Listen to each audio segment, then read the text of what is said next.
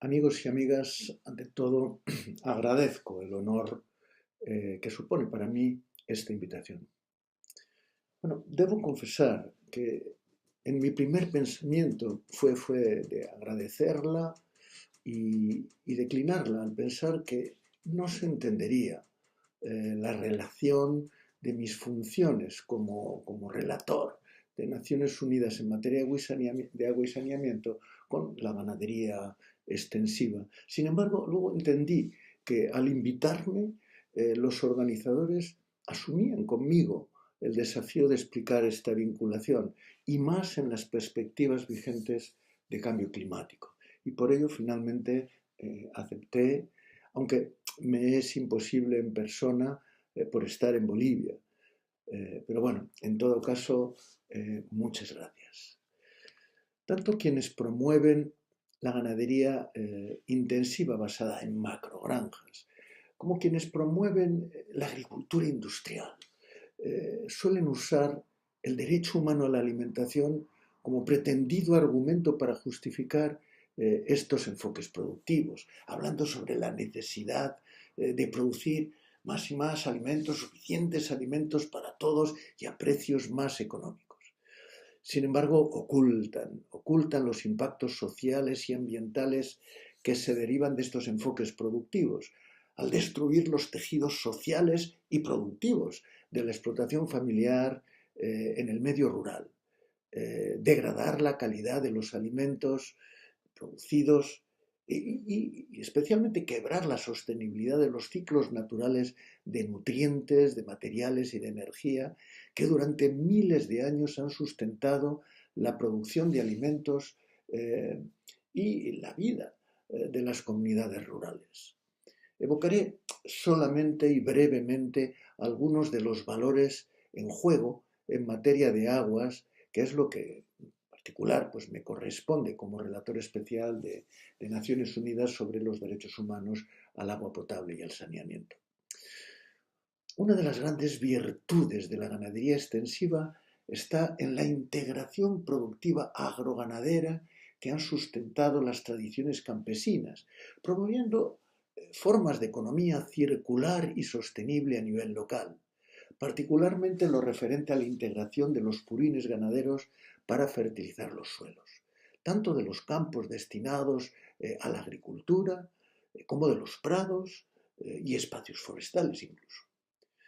Por el contrario, la ganadería intensiva, especialmente en su versión de macrogranjas, comporta que los purines acaben siendo inexorablemente contaminantes que quiebran la potabilidad de las aguas de boca de cada vez más millones de personas en el mundo. La contaminación por nitratos ganaderos constituye de hecho uno de los vectores más preocupantes de afección a la salud de las personas y en particular de los niños y niñas. Pero también y cada vez más la contaminación por fármacos y en particular antibióticos y hormonas usados de manera masiva y sistemática para prevenir enfermedades y promover de forma antinatural el engorde acelerado de los animales, son fármacos que en definitiva acaban en las aguas de boca afectando gravemente cada vez más a la salud pública. Por otro lado, la ganadería extensiva es clave para mantener mosaicos de cobertura vegetal en los que los prados son fundamentales, tanto en la gestión del territorio como también en la gestión de las aguas. De hecho, los prados no solo permiten reducir los riesgos de incendio, cuestión especialmente trascendente en las vigentes perspectivas de cambio climático, sino que mantienen una cobertura de suelos que al tiempo que evita la erosión, facilita una infiltración a los acuíferos muy superior a la permitida por las masas forestales de gran porte. El abandono, de hecho, de la ganadería extensiva en gran medida en los Pirineos, por ejemplo, con el abandono consiguiente de prados y el crecimiento del bosque del orden de 200.000 hectáreas, nada más y nada menos, en 2 décadas, entre principios de los 70, entre 1970 y 1990, ha supuesto una reducción estimada de caudales en los afluentes pirenaicos de la cuenca del Ebro, que son en gran medida los que alimentan el Ebro mismo, de entre el 20 y el 30%. Espero que estas referencias, entre otras que se podrían citar sin duda, sobre la importancia que tiene la ganadería extensiva, sobre los caudales fluviales y sobre las aguas subterráneas también, tanto en cantidad como en calidad, y por tanto sobre la disponibilidad de aguas de calidad para satisfacer los derechos humanos al agua potable y al saneamiento, sirvan para entender la importancia de la ganadería extensiva en el diseño de las necesarias estrategias de adaptación al cambio climático, en particular en lo que se refiere a la gestión de aguas. Muchas gracias.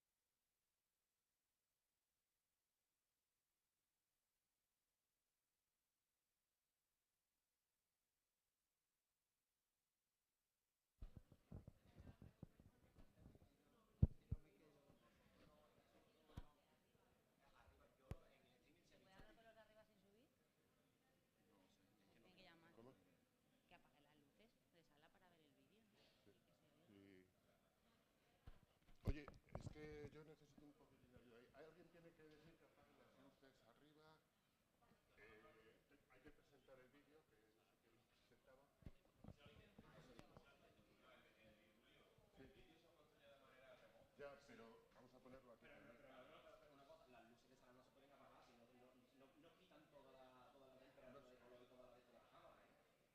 No podemos. Pues ya está, vale. Ni siquiera. Vale, pues ya está.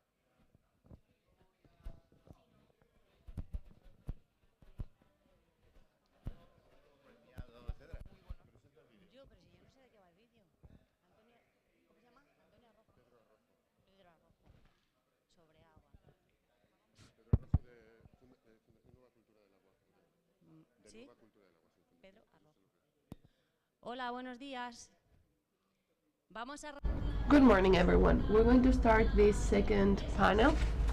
Sorry, the second day of the Congress, so please have a seat. Vamos a ver, para arrancar... To start, we are going to watch a video from Pedro Arrojo from the New Water Foundation, and he's going to tell us about the conflict between water and livestock farming. And then we will start with the panels. I don't know if we can turn the lights off to watch the video better. I don't know why, but we can't turn the lights off, but please enjoy the video.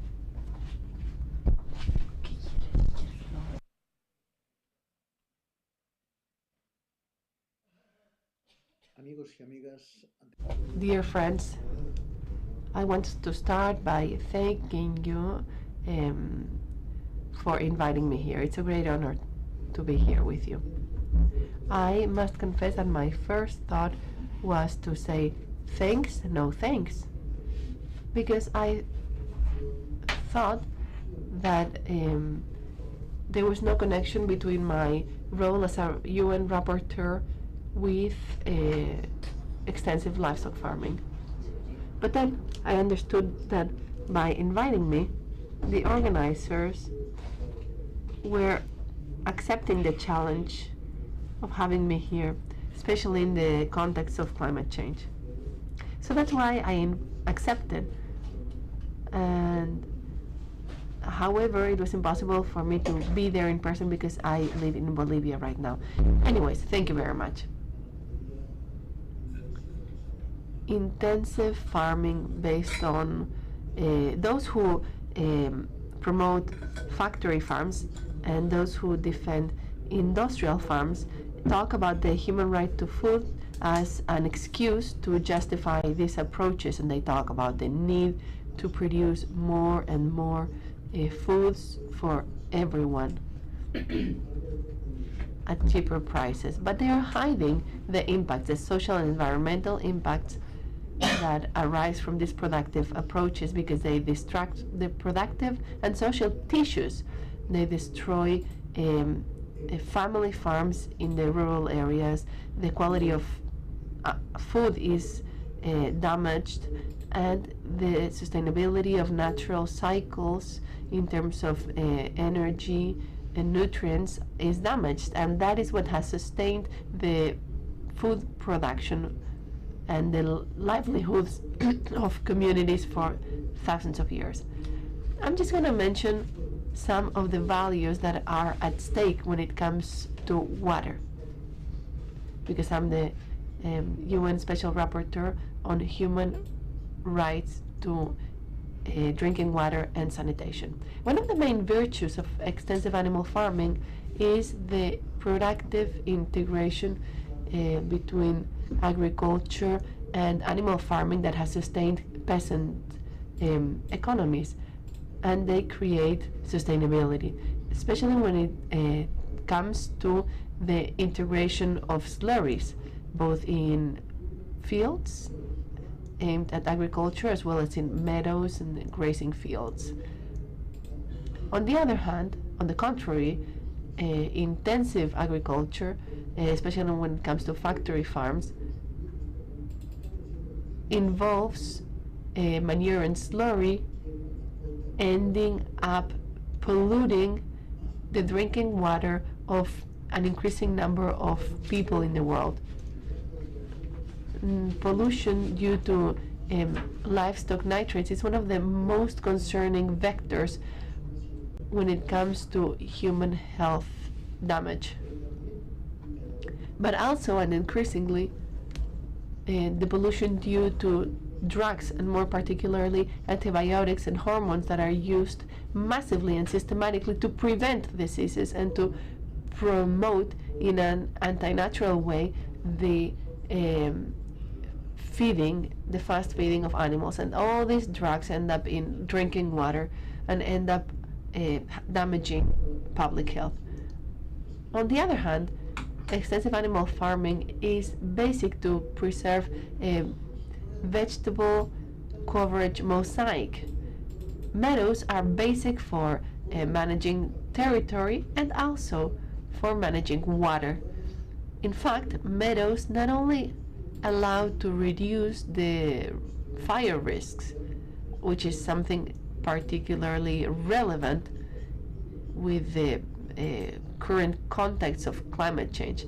They also maintain soil coverage that avoids erosion while facilitating the infiltration in aquifers. Infiltration that is higher than large forests. The abandonment of extensive animal farming, for example, in the Pyrenees, and the abandonment of meadows and the overgrowth of forests in approximately 200,000 hectares in 2 decades between the end of the 70s and the 90s meant a reduction in the water flows of the high part of the Ebro River between 20 and 30%. I hope that this fact, I could mention many other facts, but this is just an example to tell you about the importance of extensive livestock farming on rivers and in other bodies of water, both in terms of quantity and quality. And this activity is basic to satisfy the water and sanitation rights. I just want to emphasize the importance of extensive livestock farming when it comes to fighting climate change, and particularly in the field of water management. Thank you very much.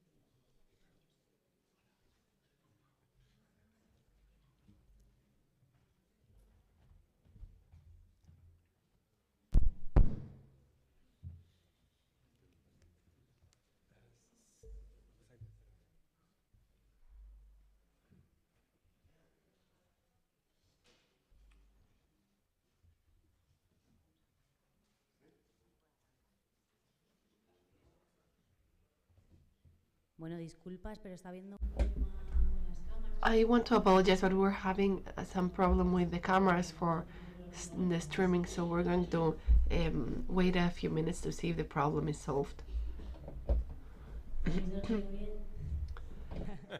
Did you sleep well?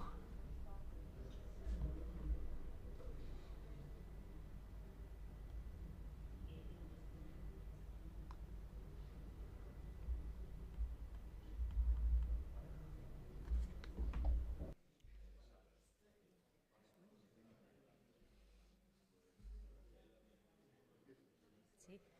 Bueno, arrancamos. Que... Let's get started. Seems like the problem with the cameras was solved. This first panel, this morning, it's an institutional panel.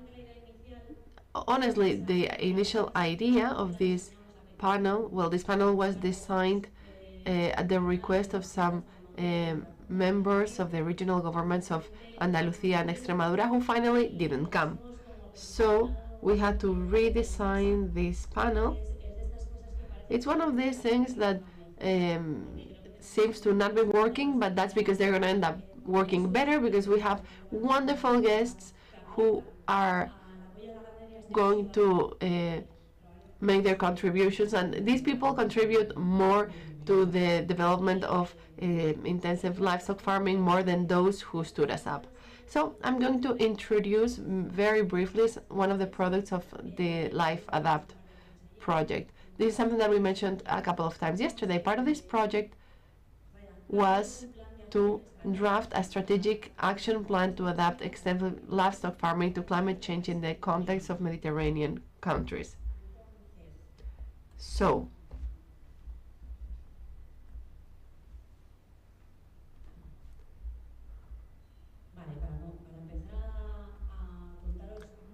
I'm going to tell you really briefly what we did and how we did it.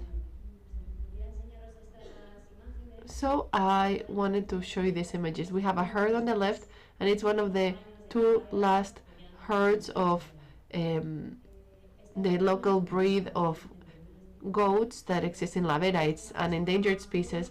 This herd was kept by a young person whose parents are going to retire, and this person's question is whether to continue keeping this herd or to take another job that is better perceived by society and that allows this person to go on holidays, which may seem something very simple, but it's not an option for pastoralists, and many young people don't know whether they want to accept something like that.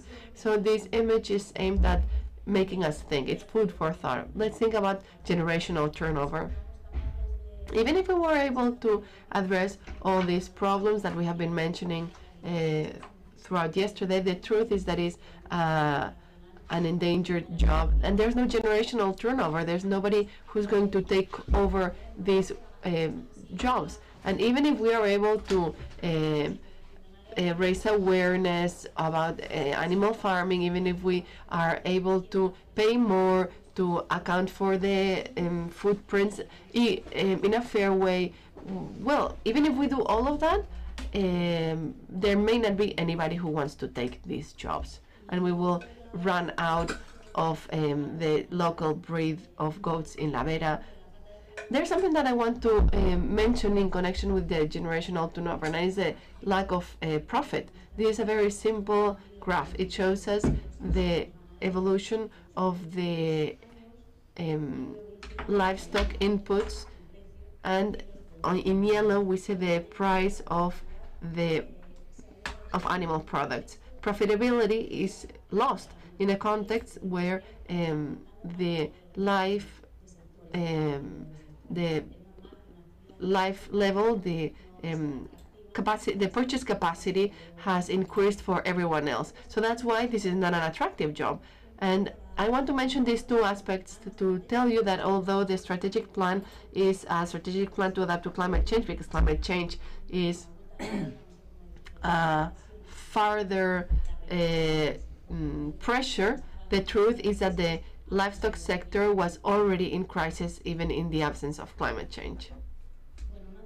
One of the aspects that we have tried to be really careful with when it came to creating this strategic plan was to not ignore those the approach or the visions of people who are in the sector, in the livestock sector itself. So we carried out a couple of workshops inviting all the stakeholders, researchers, but also farmers, livestock farmers, NGOs, forest agencies, firefighters, consumer organizations. That is the whole network of social support around extensive livestock farming. Maybe some of you who are here in the audience see are in these pictures because many people participated in the project as a whole. In the bottom we see some examples of the type of work, posters, flip charts that were used during the workshops. In this slide, what I want to mention is that in all the workshops that were carried out to elaborate in the themes, for example, herd mobility, animal health, water management, fires, soil fertility, territory management, in all of these workshops, the administration or the government was always mentioned not as an ally, but precisely as one of the obstacles, one of the hurdles. That is the administration, the bureaucracy, all the obstacles, the lack of regulation, of harmony in the regulations. So they are not perceived as allies. The government or local government is not perceived as an ally, but as something that facilitates intensification and something that makes it even more difficult for small producers. And this is something that I'm honestly going to tell you. We carried out a specific workshop to mention this topic about the lack of support from the administration, and we had a workshop to promote the cooperation between administrations, both top-down as well as bottom-up, and also cooperation between ministries, because there's not much coordination, and this gives rise to many challenges in terms of harmonization. And in this workshop, we had a hard time getting the representatives from the administration to just attend the workshop. So we published this document. If you took a look at the posters that are outside in the place where we have the coffee breaks, maybe you will have seen this. It's a scheme of what we have done. We have 4 strategic lines that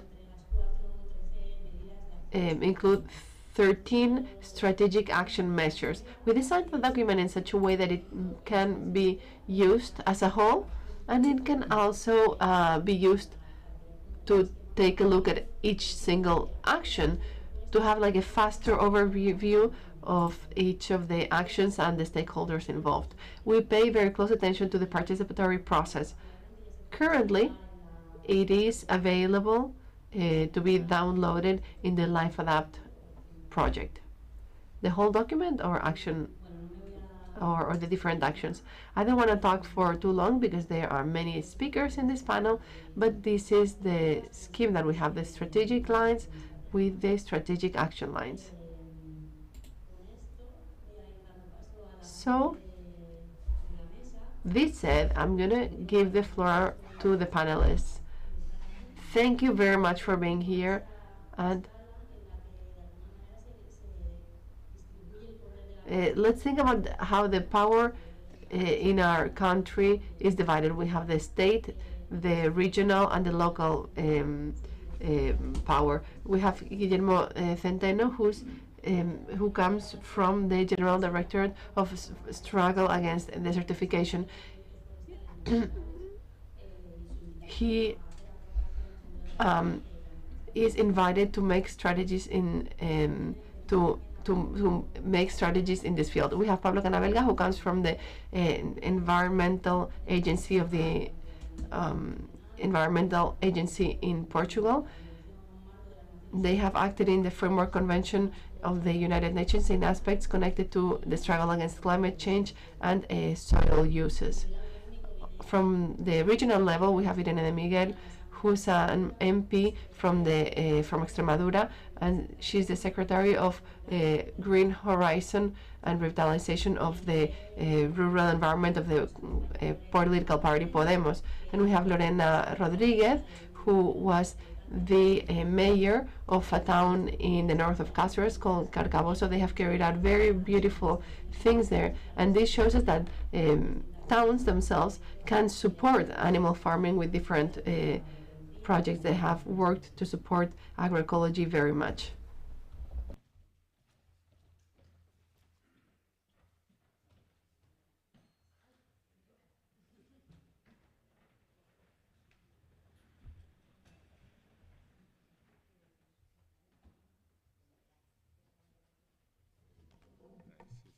¿Sí? Venga, le damos paso a Guillermo. Gracias. Bueno, pues muchísimas gracias. Thank you for the invitation. Thank you for inviting the Ministry for Energy Transition. I'm not in charge of forestries. I have been until a few months ago, but I work for the General Directorate for Forestry, Forests against desertification. I'd like to congratulate for the initiative of organizing this conference, and I think this is part of the needs that the sector has. Although it might seem we always say the same thing, it helps us to come to conclusions that will affect policies. So I'd like to encourage you to continue.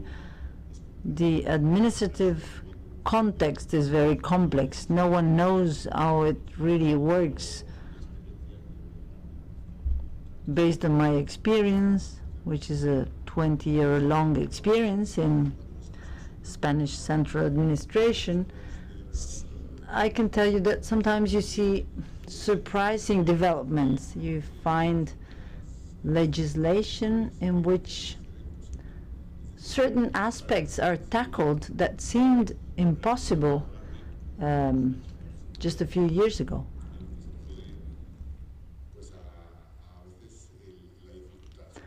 Sometimes there are really unsurmountable problems like the generational turnover, the lack of generational turnover. We need to do everything we can to make this activity attractive for young people, since it has a lot of economic impacts, but also environmental benefits. So for those that are listening, I'll say that this activity will help you join a movement that has very ambitious objectives. One of them is to fight against climate change, which is part of the scope of the LIFE project. But I'd also like to mention biodiversity. So those are the main drivers. We have climate change and biodiversity, the main drivers of policies at the moment. And we should see how animal farming can contribute to those two objectives. The CAP, the Common Agricultural Policy, is disappointing us. It is a pity, because sometimes there's just a greenwashing process in which everything stays the same. And I think that promoting extensive animal farming is an essential step, and there are a few milestones in this path. One is the information system on farms, animal farms. This is essential. We need to get more data and information in order to manage this sector properly. This is not unique to the animal farming sector, but until we get a better idea of what is going on, it will be more difficult to convince more people to join the initiative. The CAP has a series of objectives like promoting a smart, resilient, diversified agricultural and livestock breeding sector.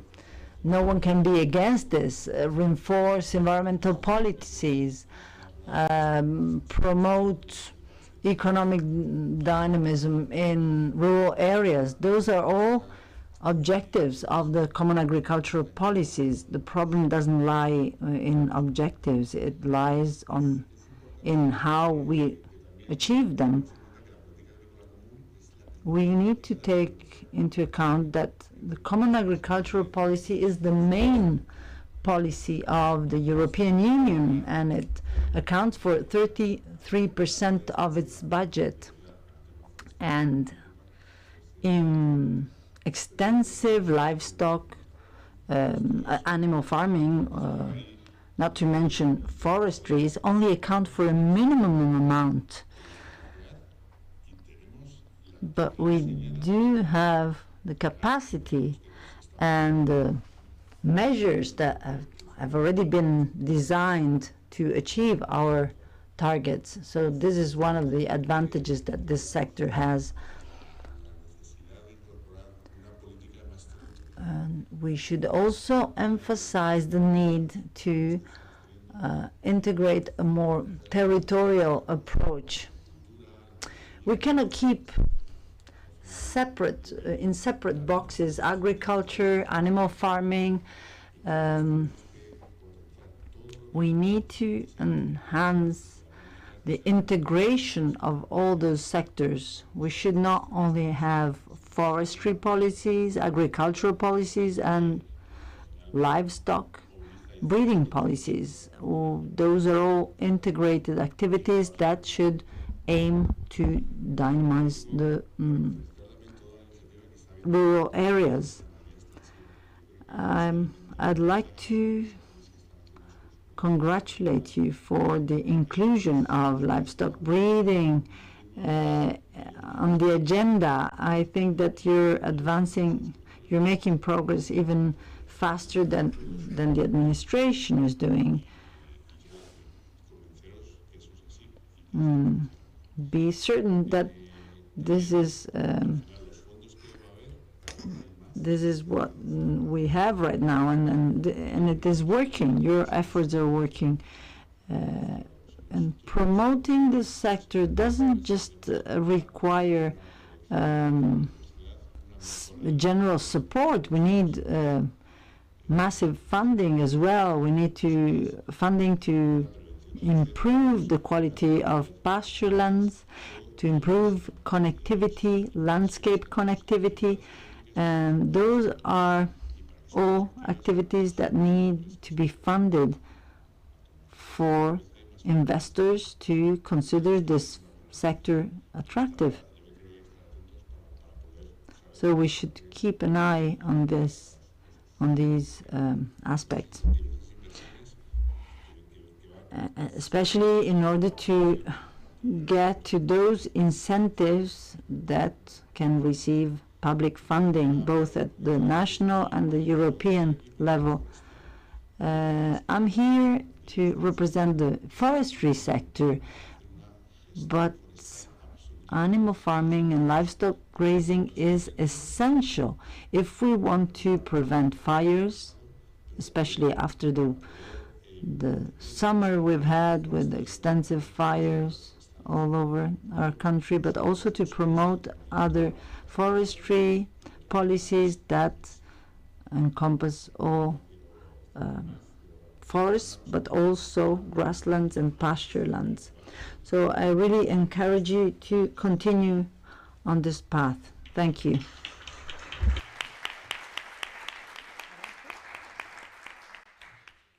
Tú sí que tienes presentación, sí.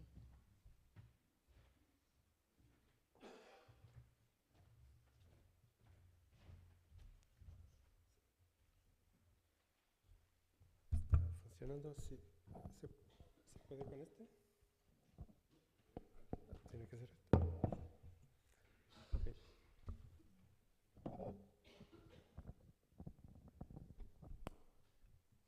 Okay, muchas gracias.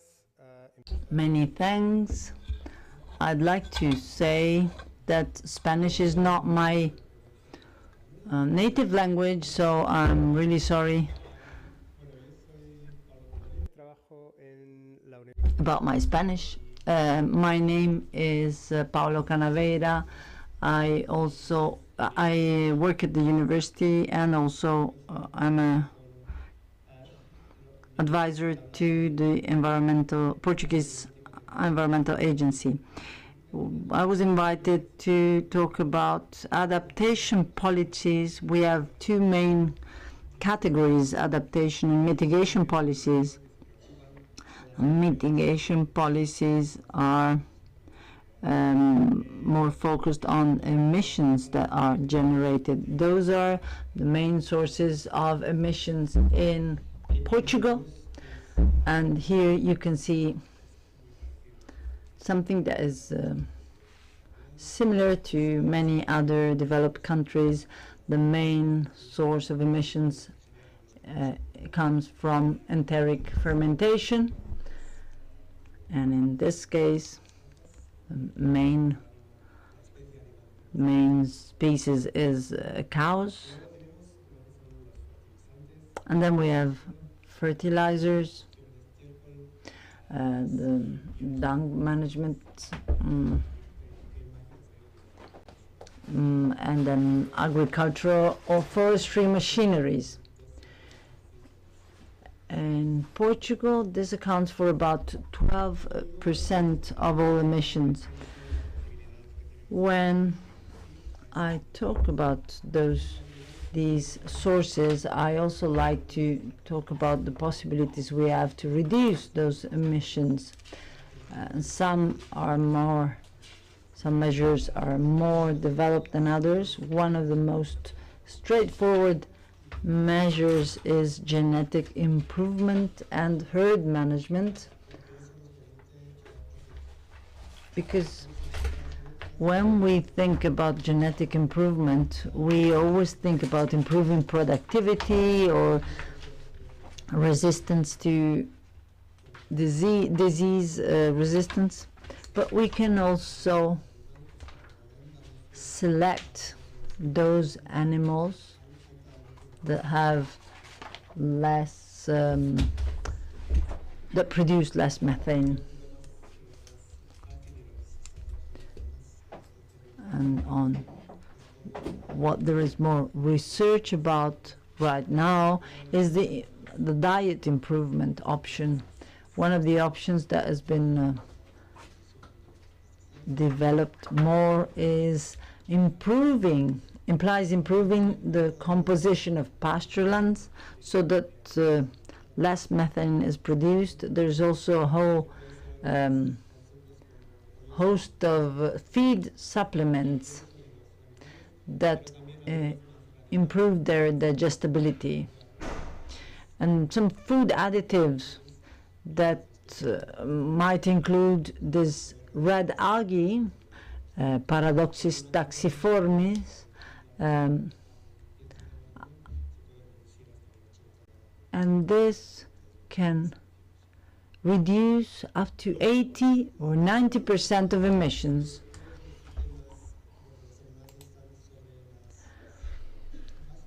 We know that grazing livestock depends on pasture land, and when we think of pastures, we immediately think of carbon sequestration, but that is not always the case. There are systems when they are in good health that are actually capturing carbon, but we also have the other side of the coin, that is the consequence of land degradation or trees that are dying and that turn into source of emission instead of capturing carbon. And of course we'll have in our territories, we'll have a mix of healthy grasslands and agropastoral systems, but also degraded and eroded systems in which emissions are increasing. Another possible perspective is looking at the energy, management of energy. Here we can decide to turn to renewable energies and reduce the use of fossil fuels. In Portugal, we have two main policy instruments to explore the possibility of reaching 2050 with carbon neutrality. That has been called Roadmap to Carbon Neutrality to 2050 in Portugal, and the other possibility and the other policy instrument is the National Climate and Energy Plan 2030 that establishes a series of targets for different sectors, including agriculture. As I said, this roadmap tries to explore the possibility of reaching 2050 with carbon, in a situation of carbon neutrality. So if we need to reduce by 20%, it's easy to say, okay, let's turn to renewable energies, that's all. But when we really want to aim at carbon neutrality, all sectors must contribute, including agriculture and animal farming. But if we look at the prospect of 2050, all sectors must contribute, but not all sectors contribute equally. We could aim at 0% in the energy sector, but in other sectors like industry or agriculture, it's more difficult because there are emissions that are almost impossible to eliminate, including the emissions derived from enteric fermentation.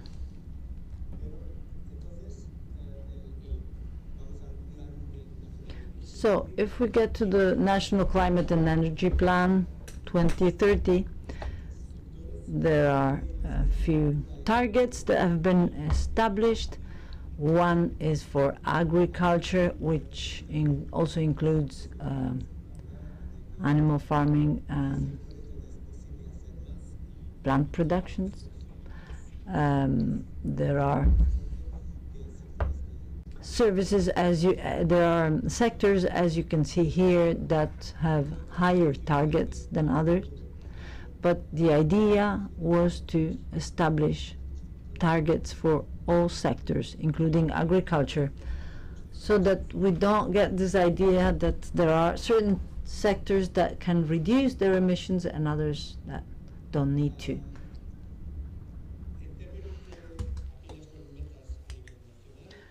Concerning the national targets, then there are different policies that have an impact on achieving those goals. The most important one, as is the case in Spain, is the Common Agricultural Policy, and therefore the Common Agriculture Policy Strategic Plan. Then there is another large number of policies that can contribute to this goal. And with this, I've finished my presentation. Thank you. If you have questions, I'll be here and willing to answer, and he apologizes with interpreters that are very happy with his Spanish.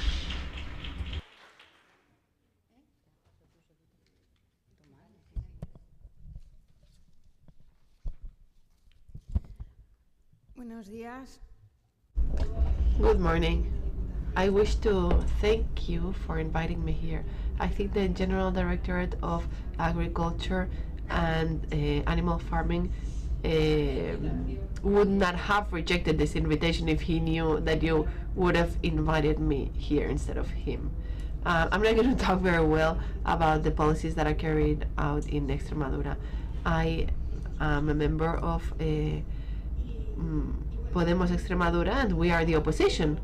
Mireia, when I told her that I was available to come here, well, we were talking about this, and she was asking me, is the regional government an obstacle or a support? Well, the administration is the final obstacle that makes many farmers to abandon their activity. And I'm going to give you some examples. The most recent example that we have was the demographic challenge law. It's a law that all the political parties agreed on by consensus. We had to make many concessions. I mean, we had to be very flexible. Lorena and I made it very clear that our red line was that we needed to have a specific section on extensive animal farming, and the answer was that we could not make that type of differences between production models. And with that answer, you can understand what type of direction the policies are taking. One of the regions that has the highest level of animal farming. If the benefits of extensive animal farming are not understood, and not only in terms of the production, but also in terms of social benefits, biodiversity benefits, and ecosystemic services. If this is not understood, it's very hard to have policies that strengthen it, because there should be this differentiation, this comparative disadvantage. There's this plan of firefighting herds, and it's like, oh, we reinvented the wheel. The news last week was that a goat keeper was going to be given 500 goats in the valley where I live, and warehouse was going to be, some facilities were going to be built. This goat keeper was going to come from another region, and we think it's wonderful. And I think it's, as Mireia was saying, this is an endangered activity, so this should be facilitated. But the tragedy is that very few years ago there were people from town who were keeping their animals in that same valley, and they had to abandon their activity because of some specific protocols, TB protocols, that made them impossible to have an extensive or semi-extensive activity.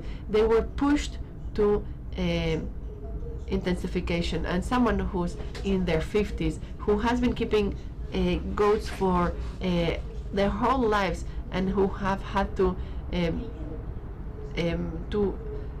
be in that situation, they cannot start from scratch again, with all the uncertainty, the anxiety of having to have their animals sacrificed time and time again. My goat is my region is a region where there have always been goats, and goats have been key in the management of the landscape. And there's no extensive animal farming anymore. But deer are being sold to Germany, where they eat them. Those deer also have TB, tuberculosis, and all those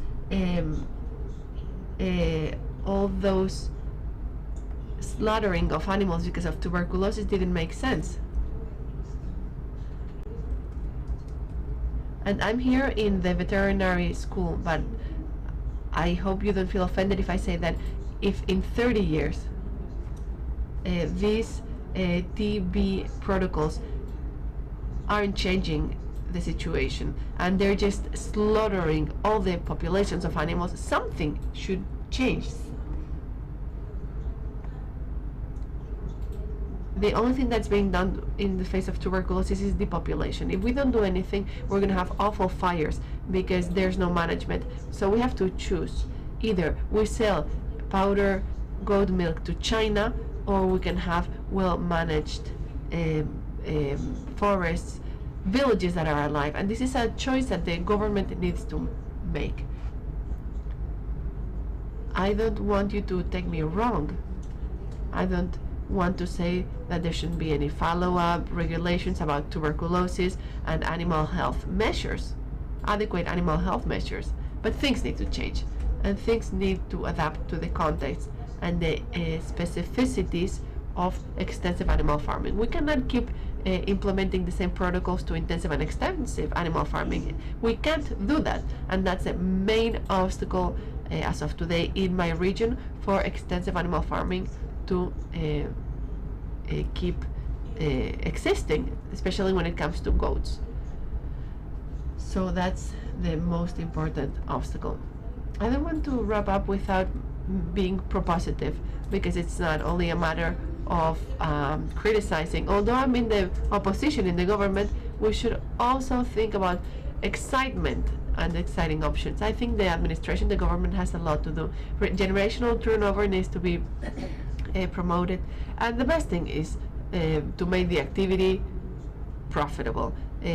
Farmers need to be able to make a living, and we have made the greatest effort. I personally made the great effort to have a food change law that takes into account the production cost when it comes to setting a price. This law is not being implemented. I have to say it honestly. It's not being implemented by the ministry, and we have to fight for this law to be implemented, because it's the only tool that farmers have to fight for fair prices and avoid the abuses from distribution. But we have to move in other fronts. Consumers need to know what they are purchasing, what type of model they are supporting, because we're not only buying meat, we're buying meat that is avoiding fires, mitigating climate change, promoting biodiversity, making villages alive. And for that, consumers need to be aware. There should be some sort of certification or label. We have to move to an economy where there are fewer and fewer chains in the food links, in the food chain, because the prices that farmers are getting are not fair, and that requires strengthening cooperatives and managing things differently. Maybe, and Lorena is going to talk about this, maybe we should go back to having slaughterhouses in our counties, and we should avoid these mega slaughterhouses that make the financial and environmental cost of moving animals are awful. I was talking to a farmer here in Córdoba, and we were talking about the possibility of mobile slaughterhouses. That would be wonderful. Another very important thing is access to land. In Extremadura and Andalusia, that's basic. If young people can't access land, only those who inherit land will be able to make a living out of the country. There's lots of public spaces that could be used for animals and should be made available to farmers. And we should promote, the administration should promote the consumption of meat that cools the planet. Pig, and well, it depends on what kind of animal. Iberian pigs, yes, but chicken, no. Extensive farmed goat and lamb, that's cool the planet. We have to educate the young people in eating meat that cools the planet. I just have 30 seconds left, so I just want to wrap up by saying that I really hope that extensive livestock keeping is a goal for politicians, not only during elections.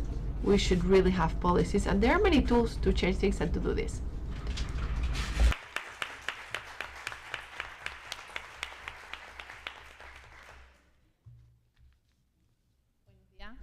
Muchas gracias a Mireia por la invitación. Thank you very much, Mireia, for inviting me. Since, well, we were invited, this was a last-minute invitation, but this is a pretty good panel, and we really hope to contribute to this panel with the information that comes from where we come from.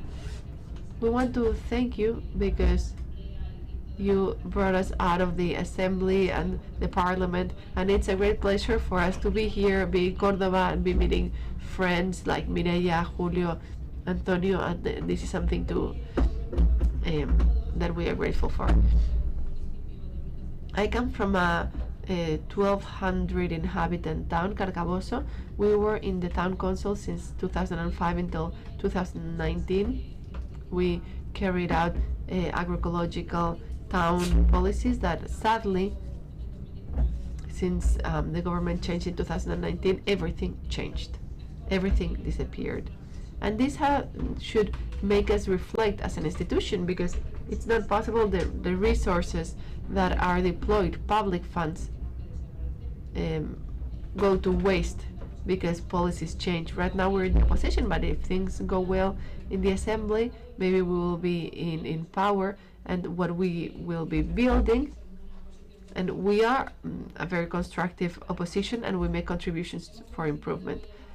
Today we are here in this panel, and we agree in the fact that generational turnover is necessary, and it is necessary for extensive animal farming to be profitable, and we should be aware of what we eat every day. Our lives are faster and faster. There are more and more tensions every day, stress, and we are not aware of the consequences of what we do every day, and what we do impacts climate change. In the Parliament of Extremadura, we talk to MPs who don't recognize climate change. They don't accept that climate change is a reality, and then we have MPs who have a little sticker on their label about the SDGs, but are not doing anything about achieving sustainable development goals.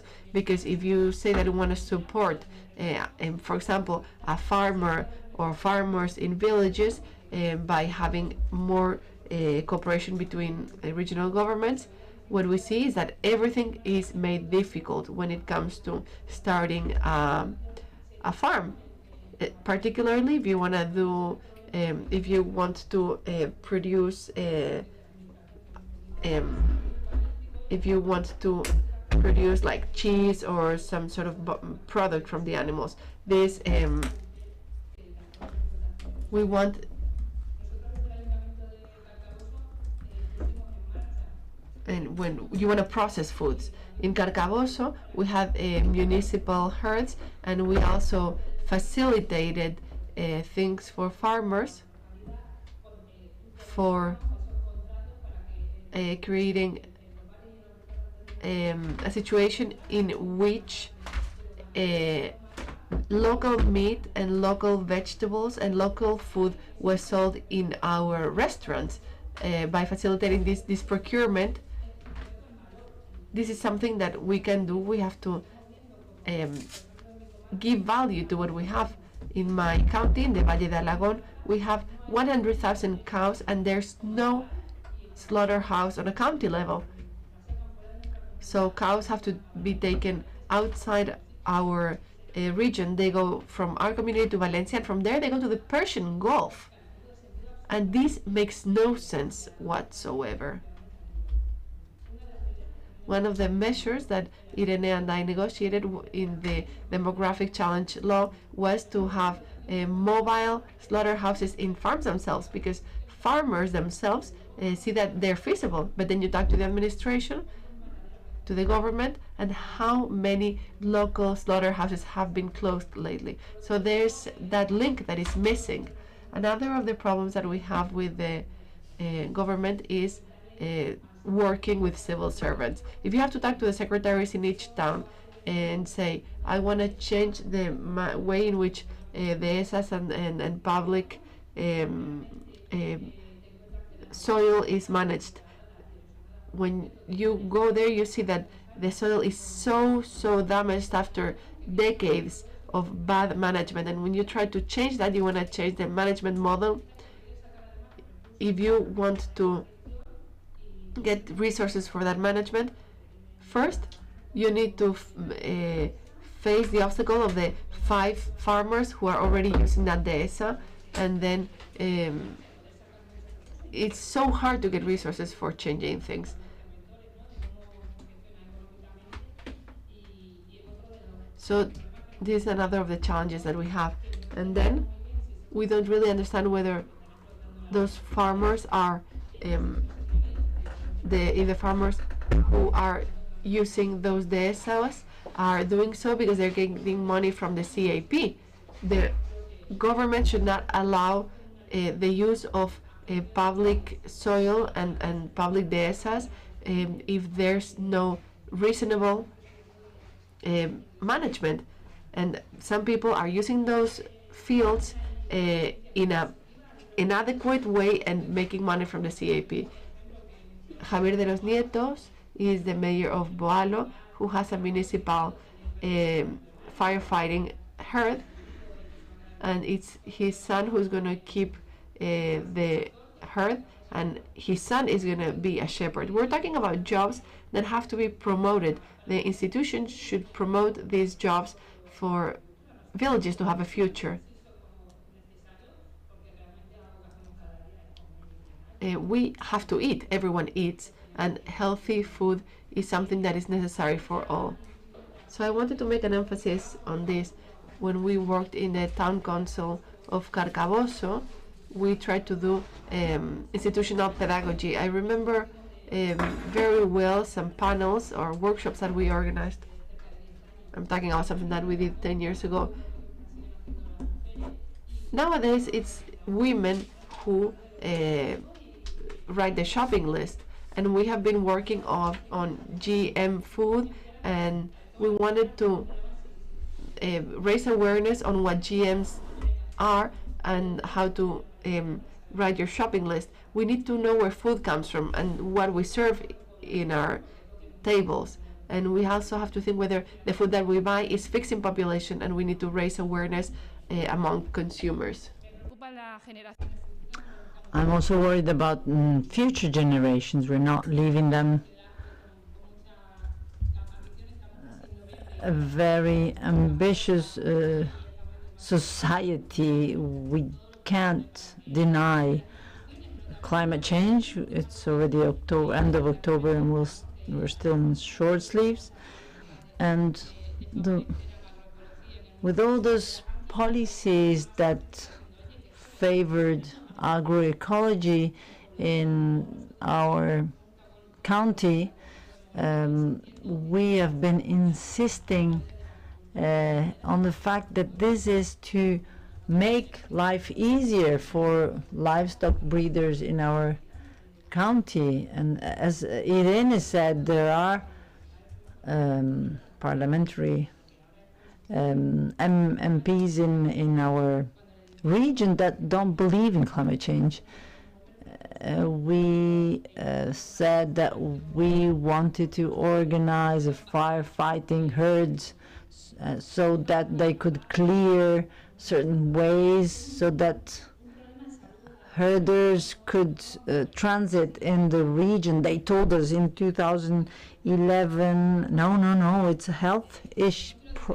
It would be a major problem. So people that start working in this, they should start being aware that we need to interpret legislation so that the life of our citizens is made easier. Of course, as a politician and policymaker, you can't be aware of all the problems, and those that live in the ground should help them understand there is funding, there is investment, there are investments, but they don't get where they should get. I've got other things to say, but since my time is over, I'll be here later to answer any questions you might have. Thank you. Bueno, aunque imagino que estaríais muy interesados en hacer algo. Although I guess you're very interested in asking questions or making comments, there is no time for debate in this panel, but the good news is that some of the issues that were raised in this panel, like profitability, will be tackled in the next panel, which will be about digitalization. There's another issue that Irene has raised, which is health issues, and it will be discussed as well in the last panel of today. Thank you.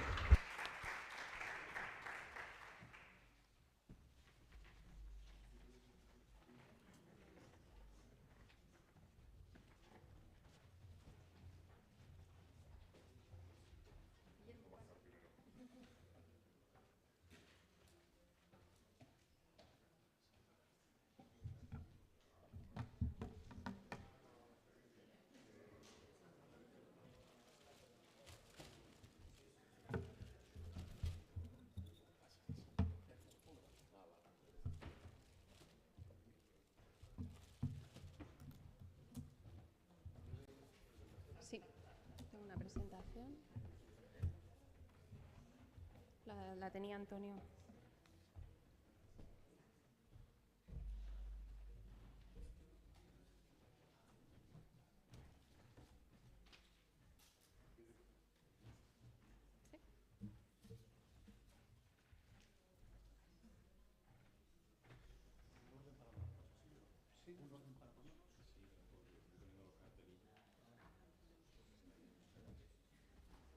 Que no cuente todavía. Este también.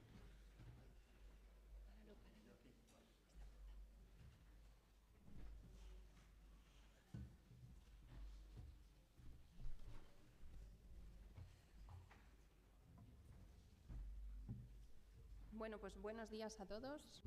Good morning, everyone. We still need a panelist. Oh, to wait for a panelist. Álvaro? Okay, we'll wait some more to see if Álvaro arrives. Sí.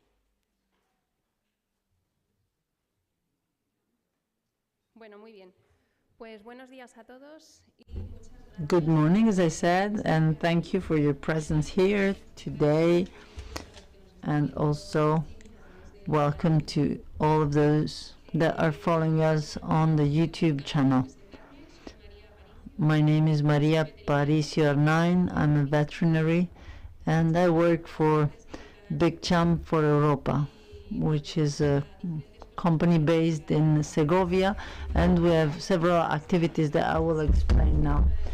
My role is head of department for digital transformation, and within this project, LiveAdapt, to which our company belongs to, the consortium that has developed this project, our role was developing a mobile app for the management of extensive animal farming. In the past 20 years of activity of our company, we have worked in the digitalization process, and we also have a very renowned R&D department, and we have been working mostly with intensive agriculture, but we work with whoever requires our services.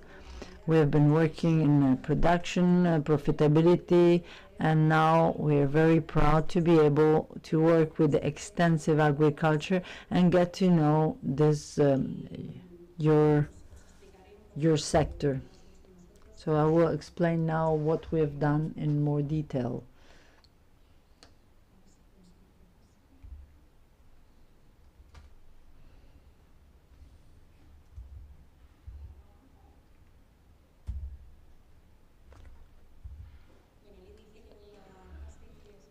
This is the structure of my presentation.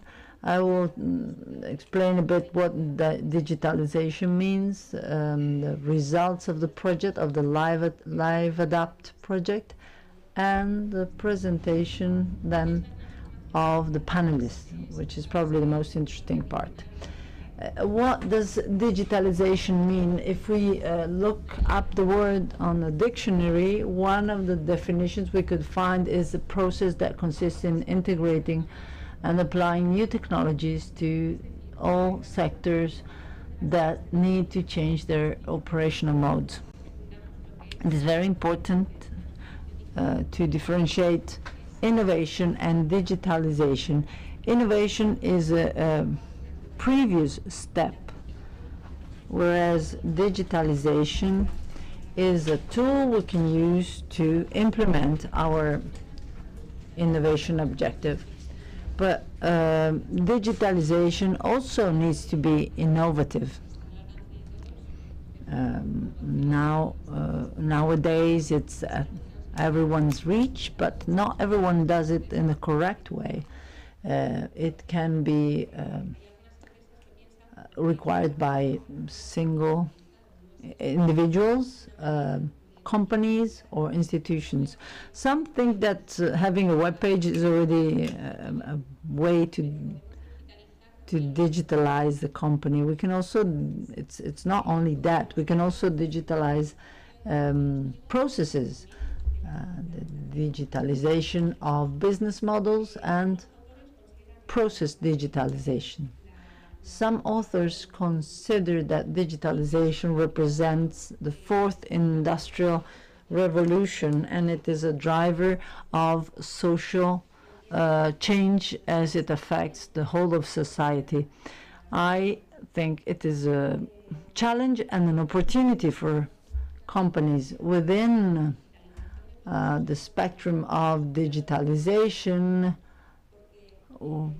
This is what we have developed. We have developed a mobile application and also a sustainability calculator, and also a calculator for the risk of parasites infection.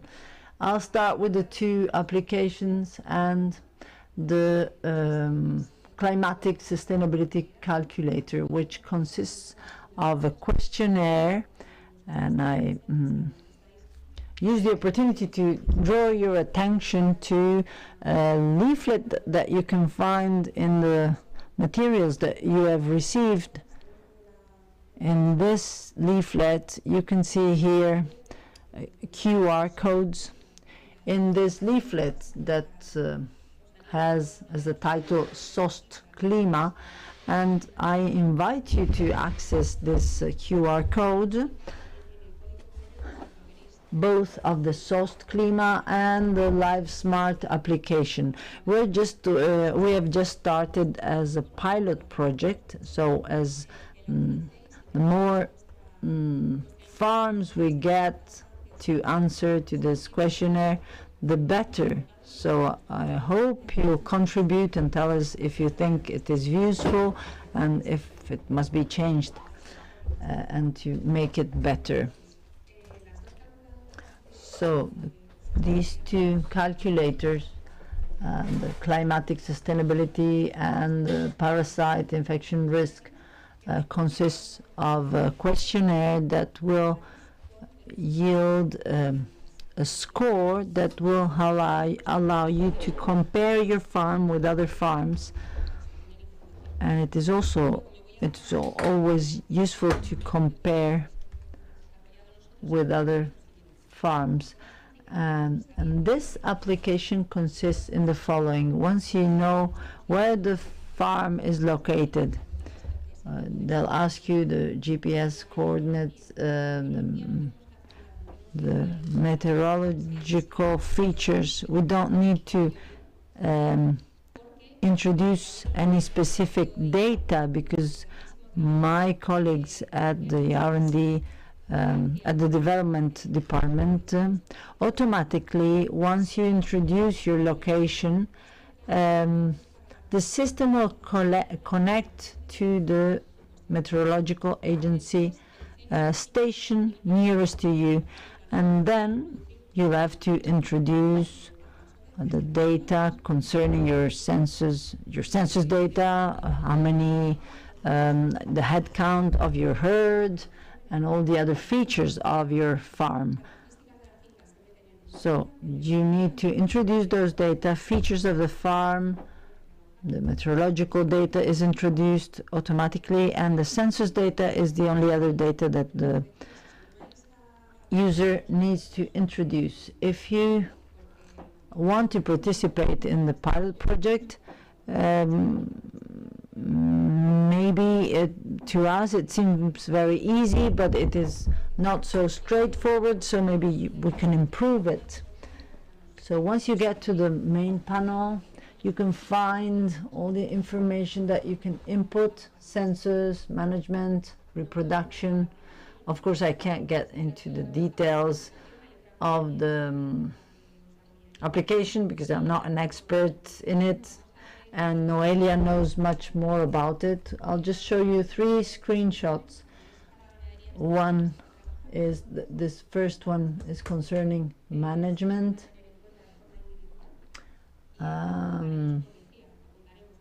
We'll just write down the dates, reproduction, weaning, anti-parasite treatments, and we'll get a forecast, a projection, to see whether my farm has all the features that are required for a farm of these features. Sorry, all the requirements that are needed for a farm with these features. So the application will tell you whether your farm is underutilized or overutilized. And this is idea that we wanted to develop within this LiveAdapt project to contribute to the project. And then we have also added, this is like kind of a bonus track that we have added that helps you to manage your calendar. For example, on this certain date I need to go to the veterinary, on this other date I need to do my anti-parasite treatment. And you can also take photos. Yesterday, for example, we have seen many photos that were shown from farms from this and other areas, so it's important to have a graphic record with recording the date and some comments about the photo and when it was taken. So this is the presentation of the results of the project concerning the digitalization, and now I'm going to give the floor to the 4 panelists. Jose Manuel Inchaurrandieta, I hope I've pronounced your last name correctly. He comes from Intia, is the company Intia. Then Álvaro Barrera from Ecovalia will talk about responsible consumption. Then Fernando Maria Vicente will talk about blockchain and technology strategy for building trust and confidence. Finally, the representative of Ecologistas en Acción will talk about degrowth and digitalization and macro farms facing the global crisis. So we have representatives of all views, so I think that we'll have a good debate at the end. I'd ask you to ask very specific questions addressed to one of the panelists and not general comments, because we would like to give priority to questions. And then we'll have a coffee break and we can discuss there later.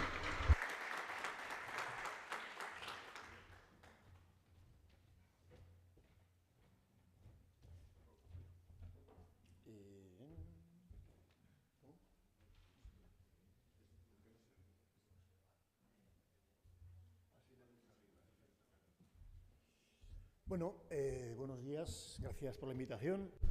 Good morning. Thank you for the invitation. I come from Intia, which is a public company of the regional government of Navarra that works mainly on advising and technology transfer to the members of the association or the company.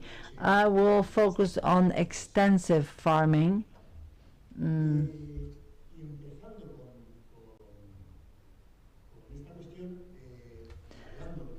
And talking about business models, of course, it is necessary to think in profitability. And of course, one of the strategies to improve profitability is to improve productivity. And here you can see data concerning, well, I forgot to say that Intia, for this technology transfer, collects data from about 200 milk-producing animal farms, extensive animal farms, to get to carry out those types of analysis. We can see here there's been an increase of from 300,000 liters to about 1 million liters, almost 1 million liters, 1.5 million liters, which is enormous. And as a result, external workforce has had to be hired. In green, you can see fodder that has increased at the same pace as the increase in production of milk.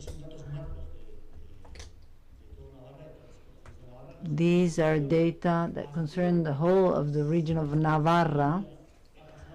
So if the average production has gone from 90,000 liters to almost 2,000 million liters, this is the evolution between 91 and the current date.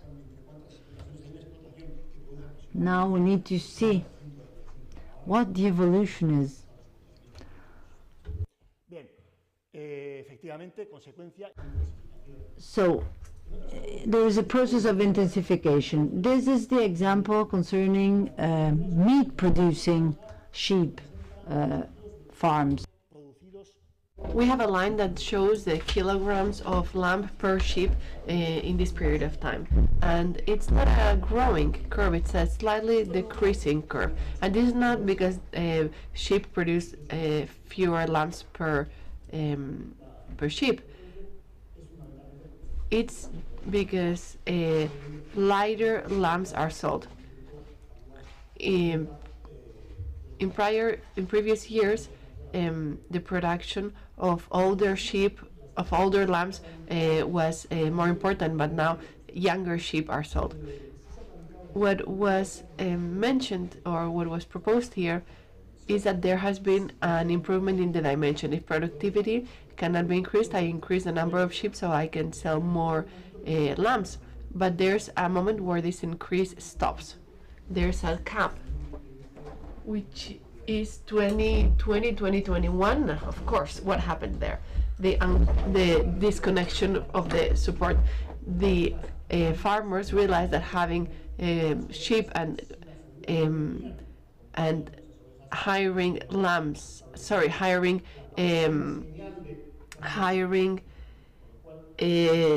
shepherds to keep more animals didn't make sense if the support from the CAP wasn't going to come. It was the uncoupling. The orange curve is the meat curve. We talked about productivity, about dimension. Let's talk about prices. Something was already said. That orange line that is almost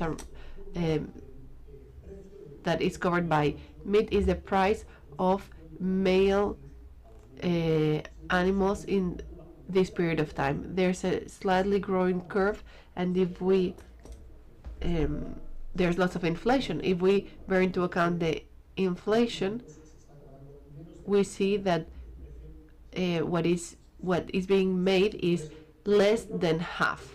So it seems like prices are not a working line or a strategy that can give us this feasibility, this financial feasibility.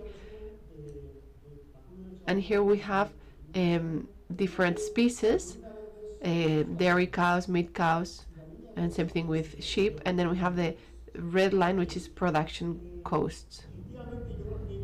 Here we have two main messages. One is that sales don't cover production costs. This has been mentioned time and over again, especially in meat. Not even 65% of production costs are being covered, but there are subsidies, especially in meat, that allow most farms, average farms, to cover production costs. But the sad thing is that this requires subsidies of around 40% that are decoupled.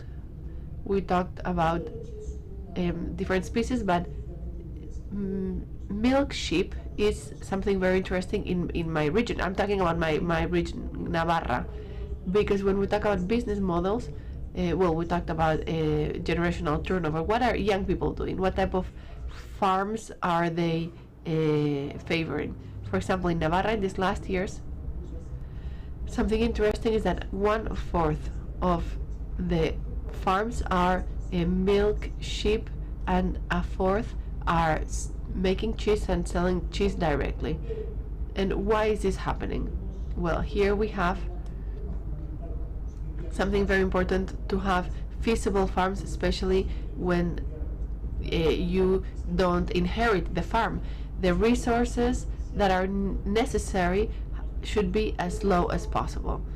So here I have 5 ideas of resources: soil, investment, subsidies to be feasible, and the volume to be feasible, and the feed that has to be, or the inputs that need to be bought to guarantee the feasibility. The yellow chart is milk cows. It requires many infrastructure. The 2 red lines are meat, sheep and cows.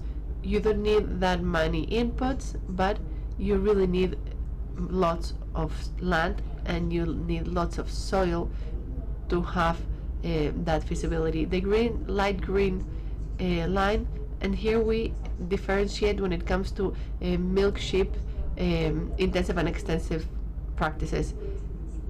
Intensive, what we see is that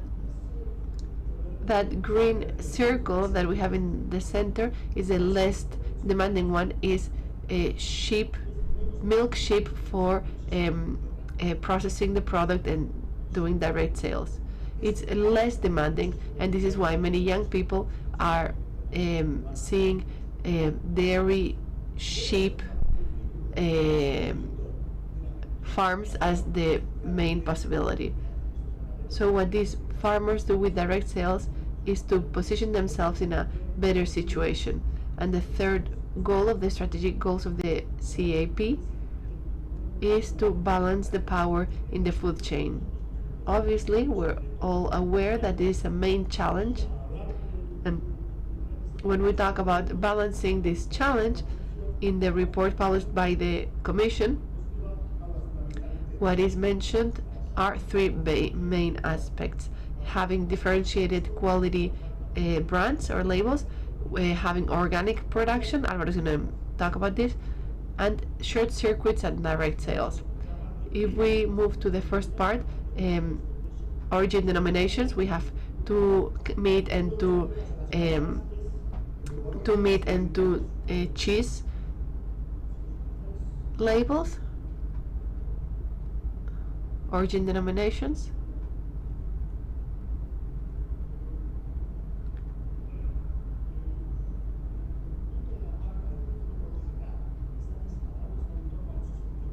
"65% of the populations know the organic, are aware of these organic labels, but when it comes to origin denominations, there's not that much familiarity. The problem of local breeds is that we have 16 regional brands in Spain. Each regional government is defending their own labels, and then we have the sustainability, the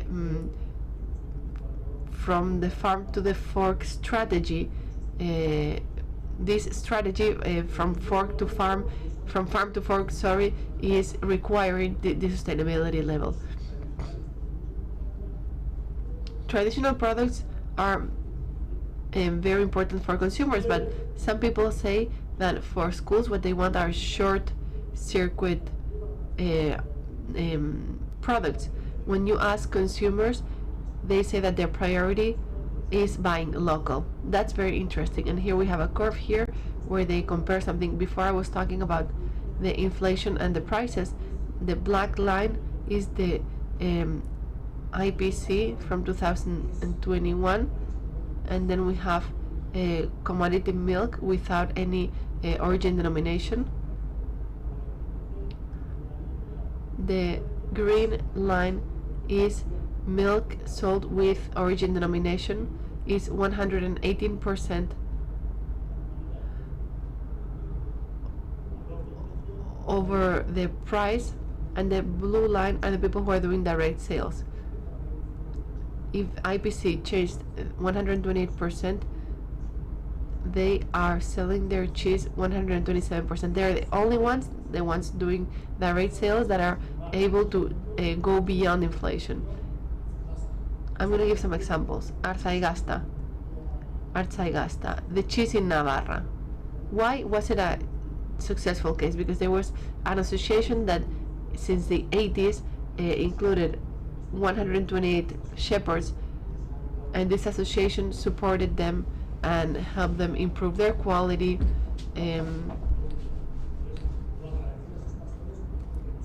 We have to thank these shepherds because they showed us how they are models that can veer from intensification, that can remain extensive and achieve generational turnover. And something happens with meat cows. Farmers were wondering how they could keep working and respect their soil. Well, they got together and they were able to sell their products. And pigs, for example, in Navarra, pigs used to be only intensive, and there has been this initiative.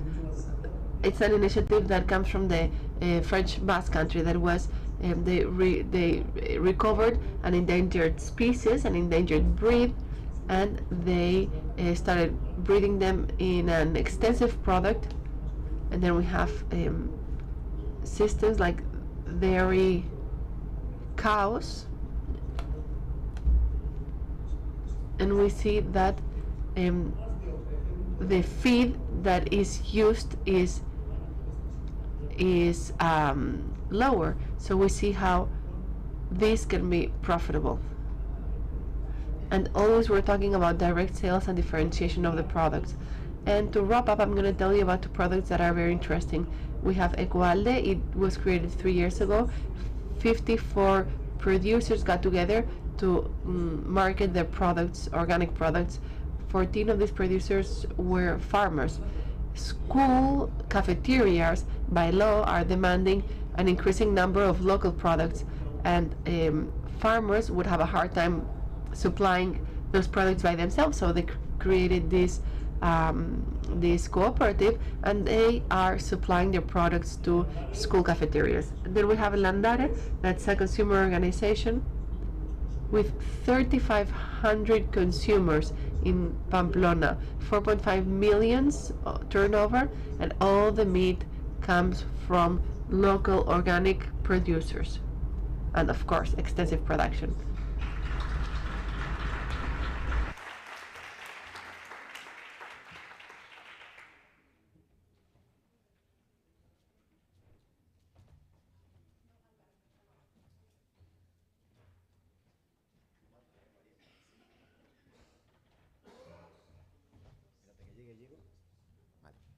Perfecto. Bueno, pues buenos días a todos. Good morning, everyone, and thank you very much. I want to greet my colleagues, and I want to thank the organizers of this LiveAdapt project, and of course the University of Córdoba. I still feel at home here because I'm an alumni, and because I am part of the Ecoalde Clemente Mata organic production chair. And I want to greet members from Ecoalia, farmers, and former colleagues. So I absolutely feel at home. This said, I want to mention that I greeted the members of this panel, and I want to say that Juanma set the path for what I want to say, and all the colleagues have really set the tone of what I wanted to mention. I had a presentation, and I don't think I'm going to use many of the slides that I had prepared. I'm just going to leave this one, and if I need anything else, I will bring it for you to have it as support. Ecovalia is the Spanish Organic Production Federation. We are the Spanish Agrovalle. Javier Ferreira and I are very good friends, and we also have to deal with the ministry. We work for organic production. So when I was invited to come to this Congress, I was absolutely delighted. Dissemination is key, and thanks to Maria's coordination, we tried to do something dynamic.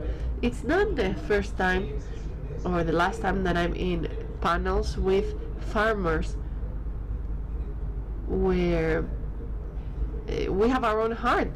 I started working in the world of organic production because of organic farming.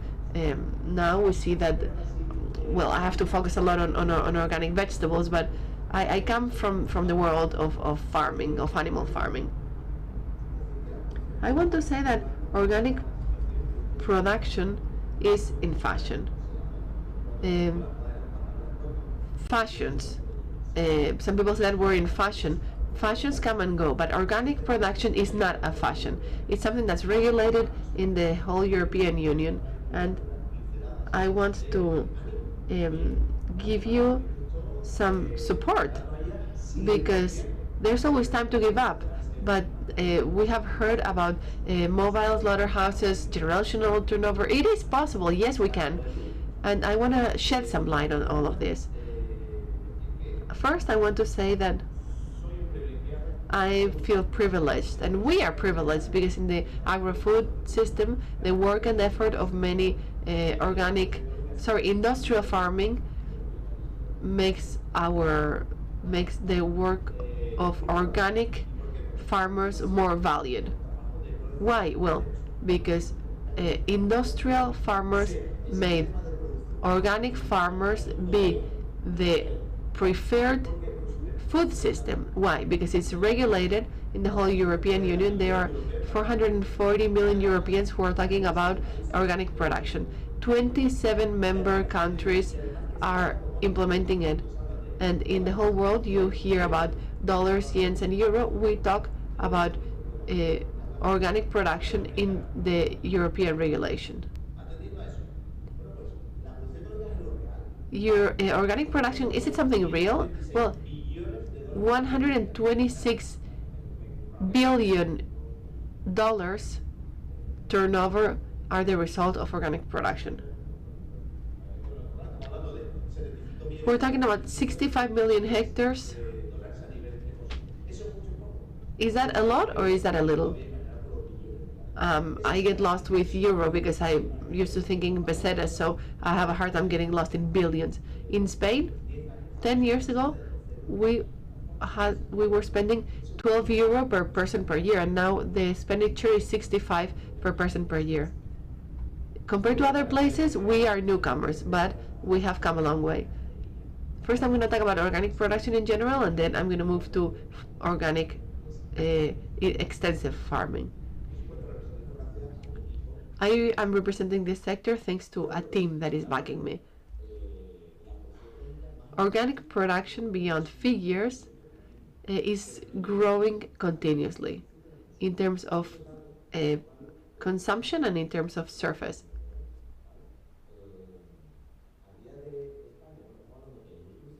In the last 5 years, there's been a growth of 20% because, as Guillermo was saying, there are public policies that are supporting this. And Irene and Lorena said it, that we have to incentivize things. We have to see whether public policies are adding or taking away. They have to improve. I was talking to some colleagues and we have some questions for them. This is here. We have 60 operators in Spain. But let's focus. Adaptability to climate change and adaptability to the situation. In a situation where we have a crisis, this started as an energy crisis, and then we have a trust crisis, and then we have inflation. How can this help develop the organic production? If we're not able to, we have to be really, really clumsy to not transmit the idea that we are more important now than ever. After COVID, everyone was applauding us. And what did this translate into?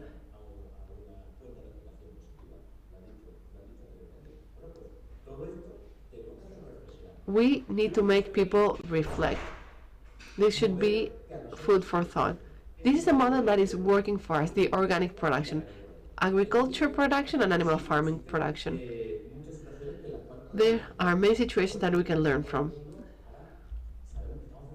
We all know that we are doing things well because they're attacking us. They used to look down on us, but now we are being attacked.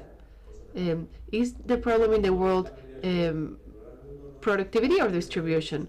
Isn't the problem in the world the last loss of farms? Every time we see a journalist, we have to say that our system is productive, is profitable, and it's climate friendly. And with the climate change that we have, the fossil fuel dependence is terrible. We have heard about local consumption, and this is the answer. We have the answer. Let's talk about consumption. Let's talk about needs. What do we have to do?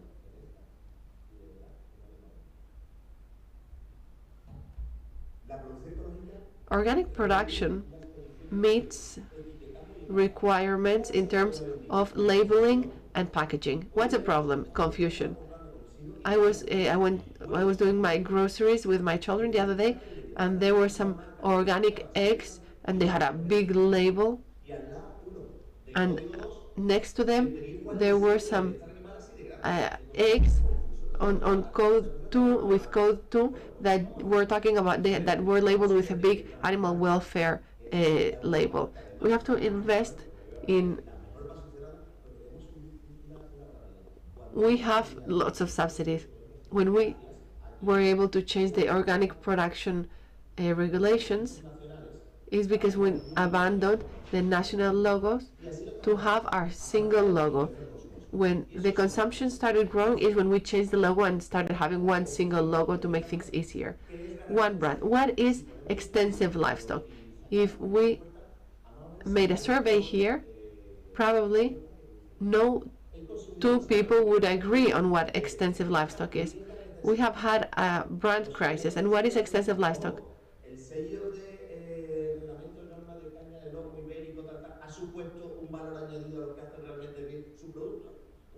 Sometimes regulations, like in the case of Iberian products,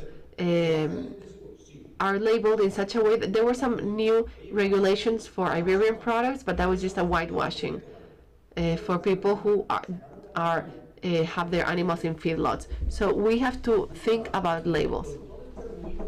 There was this noise about when there was this controversy about meat consumptions. People who are vegetarian, why are they vegetarian? Because animal farmers are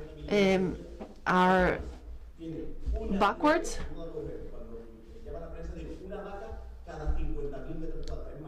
We have one cow per 10 soccer fields. Do vegetarians know this when they think that we are damaging the environment? They don't. This is a reality that we have to convey. Ecovalia in 23 and 2024 has a European action plan of 1.6 million euro. We created this action plan together with Portugal to promote Europe, to promote our work. Let's do it. Let's make the plan, the action plan, 30% of the action plan should go to research in sustainable products. And we're going to follow up this. We have to respect this European legislation.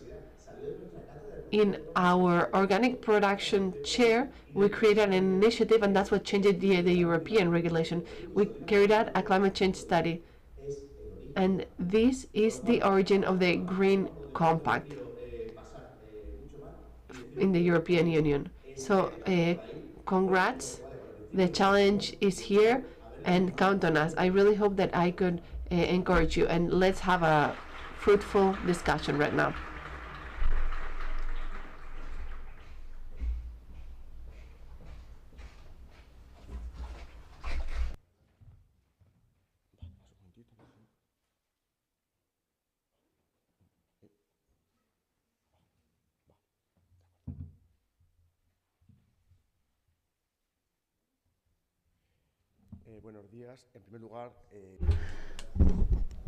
Good morning. I'd like to thank the organizing committee for inviting me.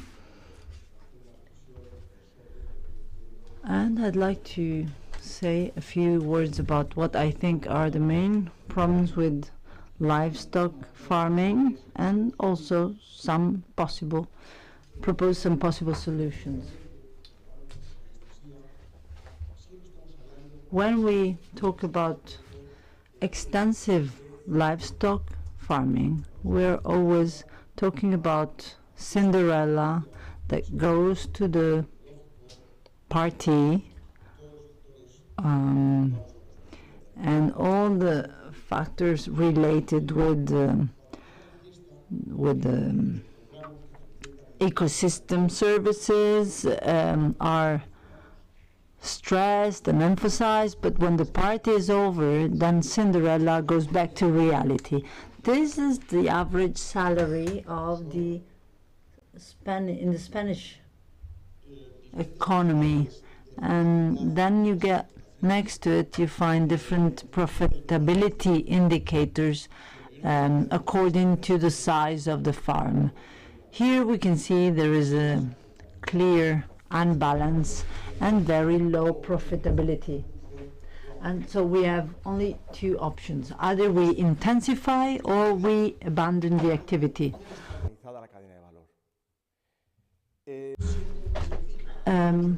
This is pretty simple. We have the two extremes of the value chain, consumers and producers, and there is a complete lack of communication between the two. From the animal farm comes out a live animal, and then the consumer buys a piece of meat in the restaurant or in the supermarket. The consumer knows strictly nothing about the meat, where it comes from, and the consumer and the producer doesn't know where his or her meat will be sold. This value chain is subject to many different forces. First of all, the market.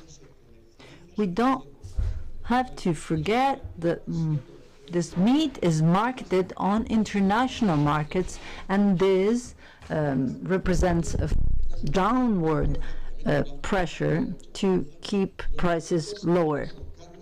So there will be more value added for products that are not really meat, but that are meat derived. And in a few years, we'll probably also get on the market meat that has been produced from germ cells in a factory. Then we have a social demand that is demanding sustainability criteria. We have different factors. First of all, the Ministry of Consumption in Spain is suggesting we should not eat meat. Then we have a company like the company that is part of Real Madrid group that is marketing meat that comes from laboratory. It's produced in laboratories. One of the recommendations of the ministry to prevent or mitigate climate change is to reduce the consumption of meat, and this is can be found on an app that is sponsored by Santander Bank. So how is the information organized? There's no communication between all those different steps in the value chain. And the public administration doesn't consider information as a public asset and doesn't make it available for livestock farmers. Can we break this scheme? Yes, we can. If this linear system is transformed in a network in which all the operators of the value chain are networked. Consumers, producers, restaurants, and all the operators can input and collect data from the system. We could integrate also data from calculators from like the ones that Maria has mentioned. Today, this is possible. There is a technology for it. It is called the blockchain technology. Apparently, it is very complex. It's part of information technology, and it works as the master's book of accounting master's book. This information is constantly updated and preserved in blocks that are safeguarded. This methodology allows us to access information in the way I've explained before. And it would also have a new element. It would allow for smart contracts,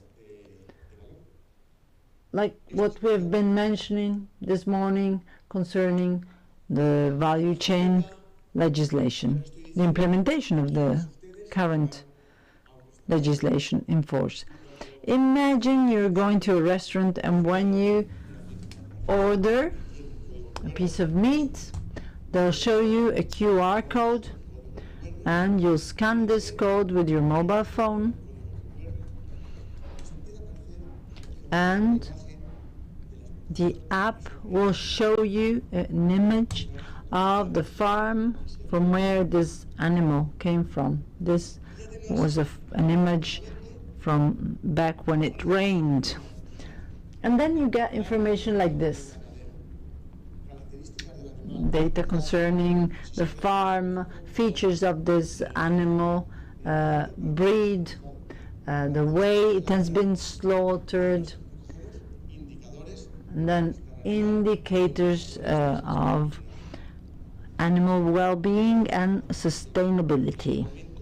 And all this data reaches the consumer, who decides if he is interested in this piece of meat or not. It could even decide whether he or she wants to contribute to this, donate funds to this farm. Is this a utopia? This is a case that was developed in Australia. Australia is the largest meat exporter. Main markets for Australia used to be Japan and the United States. A few years ago, it started to export to China as well. But Australian meat is high quality meat, and they have noticed that a lot of the meat that was marketed in China was not good quality, so they needed to differentiate, and they've initiated this blockchain project a few years ago. This was to avoid frauds, and nowadays this initiative covers 45 million animal farms, 27 million head of cattle, and 200,000 consumers. Right now they have a system whereby you can pay automatically through the system, and here you can see the general scheme of the Australian blockchain project. Here you can see all the agents that have been registered on the system, the transport means, and how meat travels from the producer to the consumers. And just to wrap up, I'd like to say that extensive agriculture can only survive if it is profitable. If it is not, it will disappear. And just in general terms, if we don't allow extensive animal farming to be profitable, we'll soon see investment funds arrive in the regions, in the southwestern regions of Spain.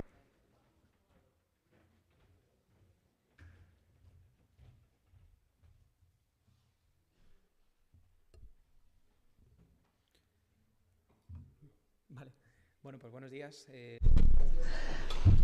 Good morning. Thank you. I'm going to finish off this panel. Thank you for the invitation to come here and discuss a bit the model and talking about the objectives and the goals of this project. That is the extensive animal farming model and how it should be restructured. I will talk about different models that are based on the intensive animal farming model that is the main cause of all the problems we're going through in this sector. I'll talk about the role of the industrial food sector, this is in program of this is the result of a clear program that is being implemented to make the sector more industrialized. We talk a lot about climate change, and we should do it. It is a very important issue, but we should be aware that we're facing a much deeper crisis with different components of different nature. We're exceeding many limits, not only in relation to climate, but also soil fertility, water, biodiversity loss. All those elements are questioning the possibility of continuity of the life supporting systems of the biosphere. I've updated this presentation yesterday, but climate change, we could say, is just a symptom of a general problem, which is a capitalist society that is destroying the planet and is making us face different types of crises, energy crisis, but also raw material crisis, or the huge crisis that is more and more visible, but is linked with the loss of biodiversity. 60% of invertebrate species have disappeared in the past decade. So this is the result of a link between the development model that requires that is based on continuous growth of energy consumption. We have a series of problems like the phosphorus depletion. We can see here how the rocks from which we extract phosphorus are being depleted. We are also facing the loss of fertility. In these processes of exceeding the limits of the planet, the industrial food system that has been developed since the 60s, that is mainly aiming at an increase of profits, and if we go and read the research literature in Spain, we can discuss the ecological footprint, and we can see that since the middle of the 20th century, the ecological footprint has literally exploded, going from a situation in which we're capturing the energy from the sun and transforming it into food. That is what food production implies. We've gone to a situation of deficit, like you can see as the results of the studies of Manuel Garcia Molina. So agriculture has become, and animal farming has become, a destructive activity. We cannot avoid talking about energy when we talk about food production. Actually, this system has become very inefficient because we're consuming energy for many things, to produce inputs, to transport, for machinery, for distribution of food products. So to produce 1 unit of energy, we're using 6 energy units. And the inputs come through fossil fuel, animal feed, and this is the industrial model that is generating this inefficiency. And on the other hand, if we think of the emissions of the agro-food sector, In 2008, it was already reaching 268 tons of emissions. This is a completely unsustainable model.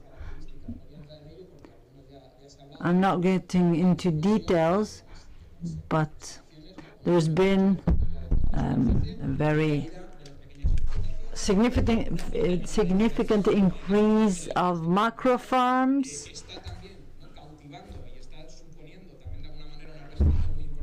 that is limiting profitability of the sector, because 2/3 of the profits of the sector come from these macro farms. We were talking about investment funds before, and we don't need to wait for them. They're here already. We already have 30 investment funds investing in our area in the agricultural sector. Not to mention colonial relations between South and North. So, in view of this diagnosis, we have this digitalization program that suggests that the whole sector should be condensed in 3 sectors. The first would be the productive areas, then technology innovation to optimize energy use, and then the third chapter would be the blockchain technology. In biometrics, we would have sensors of all type, of the quality of feeding, of animal feed. This is a general trend in big data collection. We have many publications, academic publications on this issue. This is the package that is being offered by this precision agricultural proposal. We have big players like Deloitte that are geared to offer services to intensive animal farming companies, and they're prepared to give solutions to problems that are not problems that are very urgent for the extensive livestock farming sector. For example, trust. If I am eating meat from the producers that come from my area, I don't have this trust issue like I would have if I export meat to China. This is a way to channel public funding to problems that are not ours, they're not don't belong to the extensive sector. So it's the mechanization and robotization of systems, which means probably that we'll have to lose work force, and will probably outsource certain services and relocate them to other countries, low-cost countries. These proposals are always based on on the basis that we will continue with this model, and that give us a solution to the problem of lack of trust that is not a feature of extensive local livestock systems. And they will allow for the creation of new business niches that will take away resources from the real problems that local producers face. This involves the expansion of extractivism in Internet is a network of servers and that are energy consuming as well, and in 2020 we can predict that the internet services will make up for a large part of our emissions as far as energy consumption. So if we have to face this dynamics, I think that our proposal should be to a proposal that go in the direction of degrowth, and for that we need to build a different economy. That different economy needs to put an emphasis on the primary sector and should go back to a productive logic that is a logic in which we should guarantee that we have an efficient productive system to decouple well-being from profitability. So degrowth also implies de-digitalize processes and favor dynamics like the ones that are promoted by Ganaderas en Red and other organizations.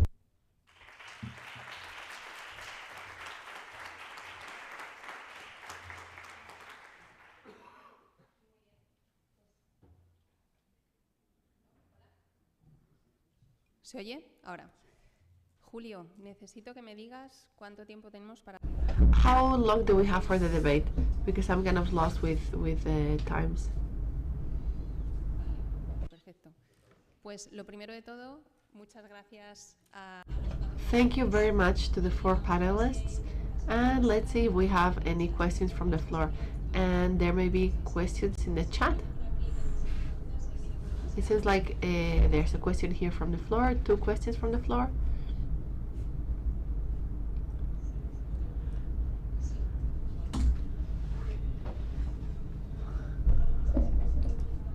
Since the whole panel was about digitalization and there were very different positions, I'm gonna give my vision as a farmer.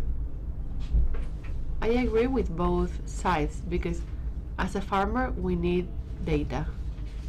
It is basic in this situation that we have where there are more and more companies. There's an increasing number of large companies, as it has been said, that are there trying to put those huge marketing signs that Alvaro was talking about. So we have to try to fight them with their own weapons. We have our own weapons, as he said, Adrian said. So we have to fight with our own weapons, but we also have to use those technologies. And farmers need it. We need to do the maths. We need data, because often we complain that the external requirements are there and that we're being affected by these factors, outside factors, but we need our farms to be profitable. In small farms, we know whether the pasture that we have is enough for our cows, but even at that we need the facts. We need the data and see how we can change. Where I'm spending the money in feed, do I need to have fewer animals for some time and not spend so much in feed? We need data. But it's true. Who those technologies are in the hand of who? It's at the end of the day, it's going to be the large company who are going to have those facts, and I'm scared that the blockchain will be like those color scales, like the nutritional score. I'm kind of scared that blockchain will end up being that. The last sentence you said, that consumers are going to say, well, with this in hand, will I buy this, yes or no? We need to guarantee that this blockchain doesn't end up being Nutri-Score. it has to be data that gives information to the consumer to decide whether or not to buy.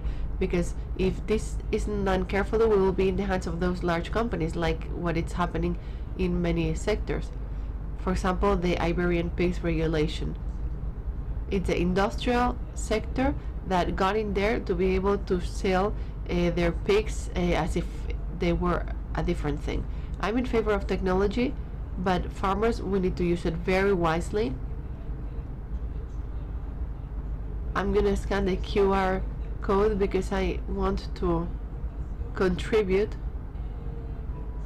but we need to be really careful how we use the technology, because at the end of the day, Adrian, the situation is there. Whether we want it or not, that technology is there. And if we don't want them to use it wrongly, farmers, small-scale farmers, have to be there to say, hey, we want to do this way. I think she's referring, she's alluding to what has been said. About what you said, it is true that technology can go against and in favor of people, and what is clear is that technology is there and it's not going to go back unless this crisis makes all systems collapse. In Spain, blockchain is developing really fast in the pig sector because it's the most industrialized one. It's also true that when it comes to dairy cows and non-dairy cows, there's going to be a blockchain implemented from the industry that is going to damage and harm farmers. We're working on a blockchain with European funds, and it was a farming organization that requested this work to be done. The University of Extremadura worked in did the part of the emissions. The University of León worked on the animal welfare indicators, and the University of the Salamanca University did the blockchain part. And a feed company also did their work. There were two cooperatives that participated, one in Salamanca and another one from Extremadura. The project was completed 1 year ago, and that blockchain project was farmer-centered. It included industry data, but it was focused on farmers and consumers.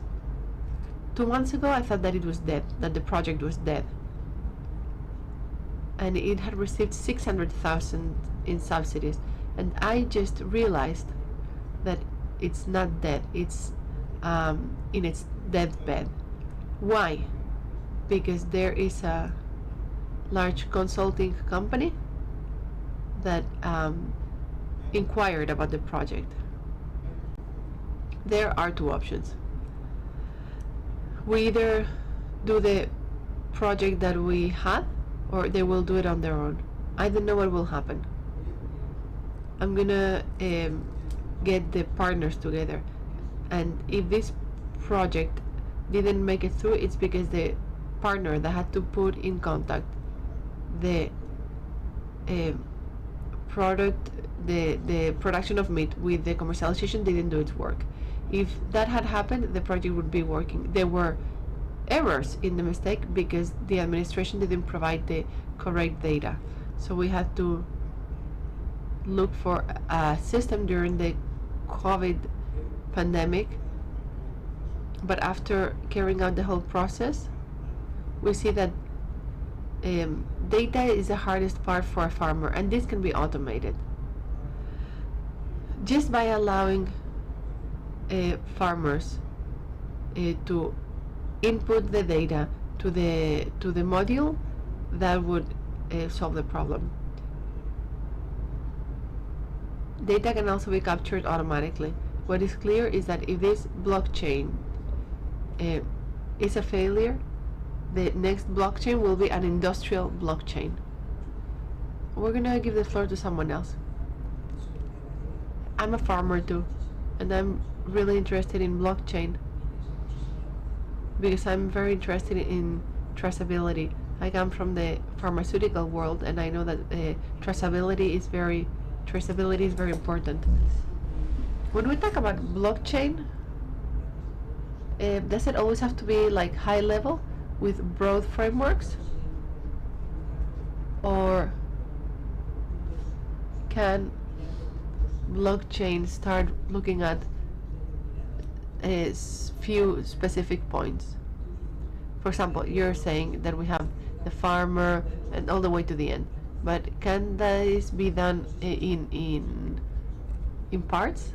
Yeah, but if we do it in parts, we will have a part traceability, and what we're interested in is going from the farmer to the end consumer.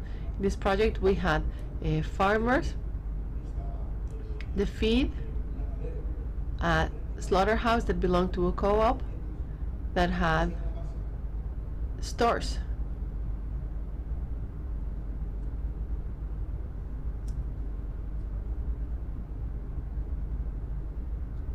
I can't interpret because the speaker is not using a microphone. The advantage of this is that everything can get interconnected. It's like when we do Photoshop, we start adding layers and all those layers can get connected. But what I am saying is that there's a project and that it may die. This project can integrate anyone. The advantage of blockchain is that the information is not included in a database that belongs to a company.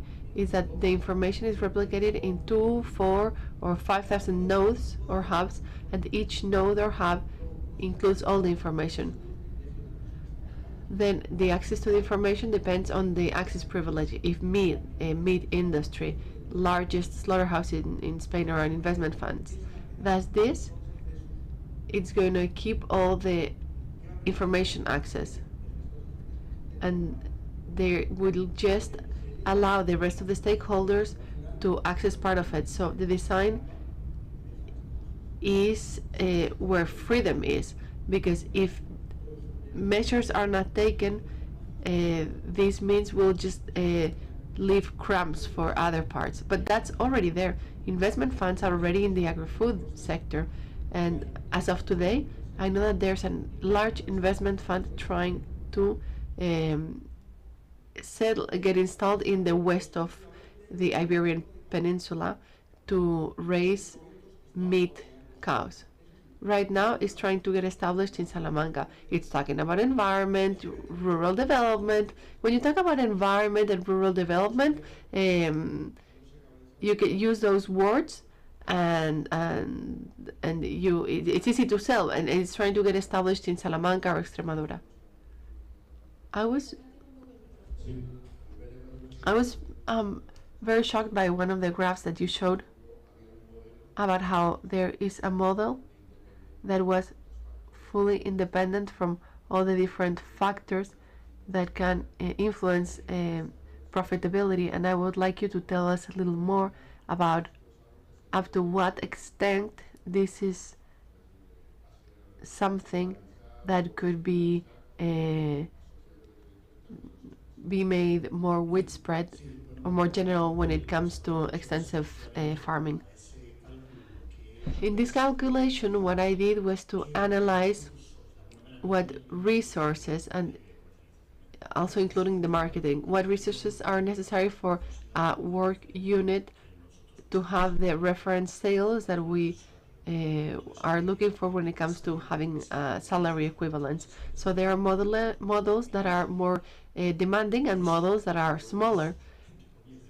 And we discovered that, inverted commas, thanks to many years of management, because there were extensive farmers who decided that their production system to be the one that they always had,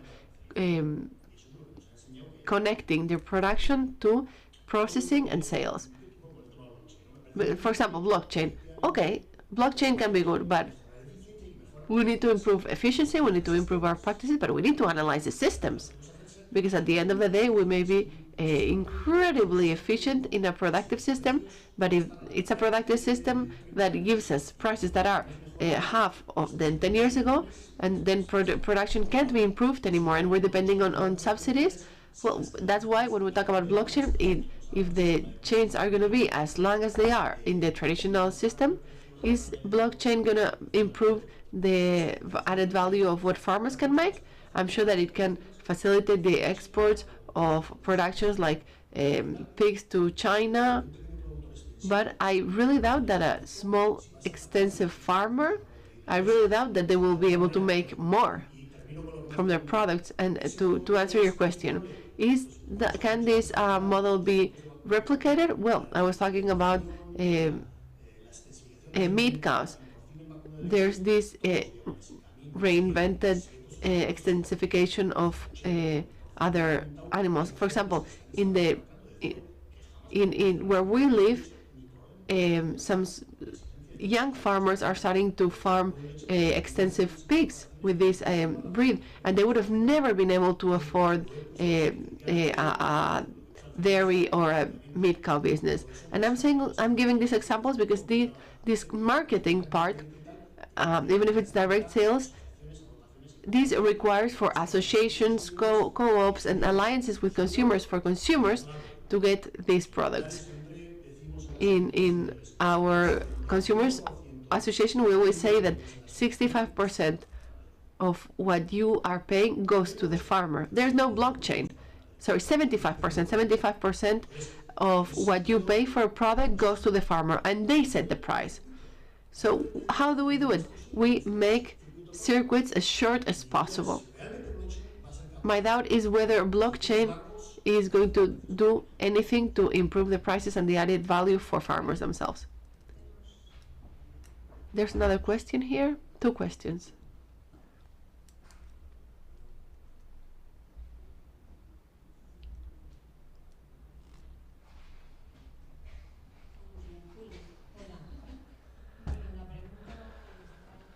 My question is in line with what Irene de Miguel said in her presentation.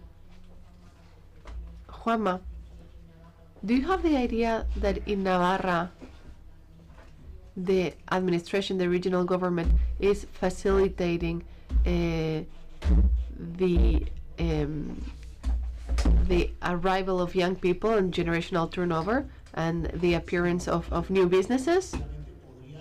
Well, yes and no. I mean, there's room for improvement. There could be fewer barriers, for example, for small slaughterhouses. That's a problem in Navarra. Animal health problems. Public health is very, very restrictive, and they want to have zero problems. So anything that is small units, that involves small units, for them is an increase in risk. So there's much room for improvement. But, for example, finally, on the other hand, the direct sales law that was approved in 2010 is going to be amended. It was the first one passed in Spain. It was pretty chaotic, pretty crazy, and now it's going to be amended. And we're going to have a direct sales law that may be more interested for producers who want to shorten their circuit and for the added value to stay there between the producers and the consumers. And I think this law is going to help in this sense. Intia is a company that historically had focused on giving advice in production. It has a small unit to advise when it comes to food processing and direct sales. So there are small steps being taken. Support to young people, well, that really depends on the production system. The subsidies in Navarra are very similar to the ones given in other regional governments in other regions. They're not especially high or especially low, and of course there's room for improvement. When it comes to support to young people, we're pretty much getting what comes from Europe. There's another question here, Mireia.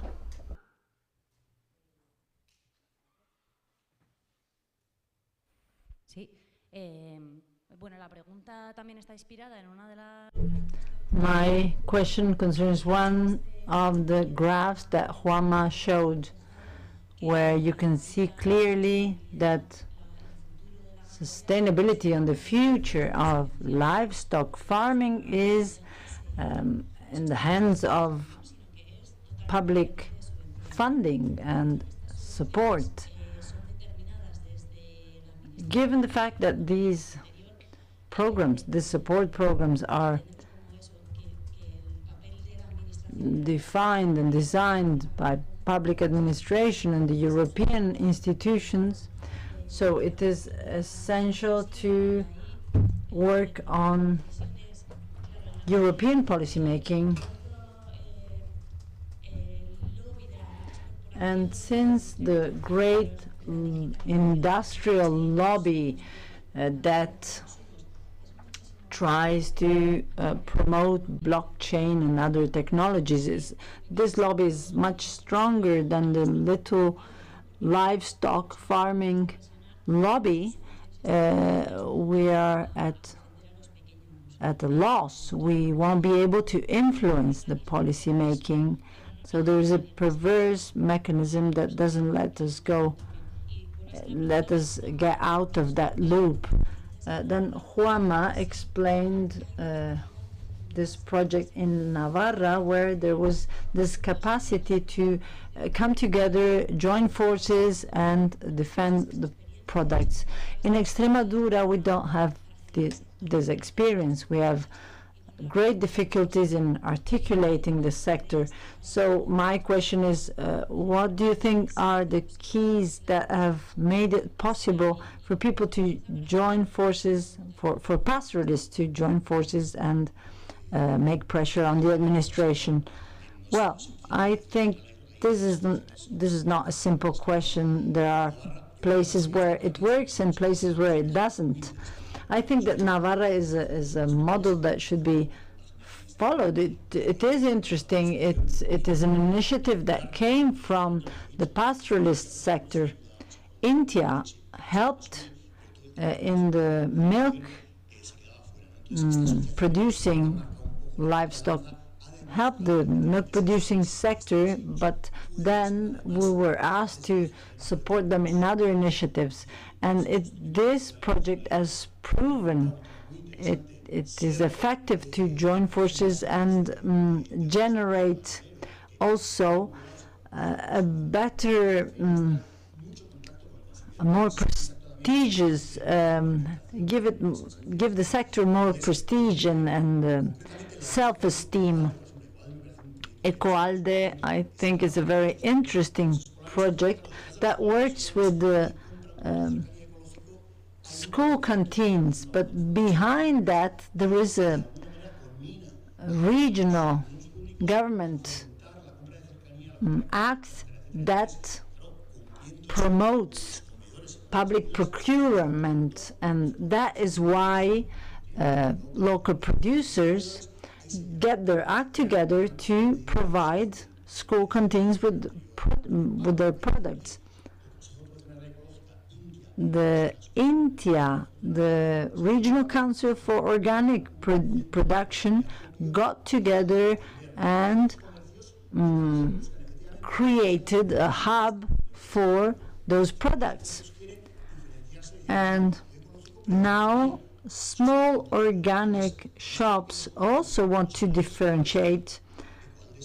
So Ecoalde is a very interesting project. The initiative came from those two forces that joined together, and it has only been working for 3 years, but let's hope it will continue. We still have only 3 minutes, and then Adrian wants to make a comment. Can you hear me? Yes. Going back to this model in which we saw this kind of spider web model, all this depends on food that enters the market, but the percentage is very small. We should defend this model, but this is not going to substitute the food needs of society. It will have to coexist with other models.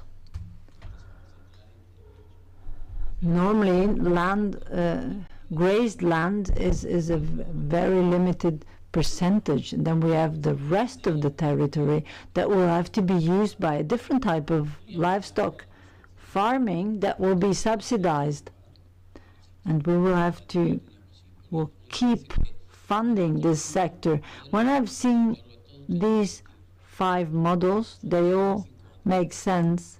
They'll have to coexist, and each model will have to continue working as it did. For example, I'll give you an example in Extremadura of direct sales. The needs are being covered by just a couple of producers. Of course, if we just stick to this model, there will only be a few producers that will be able to survive, but we won't be able to manage the whole territory. Some will need the blockchain technology to access the market, and some will stick to their model and continue producing for local consumers.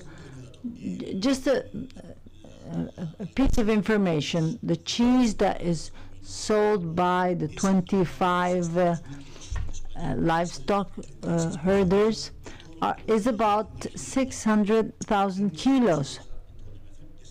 It is a very relevant amount within the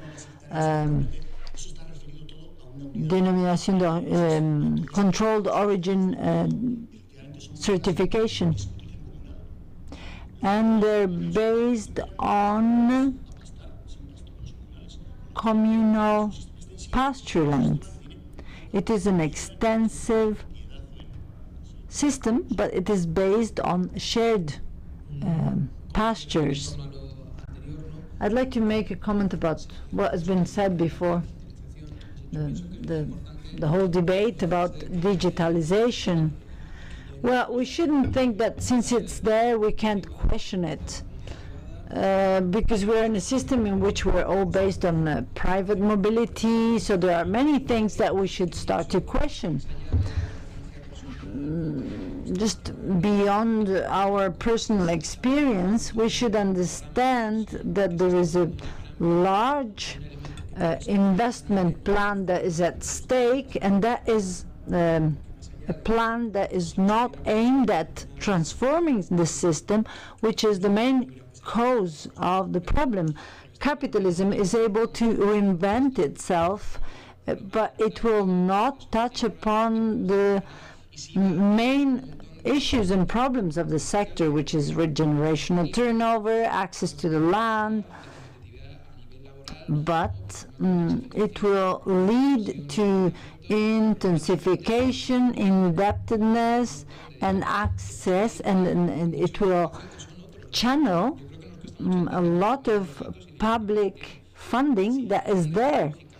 If large technological companies are the largest companies, it is not just because they provide an email service, because they are getting huge profits with our data.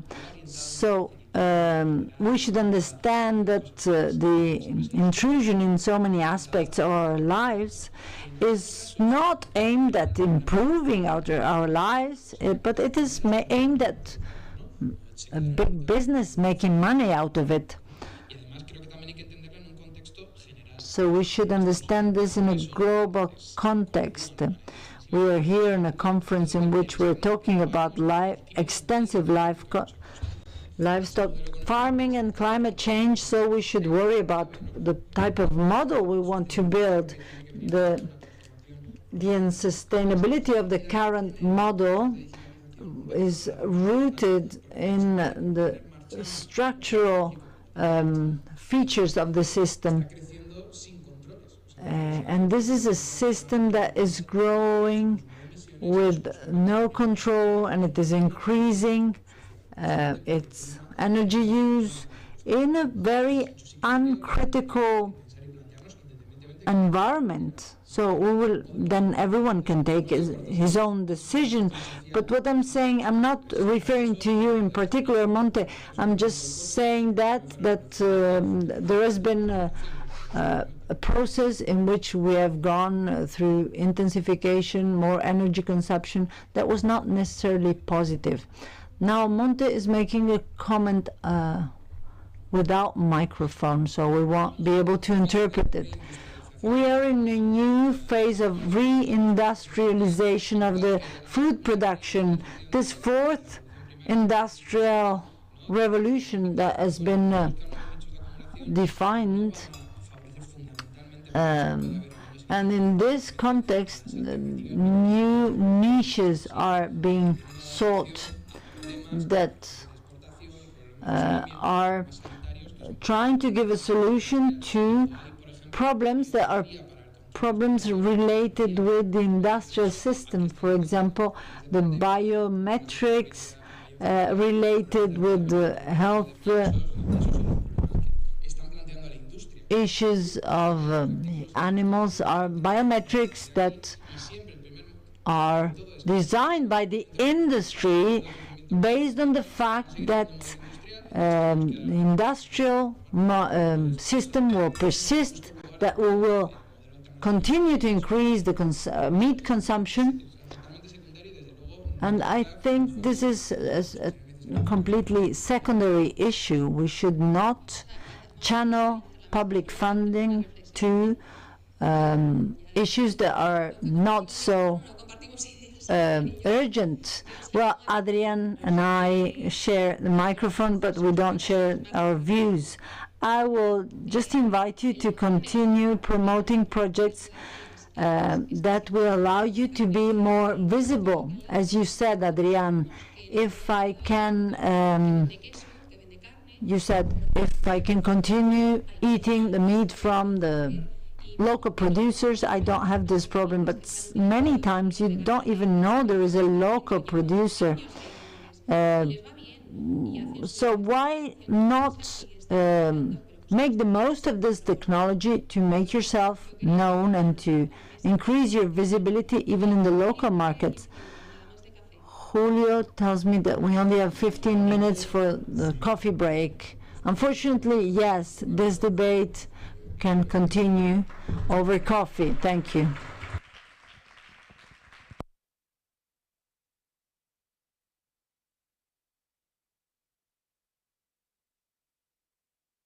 Beneficiosa, ¿no? Sí. Y además perdiéndose que estaba esta fauna coprófaga precisamente por todo un poco, por la propia los propios cambios que se estaban realizando en el manejo de estas explotaciones, consequência do cambio climático. No projeto LiveAdapt abordámos muito as boas práticas a utilizar dentro da pecuária extensiva. Fizemos uma compilação das práticas que se utilizam dentro do território que congrega este consórcio, Portugal, Espanha e França, e depois de termos uma lista de boas práticas, dentro de alguns workshops criámos uma priorização das que pareciam mais importantes para as pessoas do setor, associadas ao setor. Fíjate que estamos a final de febrero y cómo está el campo, completamente seco. Completamente seco. Hace 4 años, cuando empezamos con esto, pues estos eran episodios, parecía que iba a ser algo de futuro, que no iba a llegar nunca. Pero cada vez se repiten más. Cada vez hay estas alteraciones del clima normal, medio, cada vez se van encontrando más. Y cada vez llueve menos también, en general, en el cómputo total. Esto lleva ese camino y lo tenemos que asumir. No, el problema es doble. Un aumento de las temperaturas máximas y evidentemente un aumento de las temperaturas mínimas, junto con una reducción de las precipitaciones. Eso al final es más aridez. Totalmente. Con menos aridez, menos producción forrajera. Nosotros al inicio del proyecto hicimos una encuesta a 40 ganaderos y les pedimos que identificasen qué efectos veían que el cambio climático estaba teniendo en sus explotaciones. no solo que lo identificasen, sino también que lo jerarquizasen, según ellos entendían el orden de importancia de estos efectos. Entre ellos el agua siempre aparecía como en las primeras posiciones, ¿no? Y de ahí empezamos a diseñar e implementar los pilotos relacionados con la captación y eficiencia del agua en las fincas con modelos en ganadería en extensivo. En primer lugar, tendríamos un depósito enterrado por debajo del nivel de tierra, a nivel de suelo, para permitir la entrada del agua que proviene de una zona que tiene una pequeña pendiente. Tampoco se necesita una pendiente muy grande, y toda esa zona que está por encima, en una altura mayor, está cubierta por una capa de tela asfáltica que impermeabiliza el suelo, y luego está recubierta con unas piedras que actúan de filtro natural y aparte disminuyen el impacto visual que se encuentra en la zona, porque es una piedra muy parecida a la del terreno, con lo cual no destaca.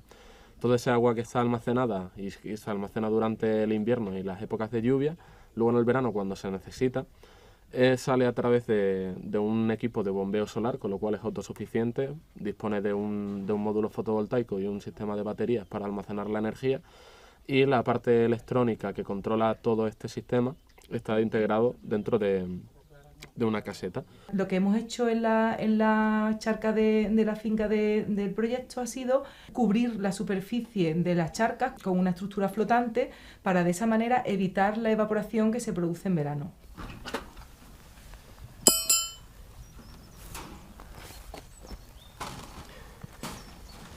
Esto es todo lo que ha sido capaz de producir el campo desde las primeras lluvias que pudo haber, que cayó algo de lluvia a final de septiembre. Todo esto que está aquí en blanco es la variedad de trébol subterráneo de ciclo corto. Toda esta florecita que se mantiene aquí porque, claro, como es una especie que resiste el pastoreo del ganado, y cualquiera puede pensar, no, es que los animales no han dejado que crezca la comida. No, no, es que este suelo es tan pobre que no sirve para otra cosa que no sea pasto. Y precisamente lo que hemos ido buscando es qué plantas puede haber que sin lluvia ninguna sean capaces de florecer y cerrar su ciclo. Que por eso es esta una de las variedades de trébol subterráneo que se han probado. Son menos productivas, pero son más resistentes. Jaulas de exclusión lo que nos permiten es saber la producción forrajera que ha habido en la finca, retirando la posibilidad de que el ganado pastoree. En este caso, esta muestra, que es la producción de otoño-invierno de esta parcela, que es pasto natural, aquí no ha habido ningún tipo de intervención por parte del proyecto, nos va a servir para comparar con la producción en las parcelas en las que se ha introducido las distintas variedades de trébol subterráneo. A su vez, esto luego en el laboratorio también se analiza su composición para saber el valor nutritivo que tiene y qué le va a aportar al ganado. Como estamos implementando medidas contra el cambio climático, una de las medidas que estamos haciendo es medir los gases de efecto invernadero que se producen por la deposición de orina y heces en el suelo de la dehesa, en este caso. Yo creo que ya puede entrar, ¿no? Si es que además el problema es que como desaparezca la ganadería extensiva, pues mantener el equilibrio de estos sistemas es imposible. Y fundamentalmente ese equilibrio que tenemos que mantener o revitalizar en estos espacios es lo que curiosamente nos va a ayudar a contribuir en la mitigación de este cambio climático.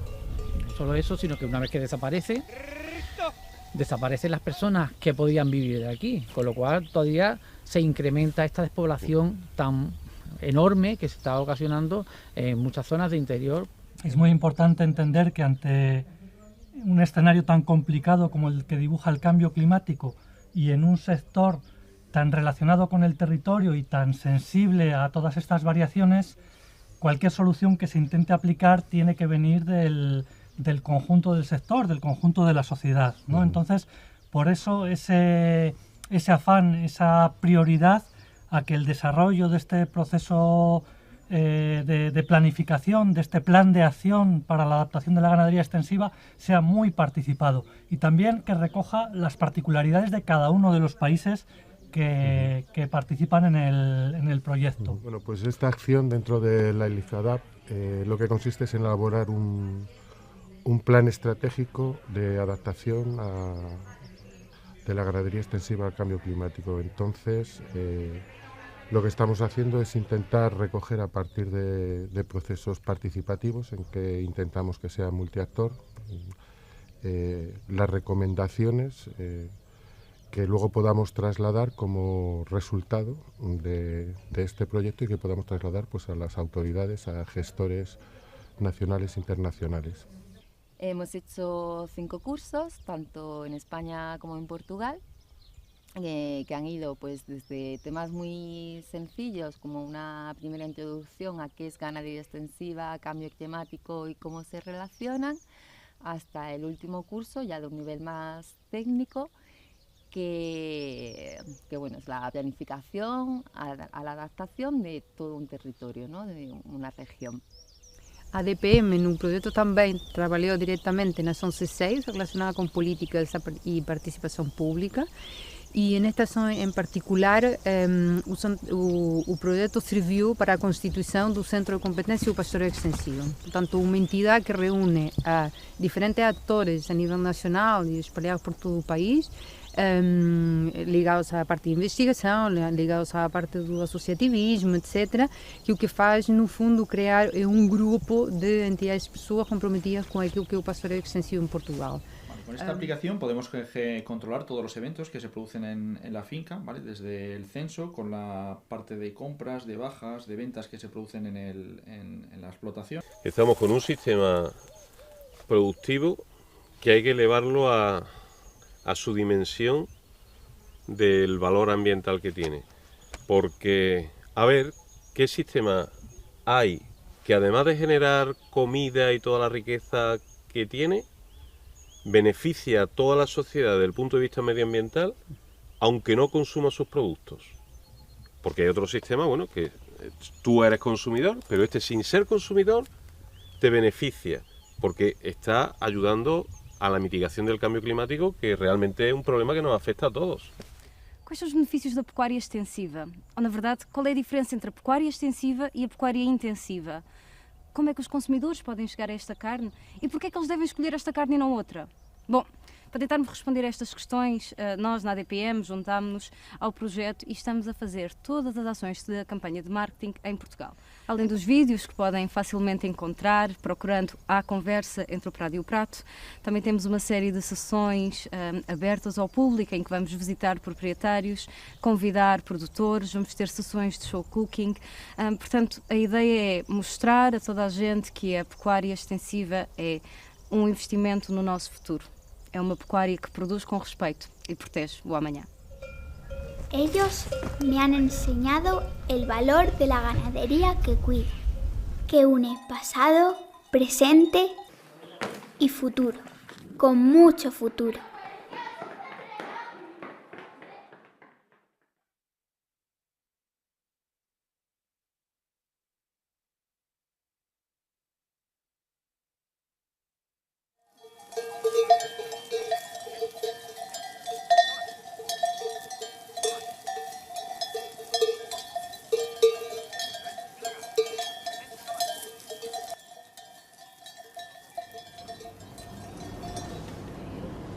Encontramos distintos subapartados, como eso es lo que está en el ahora momento de la hoja F, que son clasificaciones, agua. Si queréis alguna indicación o lo que sea, decirlo ahora para que lo incluyamos.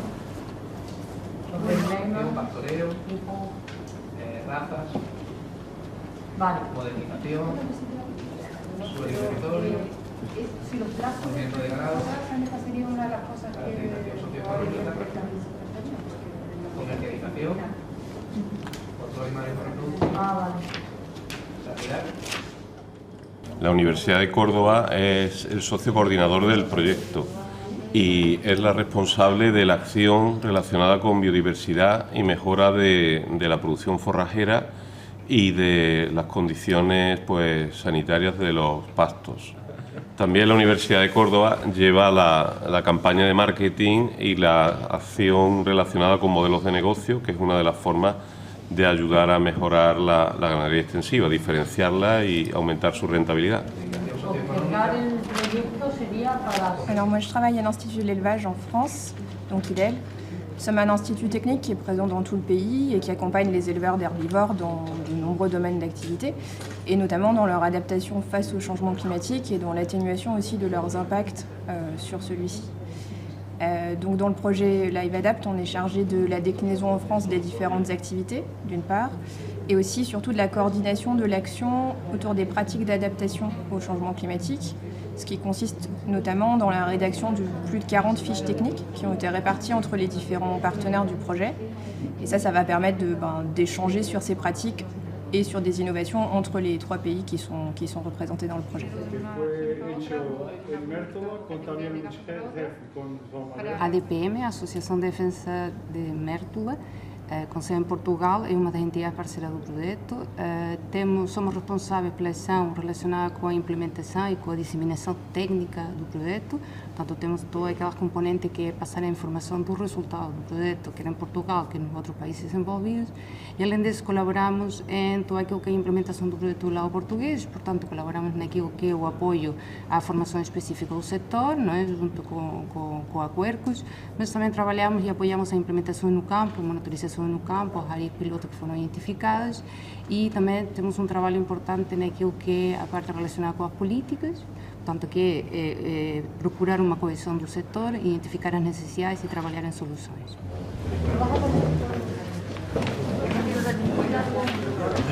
Pero esa es casi una necesidad porque somos la única entidad en España que representa a la dehesa.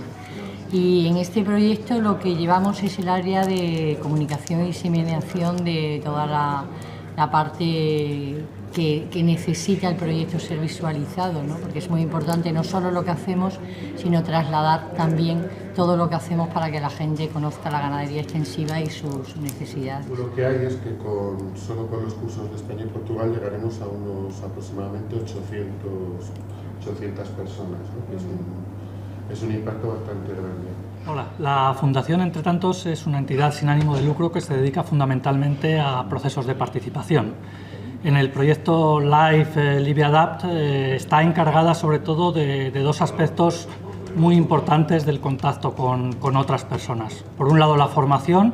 Estamos desarrollando una serie de cursos que componen un programa formativo bastante en profundidad sobre la adaptación de la ganadería extensiva al cambio climático, y por otro lado nos dedicamos también a la transferencia del conocimiento, es decir, a intentar transmitir los resultados del proyecto en forma de recomendaciones políticas, de planes de acción, y buscando un poco pues, que haya una utilidad real detrás de todas las actividades que se han realizado. Y antes de daros la palabra, solo otra cosa más, que es si vamos a invitar o no un miembro del Parlamento Europeo para acoger el evento. Muchas veces esto se puede pasar y esta es como la única forma de tener parlamentarios y comisarios o personas que trabajan en la Comisión Europea juntos. Nosotros somos Innovación Ambiental. Somos una empresa de ingeniería ambiental que se centra en el desarrollo de proyectos e iniciativas sostenibles, principalmente en los ámbitos del medio ambiente, la energía, la agricultura, movilidad y patrimonio cultural, entre otras. Dentro del marco de estas iniciativas está el proyecto LiveAdapt, en el cual nosotros tenemos un rol principal como coordinadores en el desarrollo y testeo de soluciones innovadoras para la gestión eficiente del agua en campo. Asimismo, coordinamos la monitorización de impactos socioeconómicos y ambientales del proyecto y apoyamos al resto de socios en la identificación y transferencia de buenas prácticas a ganaderos, formación y también mejora de procesos para la mejora de políticas en este ámbito. A Quercus, a Associação Nacional de Conservação da Natureza, em Portugal, ajuda neste projeto, principalmente no processo participativo.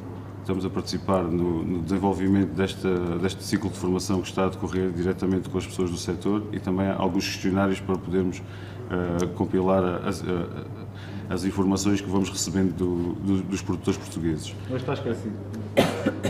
Olvidado, mas está olvidado.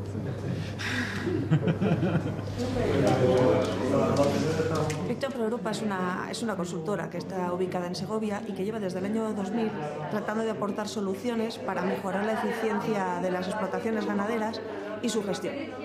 Tenemos una granja en la que se pueden desarrollar en condiciones comerciales test para valorar vacunas, medicación, aditivos para piensos, cualquier cosa que pueda influir en la producción animal. Después tenemos también un equipo de transformación digital en el que se está mejorando la recogida de datos, su análisis y, una vez que se desarrollan unos informes, su distribución entre todos los estamentos de cualquier explotación.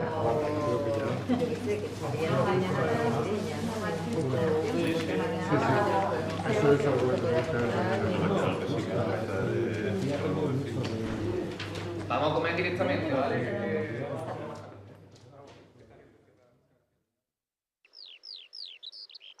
Joao Madeira y Pía Sánchez son dos personas muy valiosas e interesantes, que demuestran cada día que la ganadería extensiva es una herramienta fundamental para conservar la vida silvestre y adaptarse a los cambios globales. Joao gestiona el rebaño de ovejas campanisas, que su familia mantiene desde hace generaciones. Es una raza muy antigua y escasa, en serio peligro de extinción. Utiliza un sistema de pastoreo rotatorio y ecológico, que favorece una relación positiva entre animales, plantas y suelos. Me llamo Candelas. São animais extremamente generosos, que se forem bem tratados, também tratam bem quem os trata bem. É uma raça que, na prática, aqui estão centenas de anos de história, de pessoas como nós tentaram andar por aqui a viver. E é disso que se trata, da interação entre nós, homens, os animais, a pastagem, de forma que consigamos manter esta zona, este território vivo.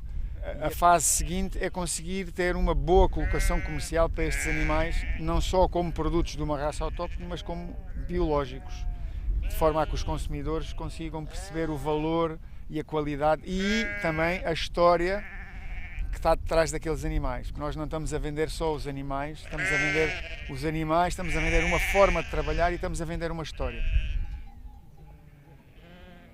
Pía gestiona también una finca familiar, donde busca nuevas formas de favorecer la dehesa con ayuda de sus ovejas merinas. Con la biodiversidad, la lucha contra el cambio climático y la sostenibilidad como camino y meta.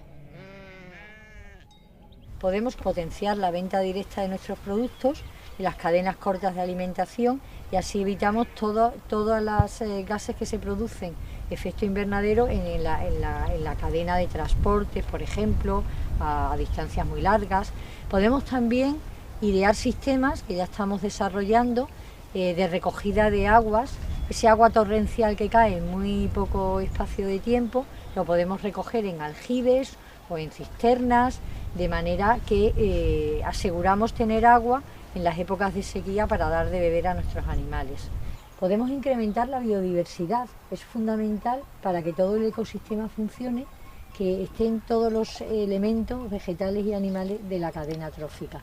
Entonces, aumentando la biodiversidad nos aseguramos que las plagas van a ser mucho menores. La acción humana es fundamental para mitigar el cambio climático.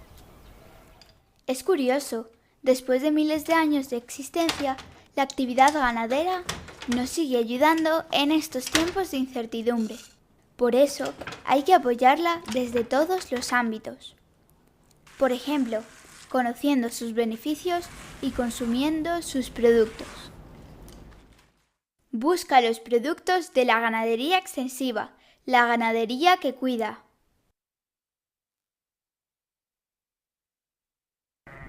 Me llamo Candelas y pertenezco a una familia apasionada por la ganadería. Mi abuelo por sus cerdos, mi tío por sus vacas, mi padre por sus asnos peludos y mi madre en general. Ellos me han enseñado el valor de la ganadería que cuida, que transforma recursos renovables en productos maravillosos, que permite que se creen empresas donde más falta hacen. que produce al lado de nuestra casa. Porque las cosas que compramos no deberían recorrer el planeta. Ropa que nos cuida. Alimentos exquisitos y sanos. Una ganadería que evita que los bosques se quemen y que convierte la tierra negra en verde. ¡Qué calor! El clima cada vez es más caluroso, pero estos animales nos ayudan a producir alimentos sin emisiones.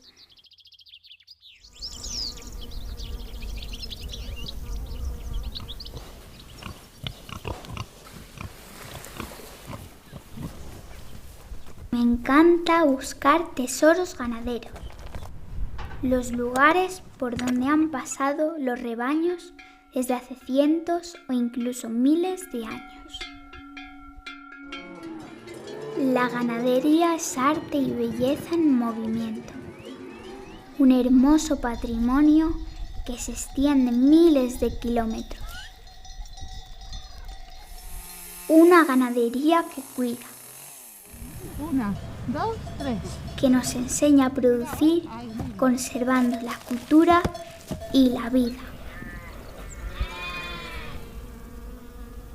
Con animales y personas que unen la sabiduría del pasado con nuevas visiones de futuro.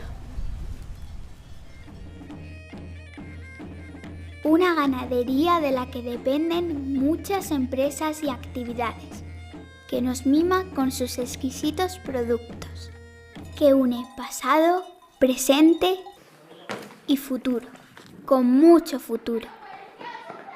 Busca los productos de la ganadería extensiva, la ganadería que cuida.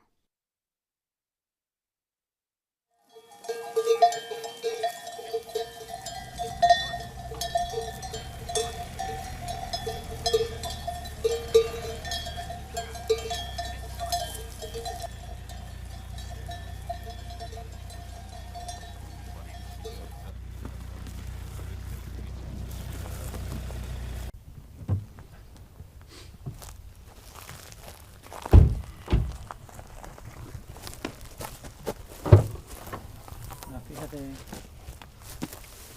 el libro, el germen de nuestro proyecto, los coleópteros, los escarabajos.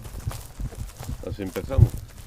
Empezamos. Hablando de la importancia de recuperar la fauna coprófaga. Que se está perdiendo. Sí, que es la que disgrega el estiércol y la que hace pues que pensando en recuperar esta superficie que queda cubierta, Y de integrar ese estiércol en el suelo, esa materia orgánica. Sí. Bueno, esta finca está bien. De hecho, estos son agujeros de los coleópteros coprófagos, porque hay muchas fincas donde realmente no hay nada, pero esta, por ejemplo, hablamos de, en un contexto de cambio climático, en el que va a faltar comida, todo lo que sea ganar esta superficie, que se va cubriendo día a día con el estiércol de los animales, pues era beneficiosa, ¿no? Sí. Y además perdiéndose que estaba esta fauna coprófaga, precisamente por todo un poco, por la propia, los propios cambios que se estaban realizando en el manejo de estas explotaciones, consecuencia del cambio climático. No projeto LiveAdapt abordámos muito as boas práticas a utilizar dentro da pecuária extensiva. Fizemos uma compilação das práticas que se utilizam dentro do território que congrega este consórcio, Portugal, Espanha e França, e depois termos uma lista de boas práticas.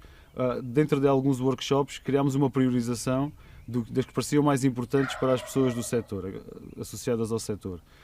Fíjate que estamos a finales de febrero y cómo está el campo, completamente seco. Completamente seco. Hace 4 años, cuando empezamos con esto, pues estos eran episodios, parecía que iba a ser algo de futuro, que no iba a llegar nunca. Pero cada vez se repiten más. Cada vez hay esas alteraciones del clima normal, medio, cada vez se van encontrando más. Y cada vez llueve menos también, en general, en el cómputo total.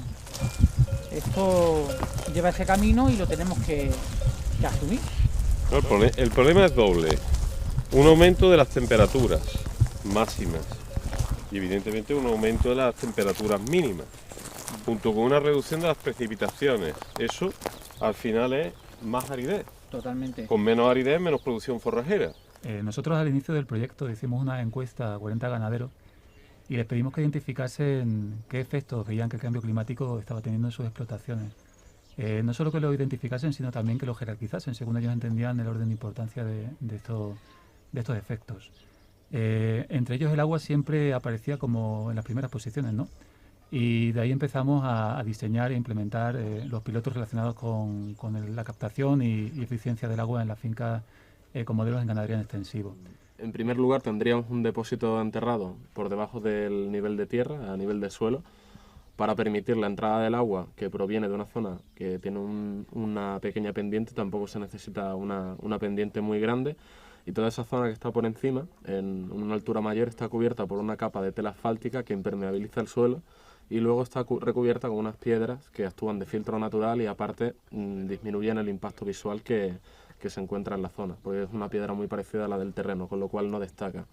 Toda esa agua que está almacenada y se almacena durante el invierno y las épocas de lluvia, luego en el verano cuando se necesita, sale a través de un equipo de bombeo solar, con lo cual es autosuficiente, dispone de un módulo fotovoltaico y un sistema de baterías para almacenar la energía, y la parte electrónica que controla todo este sistema está integrado dentro de una caseta. Lo que hemos hecho en la charca de la finca del proyecto ha sido cubrir la superficie de las charcas con una estructura flotante para de esa manera evitar la evaporación que se produce en verano.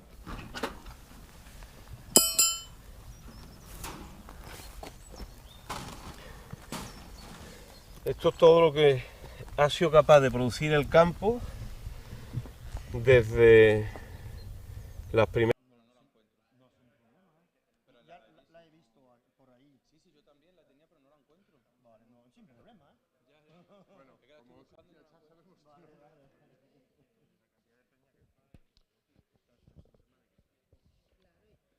Por favor, vamos tomando asiento.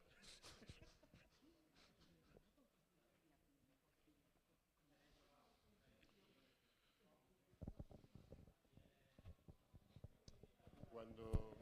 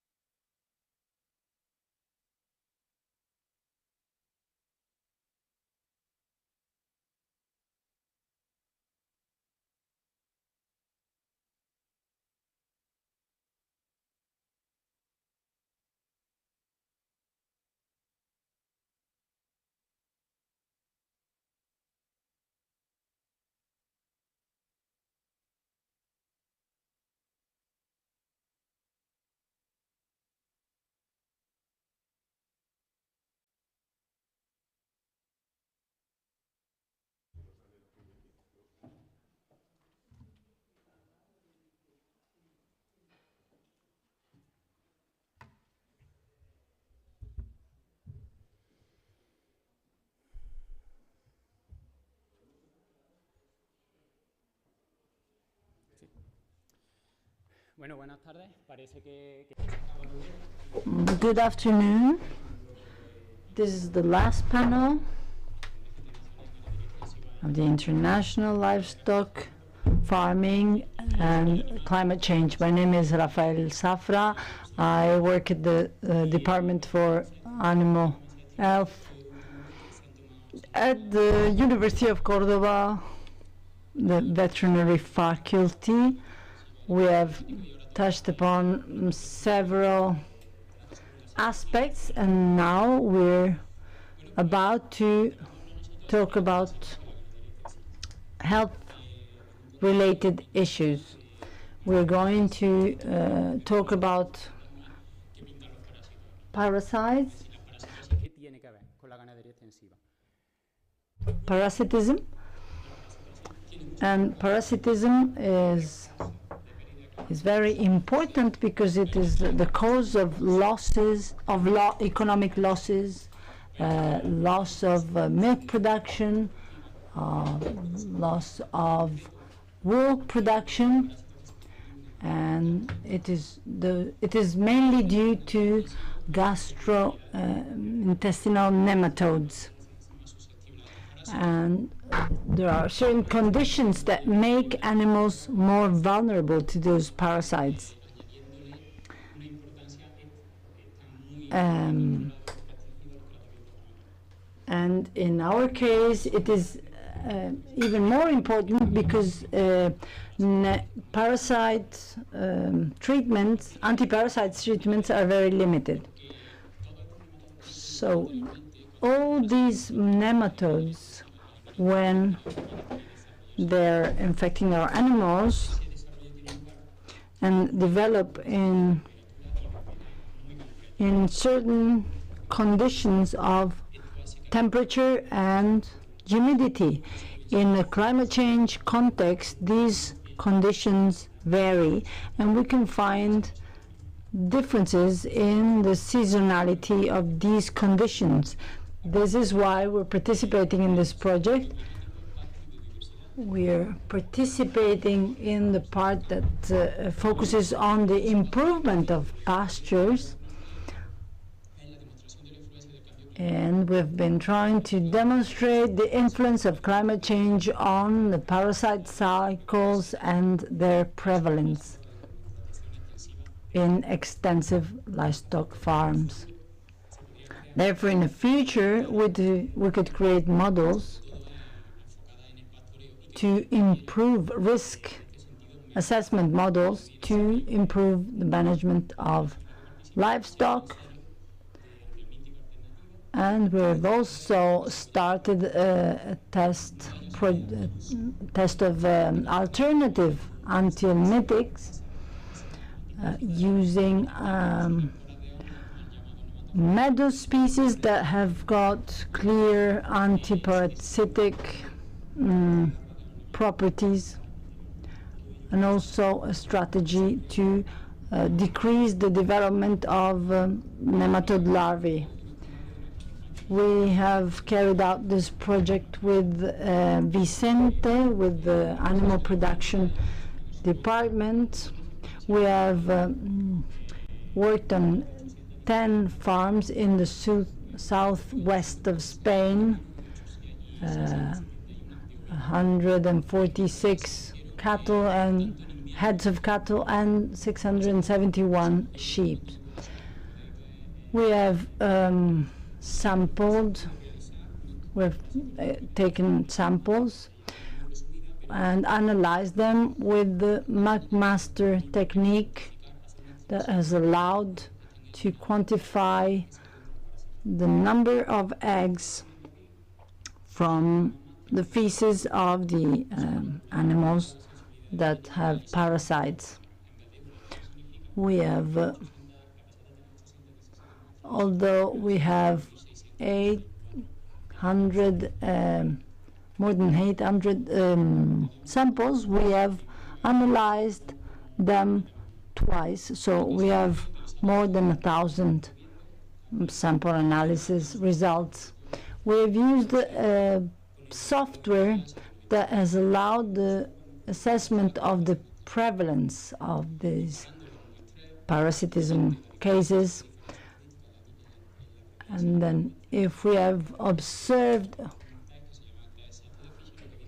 differences, statistical differences in the prevalence, we have applied a software called JSPT.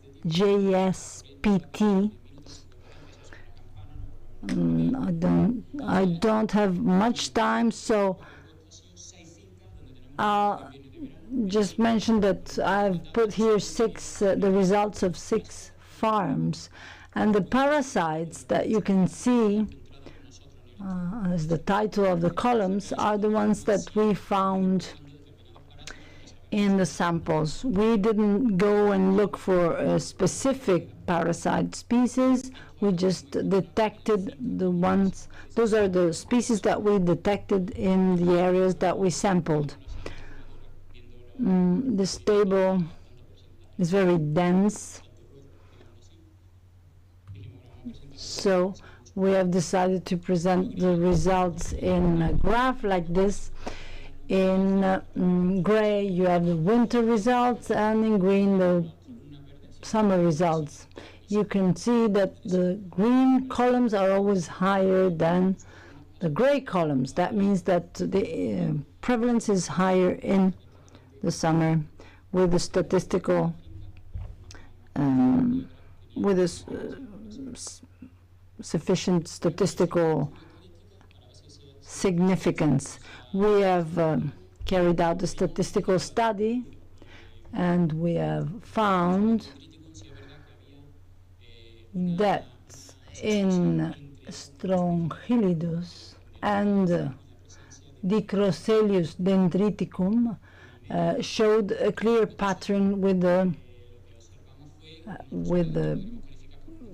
higher summer incidence, and A-media in one farm was more associated to winter, and in another was more associated to summer. And the rest that you can see in the last section, you can find nematodes that are not very frequently found in our animals. I didn't say it before, but the first group is a group of gastrointestinal nematodes. So I'm sorry I had to rush so much, but the rest of the project I couldn't explain them, and I couldn't carry them. We couldn't carry them out, and that's why I said that we couldn't come to any conclusions on the following results, but we can discuss this over coffee if you want. What conclusions can we draw from this project? As you could see in the graph, A-media and Strongylidae were the species that were more prevalent during the summer. In general, they were more prevalent in the summer in all farms, but the study has its limitations based on the fact that we should have a sampling method that includes the intermediate seasons, that is spring and fall, to see if we can observe a difference in seasonality. Due to the biological cycle of those organisms, they were sampled in, they were infected in the spring if we found them in the feces of the animal in summer, and in the fall if we found them in winter. So we need to extend the sampling season. And also we couldn't carry out the study of spores.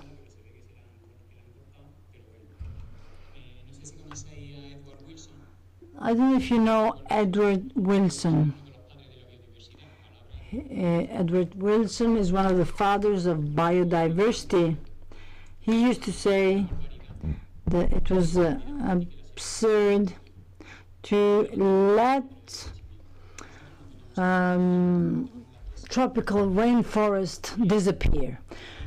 We don't have tropical rainforest here, but we do have dehesas, and it is absurd to let it disappear. Luckily, there are projects like this that gives us the opportunity to preserve it. And now I'm going to introduce other colleagues that will talk about these themes, about different perspectives. First one is João Simões, veterinary health management on dairy cattle farms. Oscar Garcia will talk about organic livestock farming and alternative therapies. And then Maria del Carmen Garcia will talk about land management and local breeds. Telmo Nunes will talk about monitoring the impact of climate change on animal health. João.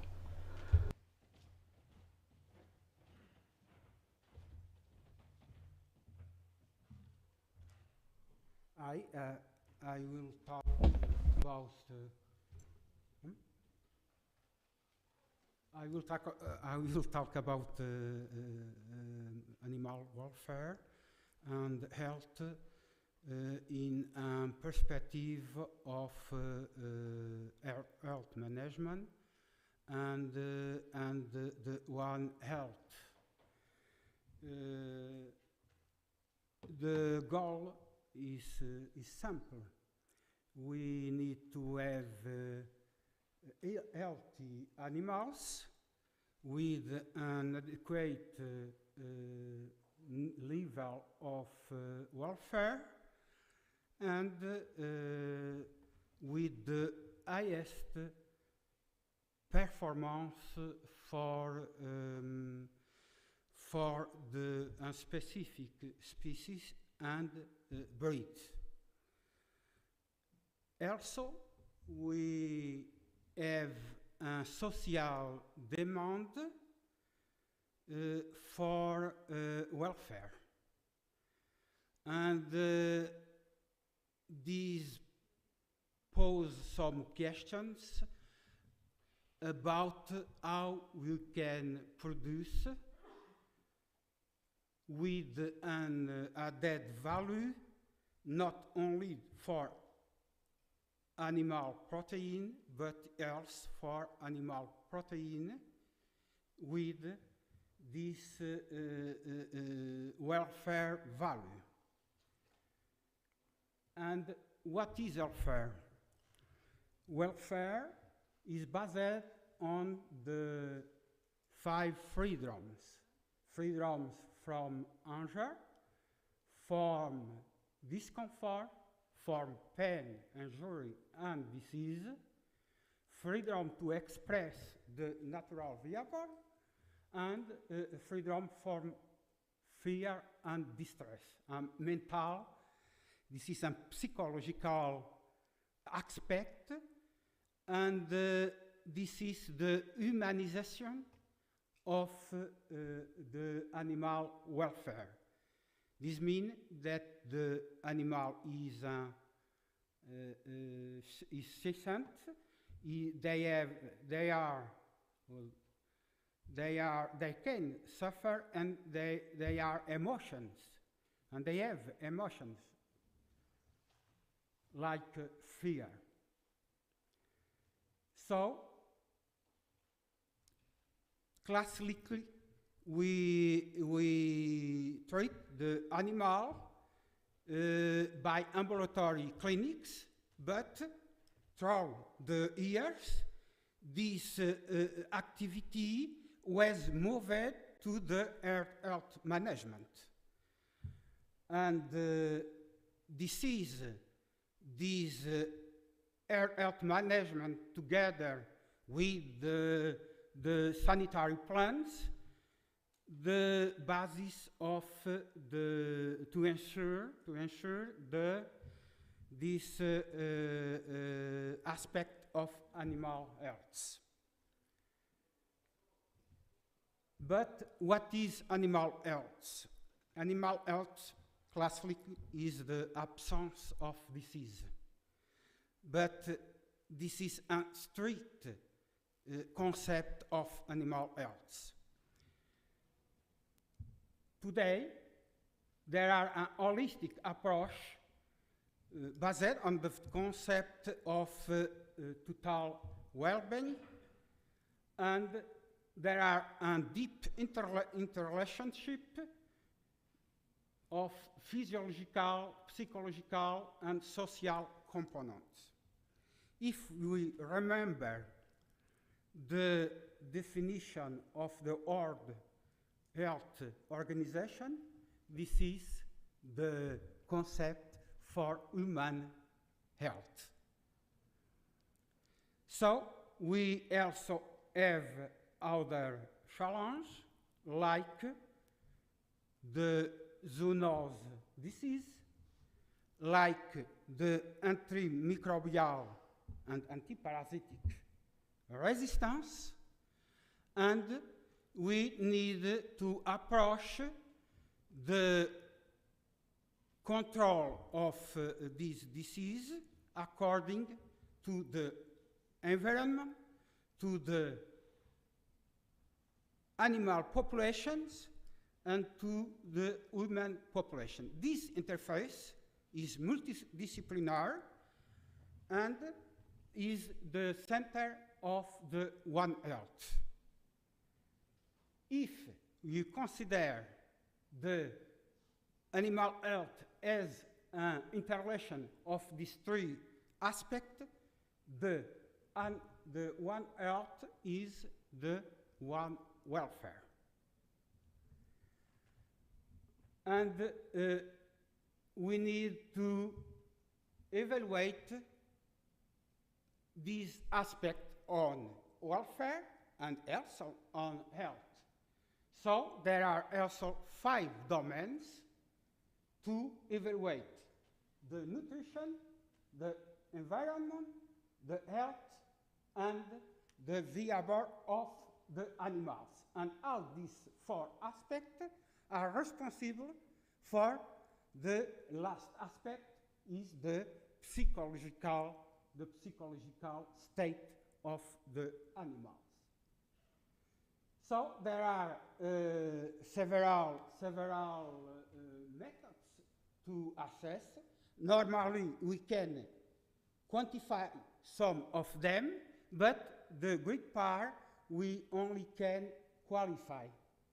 And we made case from 0 to 100%, per example. And this is someone, there have a linear score. And with this is possible to score this evaluation on the animal welfare. And we have, for 10 or more years, we have the welfare quality assessment protocol, that this protocol is used to, for marketing purpose, of course, but to score and to qualify the different farms. And this is important for the consumer. But if you want to approach this One Health, if you want to approach the health status of the animal, we need to revisit an old concept, is the epidemiologic triad. This is very important.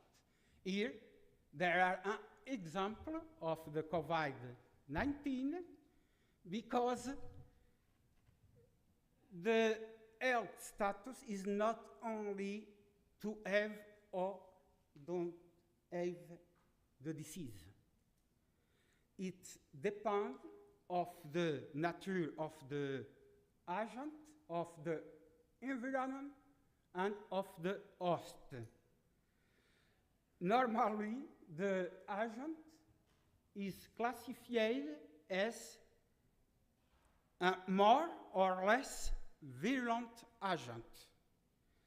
they can cause more or less damage to the organism. In the second part, we have several factors to contribute for the presence of this agent, namely the load of the viral particles of the bacteria and of the parasite and other even abiotic agents. And finally, we have the host. This host can be more or less susceptible to the agent. And this susceptibility is depend of the age, of the gender, of the presence of other disease, but the great aspect is the immunitary state. So we have different aspects to consider to prevent the disease. This disease can be prevented by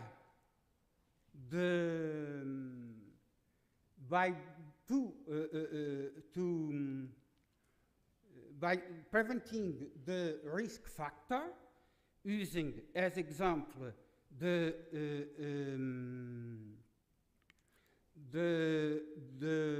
environment, and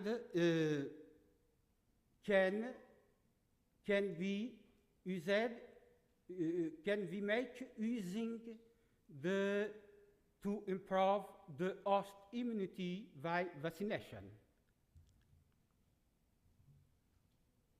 We have different aspects when we work with confined, closed populations and open populations like the extensive systems. And to prevent disease, we have three main cases: the biosecurity, the vaccination, and the selective breeding. On one side, normally the closed population are intensive population indoor. The most advanced technology is, for example, for broilers. We have a building where the environment is controlled for temperature, for humidity, and for ventilation. In this case, there are a great biosecurity. In contrast, for the open populations, we have a close contact with the environment, and we have an interface with the wild animals. So the pathogen can circulate in the environment and from wild animals to domestic animals. The measures for the biosecurity is lower for these populations.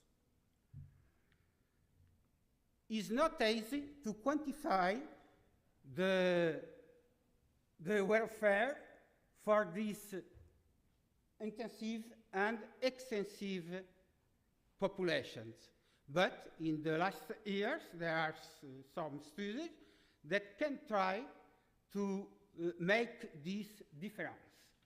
Here, for example, we have a better performance for a system where the grazing is made for more than 12 hours. And in this case, probably due to the more space for the exercise of these animals, we have less injuries, less trauma, and we have the more level of the absence of the pen. Other recent studies confirm that the security area is less strong in open populations than in closed populations. In this case, they try to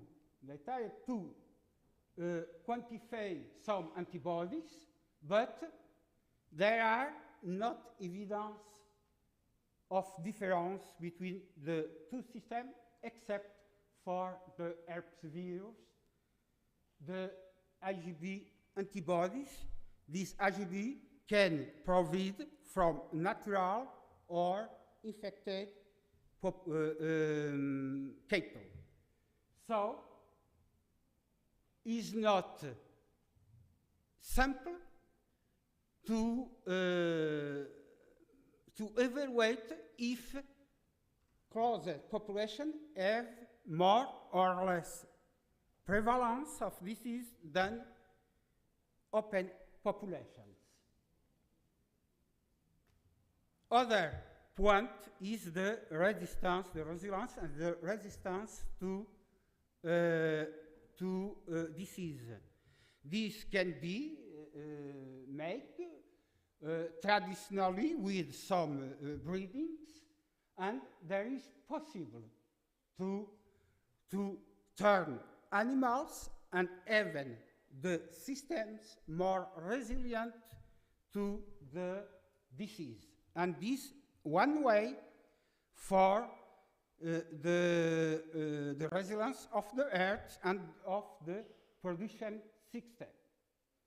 There are now the edition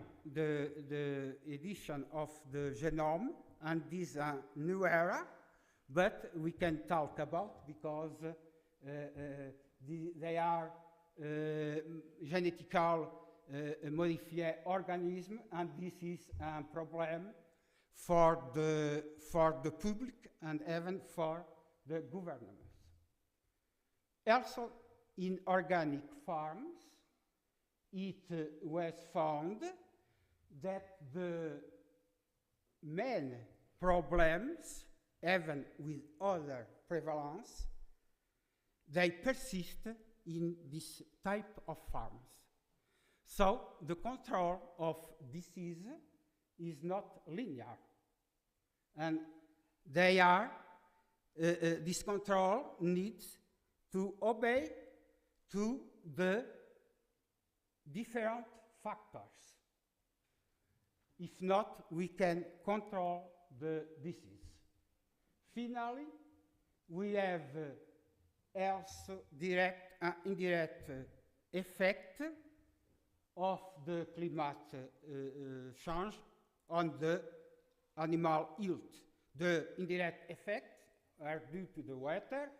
There are a change, as example, from the external parasitic cycles. There can have also an alteration of the vectors for emerging disease, but there are also important direct effects on the animals, mainly acting in the center, the hypothalamic center of the anger for the diminution of the input, the feeding input, and whilst at hormonal level, mainly with the cortisol, and they cause immunosuppression state that turn the animal more susceptible to disease. So, as conclusion, we need to have a holistic approach. We need to consider not only animal health, but also the human health and the environment. And I think that the approach of One Earth is the future in the next decades. Thanks.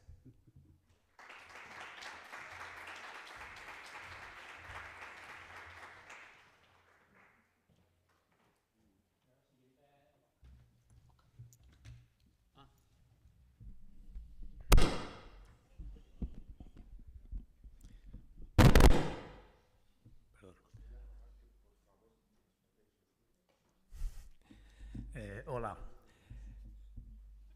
Tengo una mala noticia. I have bad news.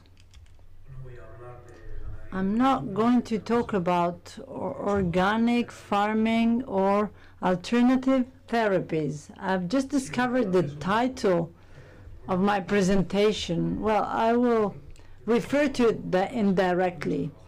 I work with organic animal farming, with alternative therapies. I've worked a lot in the past with alternative therapies, but my focus has changed, and currently I'm not so worried about what therapies we use, but we rather about what we can use that are not therapies. So I will refer to it indirectly. When my friends from the organization committee invited me, I thought I had something to say. I don't want to be unmodest, but with all those people that have talked about innovation, since I'm already here, I'd like to say something that I think could be useful, and I think I prefer to talk about it. That is, base myself on my experience and my history as a veterinary specialized in cattle. Well, 20 years experience, not 20 years of age. And I will try to adopt an approach that is based on the fact that livestock animal farmers are my colleagues. That's how I consider them. I work in close connection with them. What can be useful of what I'm about to tell you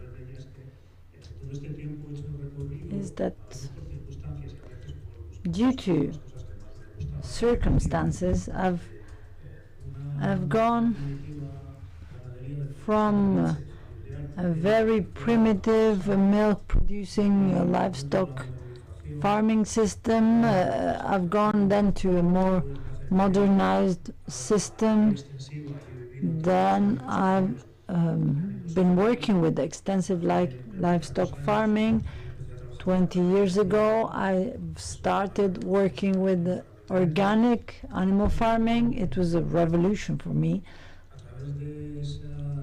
And due to my relationship with the organic animal farming, I've discovered new things for me: holistic management, regenerational agriculture, etc. And this gives some coherence to my mental chaos, because I've had the opportunity to apply different concepts, techniques from one model to the other. So if I had to take a position, my position would be a transborder from position. That's where I live. You know that borders are difficult to live in. Border regions are difficult to live in, but I'm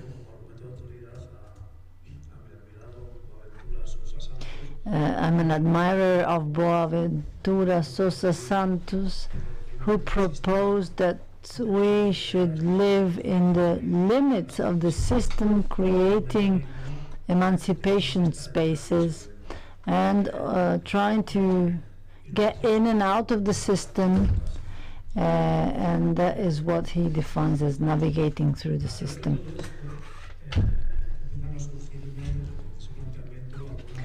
Based on this perspective, I've started to develop some ideas more specific to extensive livestock farming.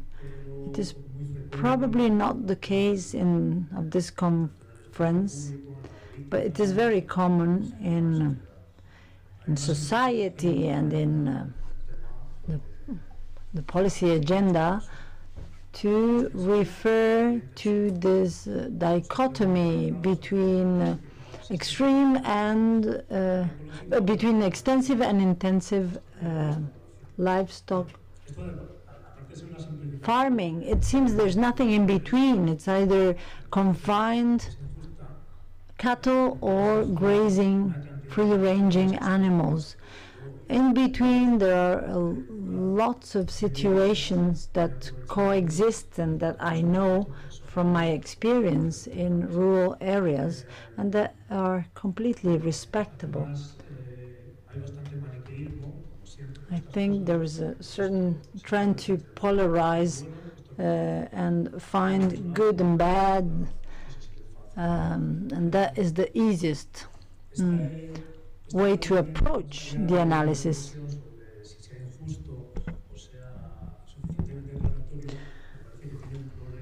I don't know if this is fair, but anyway, I think it doesn't help in the necessary change with which I think we all agree.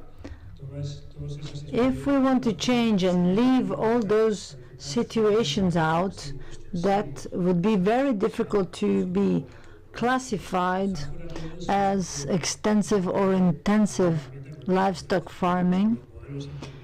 Implies that we forget about transition models and that imply a more bottom-up approach based on the perspectives of real livestock farmers from our regions. If we don't start from that, we can't do much. My experience with organic farming has been both from a distribution and a production perspective, has been that we have been confined to one of those two extremes, and we've been a bit elitist in many cases, and we've left a big space for the industry or industrial farming that has stepped in.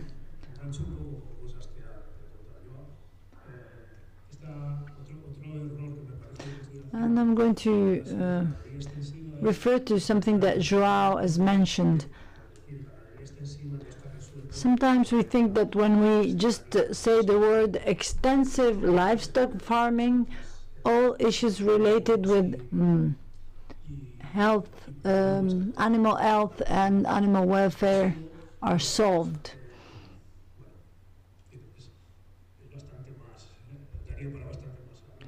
Well, we could talk about it for hours, but according to my experience, the interaction with the human beings is something that breaks this myth according to which extensive livestock farming equates to wildlife, almost based, I think, on an Anglo-Saxon tradition.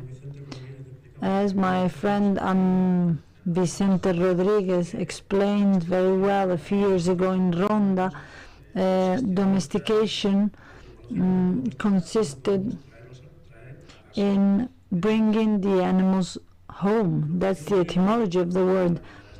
And what I can observe in extensive livestock farming is that the presence of humans is a cause of stress, whereas in more confined farming models, we can find that the interaction with human beings can lead to better welfare conditions.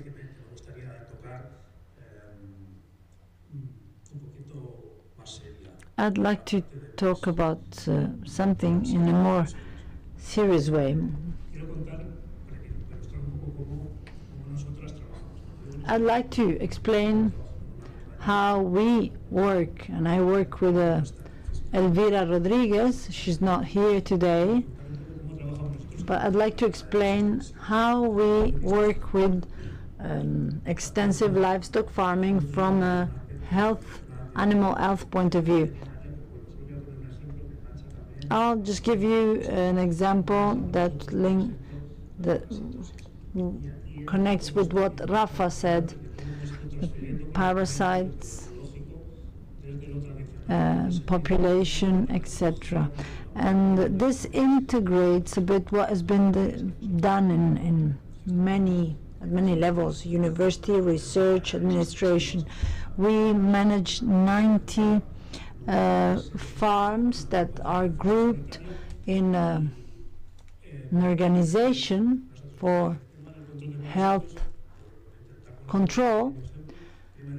And what we do in terms of parasite control based on more organic techniques.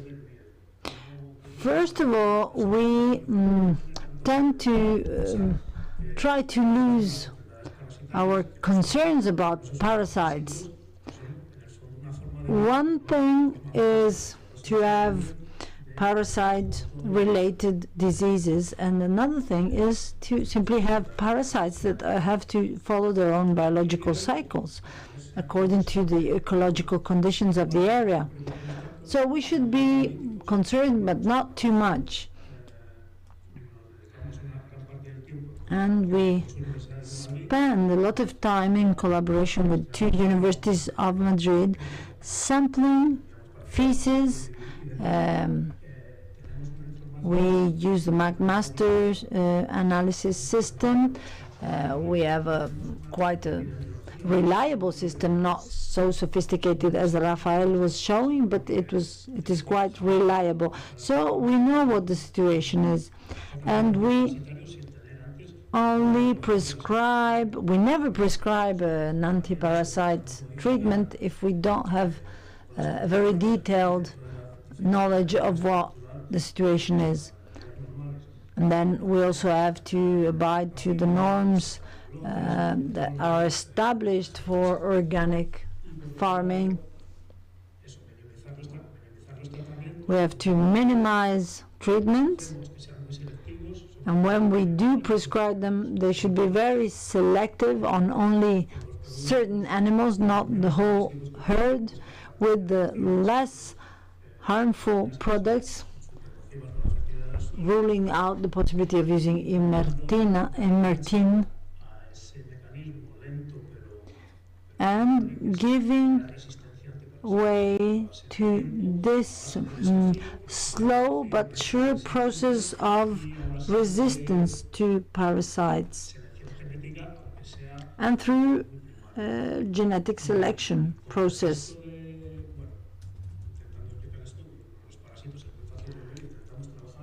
So it is very easy to work like that with parasites. Sometimes we do use alternative therapies with other diseases, like viral diseases.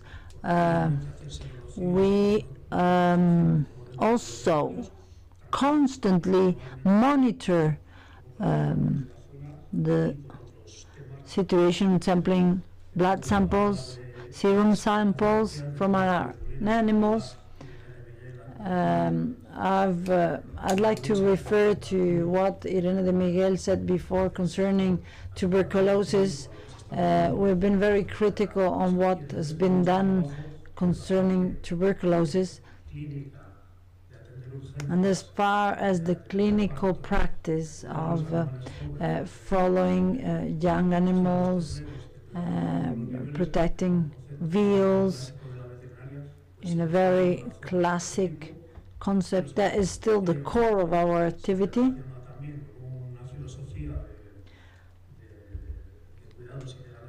And this is related with a different mindset.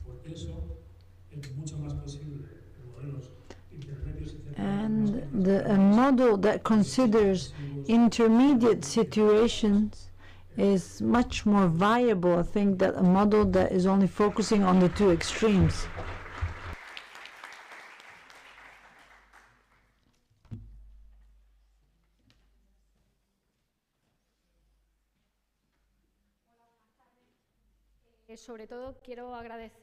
I'd like to thank you for inviting me. It is a real pleasure to be here. I'm going to focus my presentation on animal well-being, but focusing on the One Health concept, as it has been mentioned. I think that extensive livestock farming has a future if we relate it with animal welfare and human health. We should understand that human health, animal welfare, and ecosystem quality are interrelated. They used to tell us at school that we could not have healthy animals if we didn't have healthy soils. So we should never lose sight of this. 60% of pathogens are derived from domestic animals. 75% of human pathogens, emerging human pathogens, are of animal origin. 80% of pathogens that are can be potentially used in bioterrorism are of animal origin. So we also have a food security issue. Every night 811 million people go to bed without eating enough. We should think of increasing by 70% animal proteins by 2050. And there's also a loss of more than 20% of animal production due to animal diseases. And then the environment, human activities have altered greatly 75% of terrestrial and 65% of marine environment. Look at this. This sentence says, eating meat destroys the planet. Is this true? Is this statement true?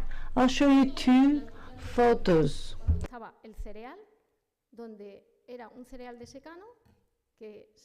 This photo comes from the highlands of the province of Granada, where we have steppe species that, like the one you can see here.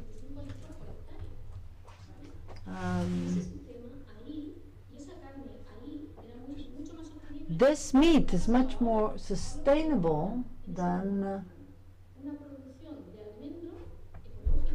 and what you can see here is almond production with no vegetable land cover, vegetation cover, and in a totally unsustainable way. This is what has happened to these highlands in Granada. So we shouldn't polarize the debate. When we talk about extensive livestock farming, we don't even know exactly what it is. So they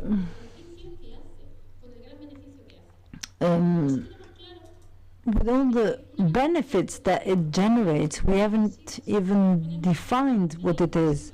If we group all the intensive livestock farms together, one of the main problems is nitrate pollution. And here you can see a map where those problems are located. Whereas if you overlap the map of extensive livestock farming, you can find the network, Natura 2000 network, and it is almost exactly the same. And then you can also overlap it to the map of more reduced emissions. And now I can ask you, where does health start? Health, we said, has got to do with everything, with humans, with animals, and with our soils. That's where our health starts. And extensive livestock farming, as you can see, is managing one of the areas, some of the areas that have got the highest ecosystem value. That is the Natura 2000 network. This is the photo I took about 10 years ago, and this is what I can find now. So my question is, where is the skin of the planet? How many tons of soil will we lose in a year? We require 2,000 years to just generate a few centimeters of soil, and we will just lose it in 1 year. When we saw those images of the cathedral, Notre Dame Cathedral, burning down, we were all shocked. Well, doing this is equivalent to burning this cathedral. And this is not what I think. This is based on the statistics from the ministry, Spanish ministry. If we sum up the land use changes in the past 10 years, we'll see that natural grasslands have decreased by 2%. 2%. That pasture land has decreased by 12%, and that there's no way out. You either intensify your activity or you go out of business, and the Paris Agreement establishes that we should reduce emission by 4%, and if we continue doing this, will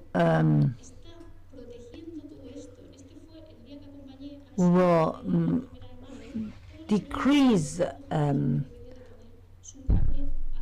the organic soil organic matter by 0.5%. And this is what the consequences are: loss of soil. We have just finished talking about soil. Now we can talk about animal welfare. As it has been defined, animal welfare consists of being free of hunger, fear, or distress, physical ill treatment, etc. We can here you can see the welfare of our animals in extensive farms. And now the question is, do we really differentiate this when we buy meat? Do we give value to all those issues when we buy meat? The answer is clearly no. If I had to do this in kind of a interconnected boxes, I would find this result. Extensive livestock farming generates landscape keeps ecosystems in good conditions, generates ecological corridors, and increases organic matter. But do we make their life easy for extensive animal farmers? Not really. The more extensive you are, the more problems you have to face, because besides the health issues that have been referred to, you have problems in acquiring rights to receive aid. The more extensive you are, the more problems you have, bureaucratic problems in accessing to support. We go to the countryside with asking questions like, do you do sampling of water? And imagine if you ask this to a herder that is up in the mountains herding their sheep. So extensive livestock farming has got many benefits, but then when you go and buy meat,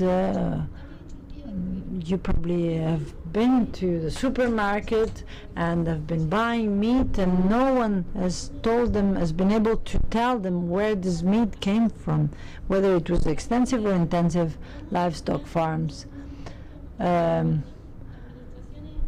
So the question is, do we buy according to where the product comes from and to its level of quality? Has public administration done enough to differentiate the product according to the quality and the quality of the environment? I think that those two elements, sustainable and healthy, should go hand in hand, and common diseases linked to food and diet are advancing, are increasing, and we should transform our food systems to make extensive livestock farming viable, including animal welfare. And we should integrate in this pyramid that we always see the idea of sustainability and of healthy food. We have many local breeds, and we have some breeds that only have 500 individuals in the whole world, and so we end up having more lynx than rare local breeds. How is it possible that we are forbidding the use of grazing animals to keep this vegetation cover under control in this type of croplands? I'd like to finish my presentation thanking all the people that make this possible and that we often neglect and forget. We should start with the soil, and with everything else try to improve the quality of our environment.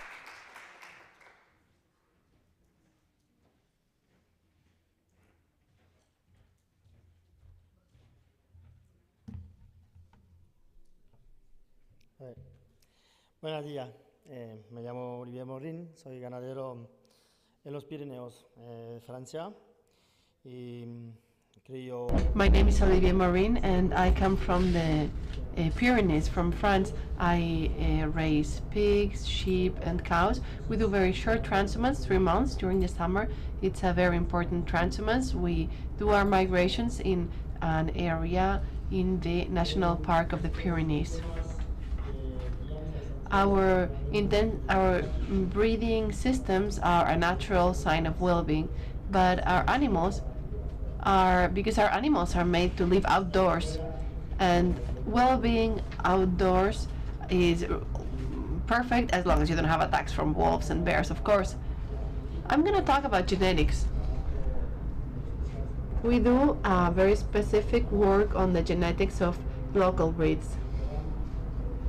With the CONAM, the collective of the breeds from the Massif, we're working on this field, and I'm the head, the president of a breeders organization. We work on 3 dairy goat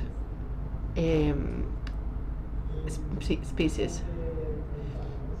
For 30 years, we have worked on genetics to increase productivity. Productivity is really important because we have the threat of incoming breedings of foreign breeds. But there has been a change recently because climate change is forcing us to take into consideration the changes, and also because society is changing its opinion, and also because of the feed. And another aspect is the situation of the environment and how our practices can harm the environment. If we don't work on local breeds, autochthonous breeds, there is an important danger of losing many advantages. If we lose our breeds, there's going to be a loss in biodiversity, there's going to be a loss in biodiversity because these breeds will be gone, and we will lose our autonomy in terms of forage because these animals can eat our forage, and we are going to lose many positive impacts in our territories, social and economic impacts, and ecosystemic services. And we would also lose in terms of quality of our products. For us, genetics, breeding, is a leverage to improve animal welfare. I just talked about productivity, and I must say that now we're focusing on criterions for our breeding. We focus on longevity, health, strength, and resistance to diseases like mastitis, parasites, leg issues, and the survival of lambs. Our objective is to have healthy animals that are adapted to their environment. I'm going to talk briefly. I mean, we could talk about this topic for hours and hours, but I'm going to describe this project as fast as I can. This project is called Fenopasto. We just started it, and we are creating a genetic services platform to adapt the local sheep breeds to the challenges of climate change and the agroecological transition. This platform is being created here in the Atlantic Pyrenees in France. So how did we create this platform? There was a call for tenders by Europe, and the project was called Smarter. It's a European project.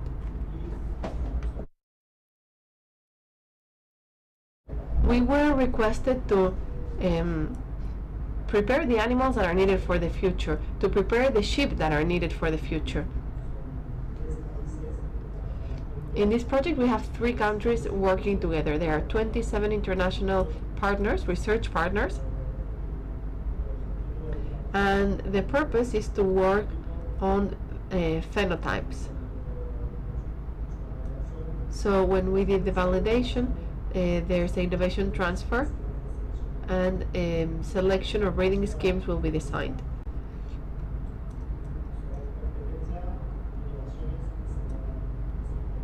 These will be some innovations that may be replicated in other local breeds that want to work based on this criteria. To avoid suffering, animal suffering, the genetic leverage is very important. We work collectively. A collective leverage that is sustainable accelerates adaptation mechanisms. It's very simple. We're not modifying or creating a different animal. We are just detecting the animals that in one place adapt better than others.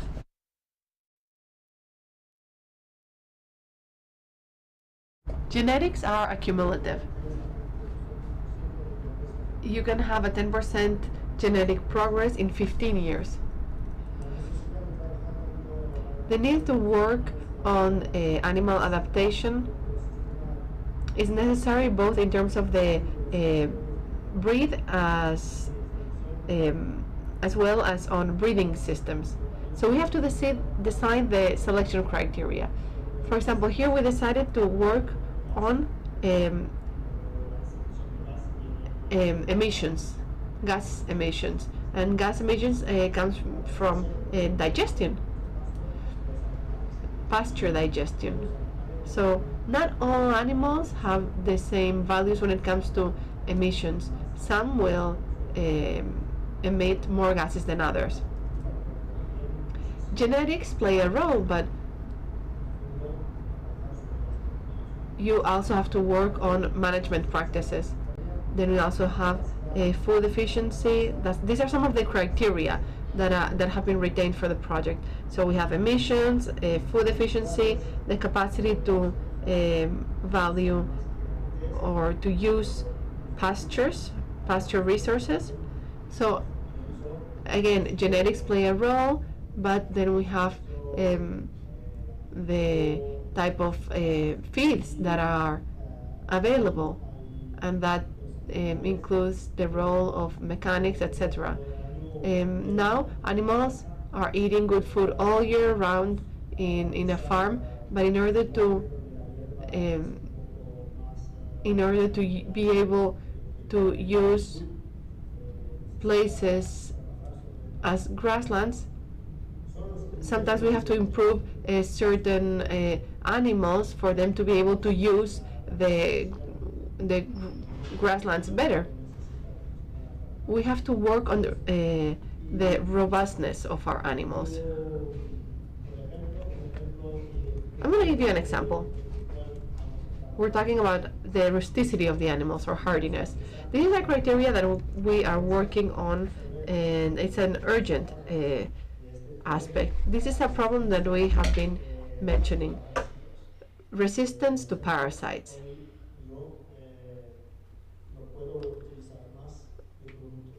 I can, right now, as of today, there are products that I cannot use. For example, if you have a dairy farm, there are certain drugs that you cannot use.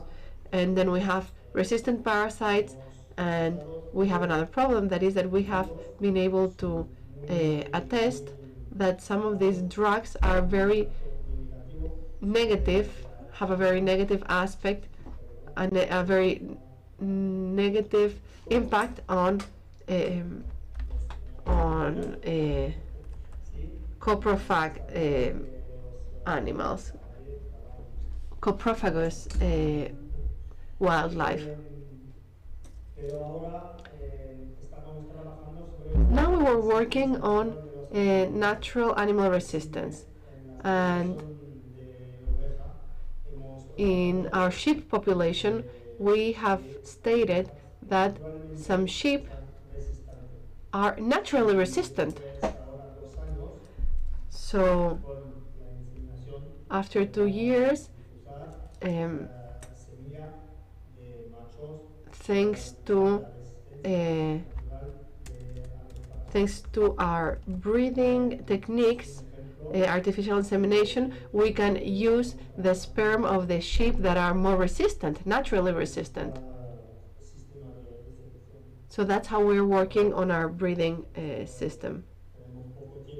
We don't have much time, so I just want to mention the most important aspects. So all in all, what I want to say is that genetics are a really good tool to adapt our breeds to what's happening in terms of climate change.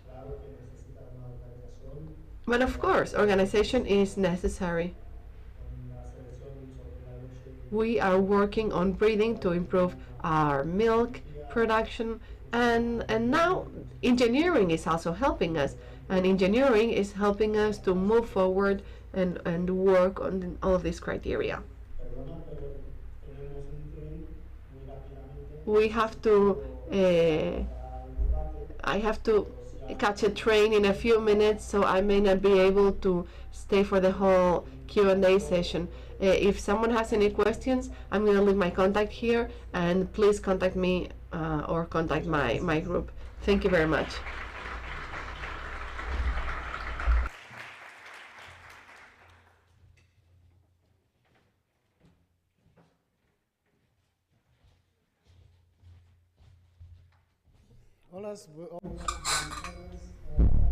Hello, good afternoon.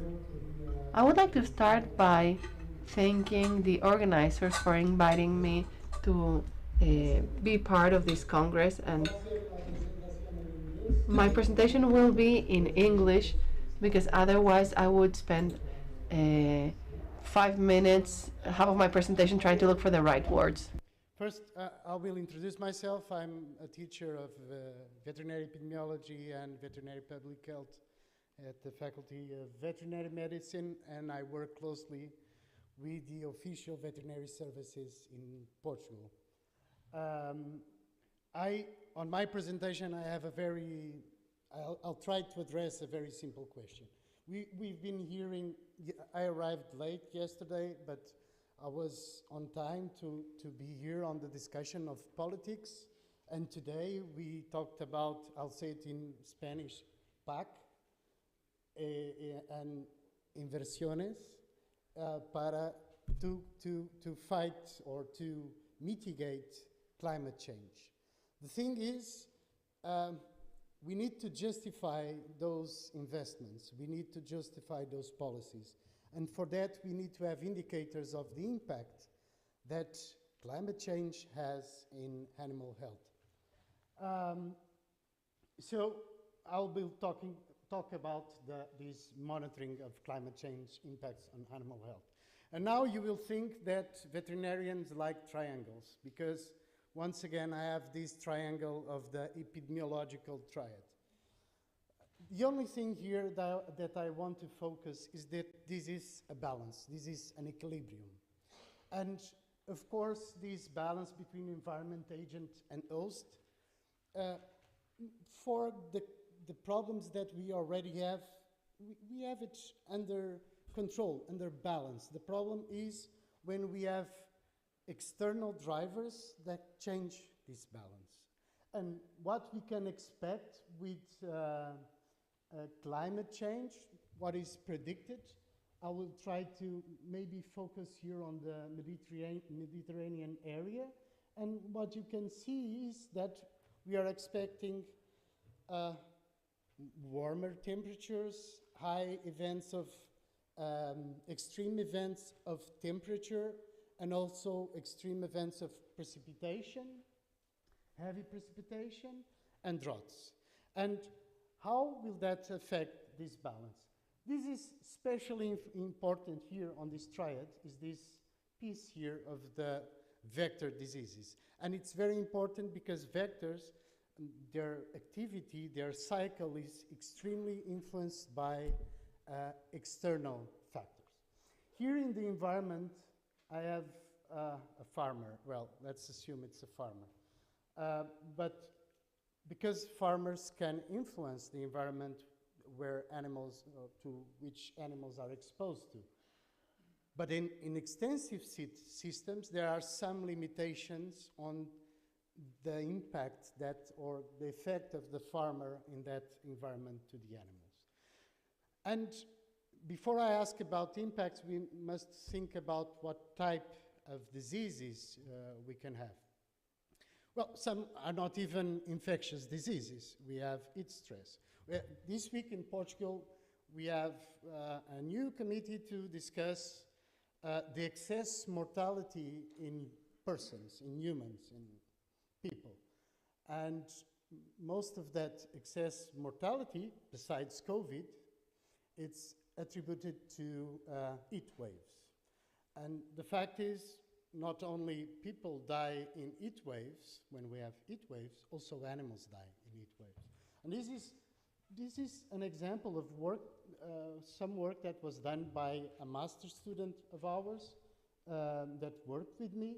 And what we tried to do was try to see, well, let's see how mortality changes considering the weather. And how much time after a heat wave does the mortality increase? And what you can see here, this is just for, and we did this for different age classes. This is for the age classes from the 60 to 120 days. And you can see here below, we have the temperature and humidity index.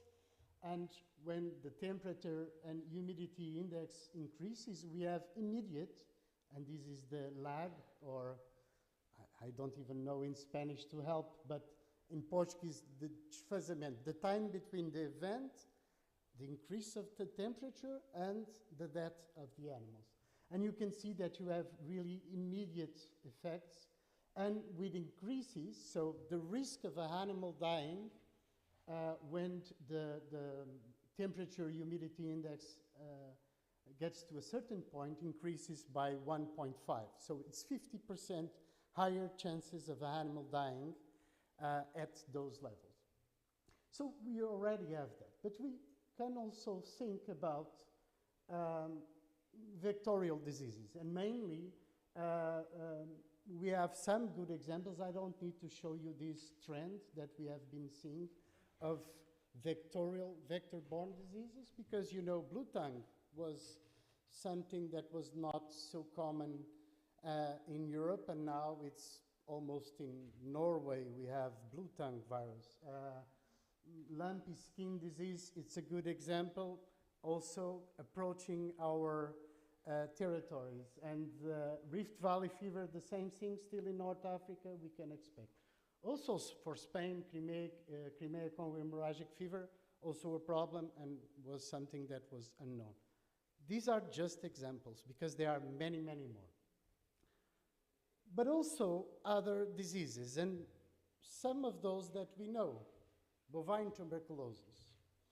Extreme drought can increase we have a problem with, at least in Portugal, with bovine tuberculosis, is that we have the disease circulating in wild animals where we don't make any control. And when we have extreme temperatures and extreme drought, if we don't manage the water sources, we will increase the contact rate between wild animals and domestic animals and increase transmission between those species. And also leptospirosis. If we have events of extreme precipitation, we can have outbreaks of this disease. And this is the disease where I will give an example of using this monitoring approach to the impacts. How do we control these emergent diseases? We can set up surveillance systems, we can buy vaccines and we can stock the vaccines, we can develop the laboratorial methods, but it's an expense, and we have limited resources, so we need to justify the allocation of our resources to control or mitigate these diseases. And for that, it's very important here, the impact assessment, to know what is the impact. So I will give you an example with leptospirosis. I'm not sure if it's a problem on extensive farming systems in the south of Spain. In Portugal, we have serious problems with leptospirosis. And let's call it almost many agents, different serotypes. Usually, again, is a balance. The host is adapted to or a specific serotype is adapted to a specific host. And when we expose different hosts to that serotype, we have more evident disease or more serious disease. And in the early 2001, we had a big outbreak of leptospirosis in Portugal. After a year, 2020 was a dry year, and in the end of the winter of 2021, we had major rain events in the south of Portugal. And the colleagues were telling me that we were having high mortality. But one thing is to say high mortality, the other thing is to say, what does that mean in numbers? What is the expression of that? So to know that, we need to first know the population, then see what is the normal mortality, and then see if there's an excess mortality. And this step of knowing the population is important if you want to look at different age structure, because in average we can have the same population. In the south of, in Alentejo region, we have about 600,000 bovines or cattle, but you can see there is a fluctuation between winter and summer because we have a seasonality of birth. So we had to calculate the population there. For that, we had needed the data of all animals that were going in and out of the population, birds, movements, exports, etc. And then we could calculate the mortality rate and see that, well, there is a seasonality effect on mortality, with higher mortality in winter, as I would say expected. And as you can see here, in fact, in January 2021, we have a really increase of mortality. It's almost, let's say, almost the double of the average mortality. The graph is not complete, but anyway, then we need to see what is the expected mortality. And what you can see here, the graphic was not, the conversion was not perfect, but the graphic here, the red line is the, we're missing something here, but the red line is the expected mortality. You cannot see it here in the graph.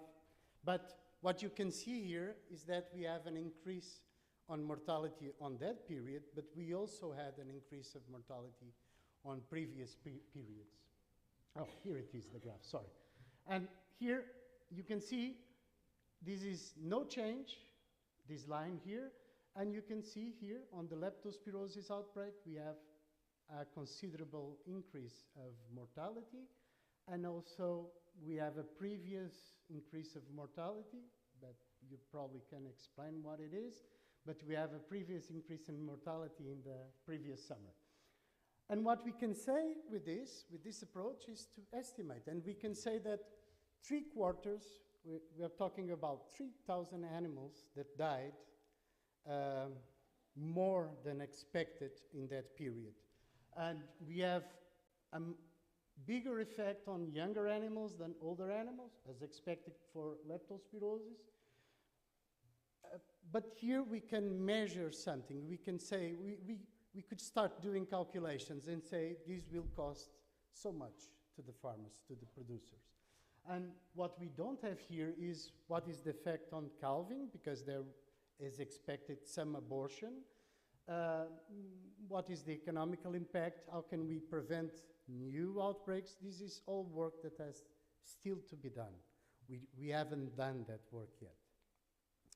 So just to finish, and I'm sorry that I took a bit more than 10 minutes, impacting indicators are important if we want to make decisions about mitigation policies. I don't see how we can, I have to, in my personal life, I have to know how much something will cost me before making a decision, and or how much something will cost me if I don't make a decision. So if we're talking about policies for a country or a region, then or a sector, then you need these indicators. And there was a discussion about digitalization. We wouldn't be able to calculate these indicators without digitalization, because this is information that exists, is in the system, on the official veterinary services systems, the movements, the deaths, all that. But if we want to refine our calculations and our indicators, if we want to know what happened in terms of production, we need better data that is not available yet. But we also need not only to collect the data, but to create the systems to digest this data and create the indicators. And that's something that, from what I know, I'm talking on the Portuguese side, also on the Spanish side, I have an idea that doesn't exist.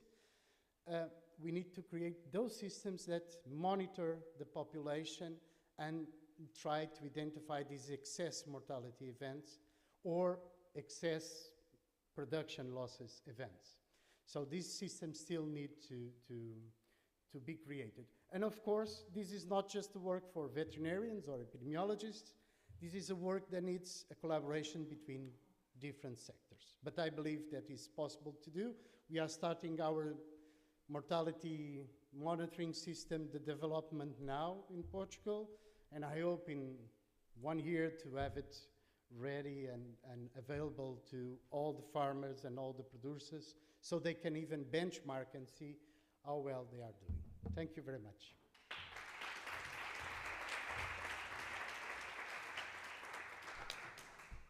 ¿Se escucha por aquí? Sí. Bueno, me dicen que no hay tiempo para preguntas. I'm told that we have no time for question and answers. Probably we can discuss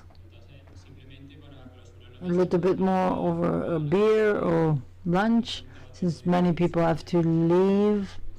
And Nuno referred to multidisciplinary approaches. There was a member of parliament in the United States that said that it is important to have a healthy planet, healthy people that live on a healthy planet. And we know that we still have much to discover. Para que clausure. Muchas gracias.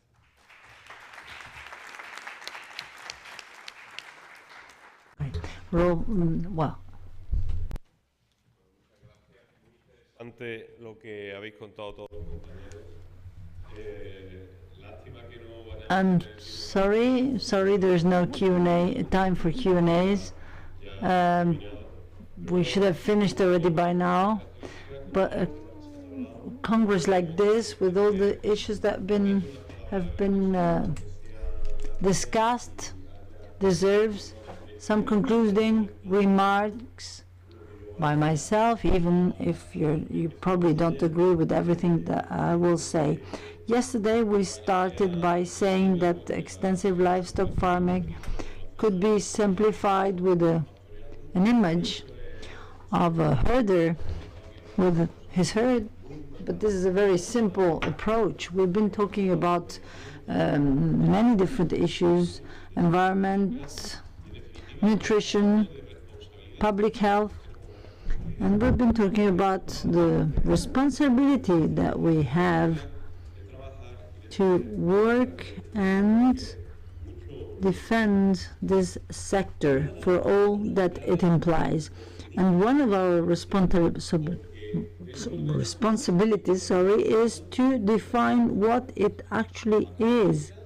Otherwise, we will have situations like this, that is lambs that, in order to be marketed, need to be fattened during a period of 2 or 3 weeks, or pigs that, having been born in extensive livestock farms, need to be going through a process to get certification as an Iberian pig. So we need to take all this into account, because if we just stick to this dichotomy of extensive, intensive farming, it's we won't get much further. So here you can see grain-fed sheep, and then the rumen factory is not involved in this process. We have domesticated a few species, and now shall we give our ruminants grains? And this is the price index, and we can see that prices will continue to increase, and we have to bear in mind that resources are limited, in which young people that are here will have to cope with an increasing number of people that will suffer from hunger. We'll have to decide who we feed the grain to.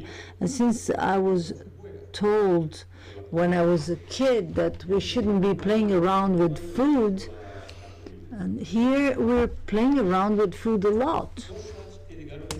So there are certain things that arrived as that was presented as a help to our sector, that is the possibility of feeding our animals with fodder and grains,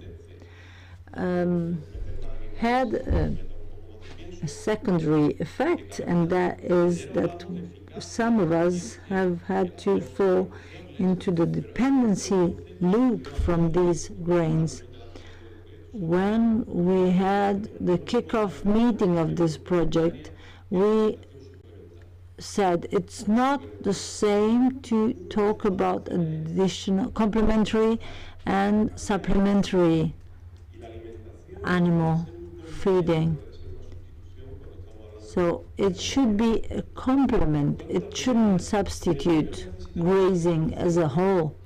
So first of all, we need a legal definition of extensive livestock farming. And we shouldn't accept the fact that the administration just says it's not possible to define it. We do need a definition so that we can differentiate from other livestock farming.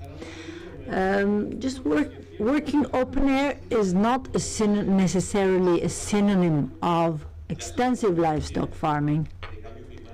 We have already mentioned climate change. And should we talk about climate change or climate crisis? Because if we look at the situation that we have had to face this year as far as high temperatures, drought, we should think if it's not a question of an emergency rather than a general crisis. And in the opening speech, I said it already. I hope that we won't organize another conference like this without including a session about education. We should start by teaching young children, because they will be the consumers of the future. And I can't even see Italian food. I don't like fast food, Italian fast food. But my daughter wanted to go to a pizza place. Let's start by letting be demanding about the food they eat. We see the evolution of people that describe themselves as vegans and how the omnivorous part of the population is decreasing. If we analyze the features and the motivations of those people. We hear talk about climatic justice, animal welfare.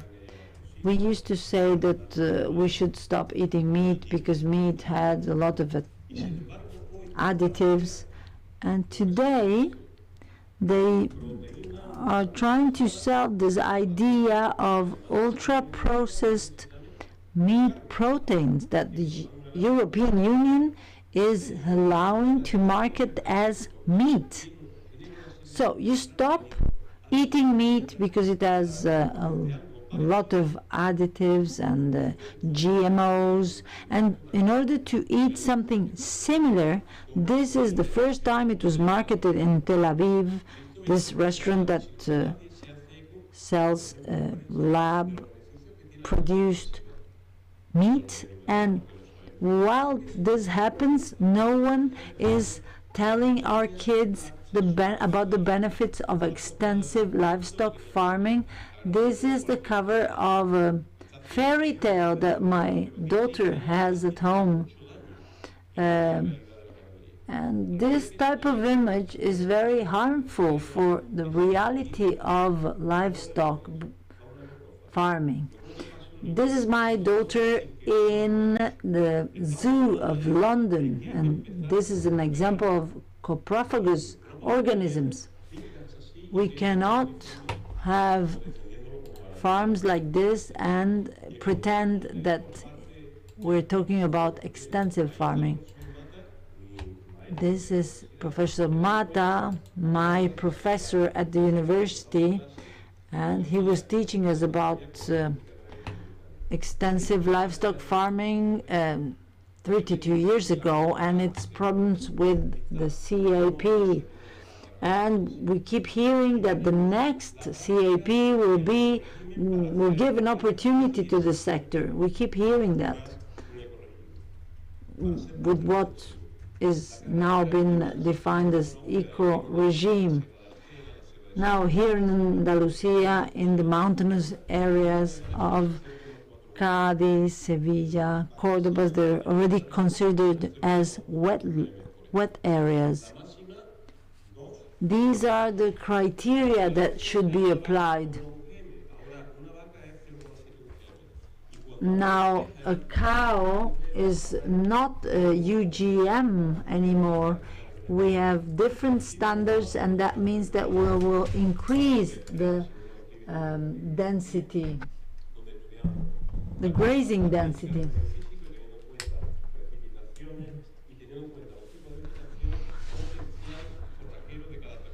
And we also have modified the criteria for forage potential of each province. In the provinces where we have livestock farming, how can we expect from a region like a province like Seville or Almeria, where there's practically no livestock grazing, to have a minimum of 0.2 livestock units?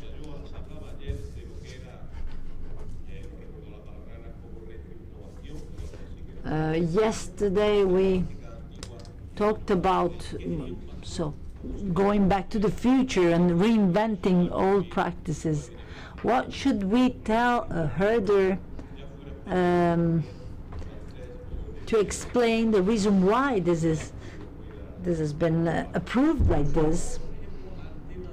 And if we then take into account the vegetation potential, we have fantastic breeds in Andalusia that are adapted to their environment. How can we accept that with the territorial diversity we have, the northern part of the province of Córdoba is grouped in the same region as far as the CAP subsidies are concerned as Riaño, which is an area where they practice Atlantic, where they have an Atlantic vegetation. We don't have any magic word to cope with climate change. We need to be more and more extensive, promote the ecosystem balance. We are a population that comes from livestock, from herders, and we have lived off this activity for many years. And now when we see situations like this, we can only be saddened by the fact that we see that this type of livestock farming is totally dependent on external grains to feed the animal. So we need to go back to the original balance, and that is why I encourage the use of new technologies like the ones that have been developed in this project, and to be as extensive as possible. If we were able to add even minimal percentages, we would reach a 10% share. We're all worried about the inflation rate. The inflation rate right now is 8.5%, and to this we must add the increase in the prices of oil prices, food prices. Why don't we accept that we should sum the effect of the good practices to reach our goals?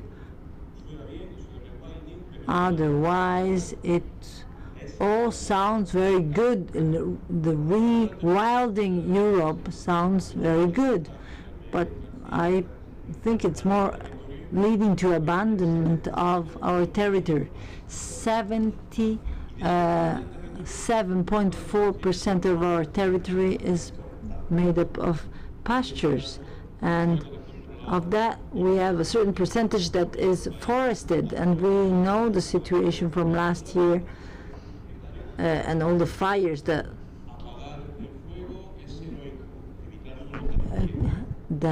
happened in Spain. And when you can read signs like this saying extinguishing fires is an heroic deed.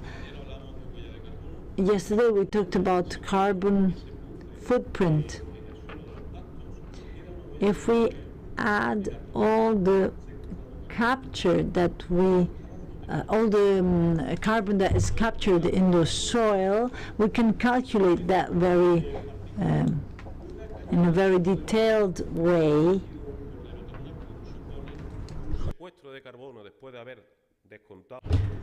Once you produce a lamb, this yields a reduction in emissions.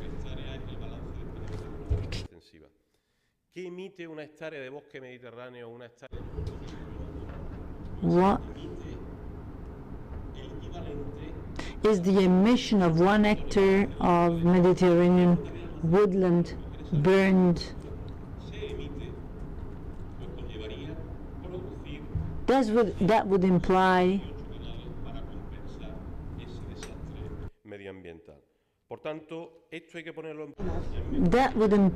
producing all those animals. That equates to all those animals.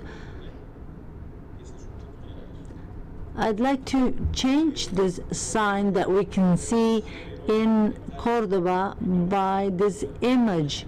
It is heroic to be a firefighter, but it is also as heroic to be good to animals and with our planet. So to be good with our animals means that we need to support this sector. We are eating 3.2.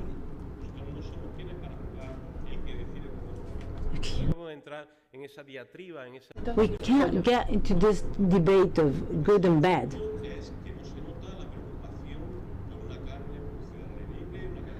But it is true that there's not much concern for the origin of our meat, because, for example, as far as lamb, we don't even get to 1.5 kilos of consumption. We're all responsible for the meat that we eat. When we go and buy our meat, we can vote for the type of livestock farming we want, because we can only vote once every 4 years, but we can vote every day buying our meat. This is a photo from this year. I've asked who has never eaten lamb meat. 6 of them. Who has eaten lamb in the past few months? 6. And those are young people that are concerned about environmental protection, etc. There is a lack of communication between consumers and producers. We need to work together. We need to promote educational programs, promote the creation of cooperatives, associations that help us to share resources, the issue of mobile slaughterhouses. There is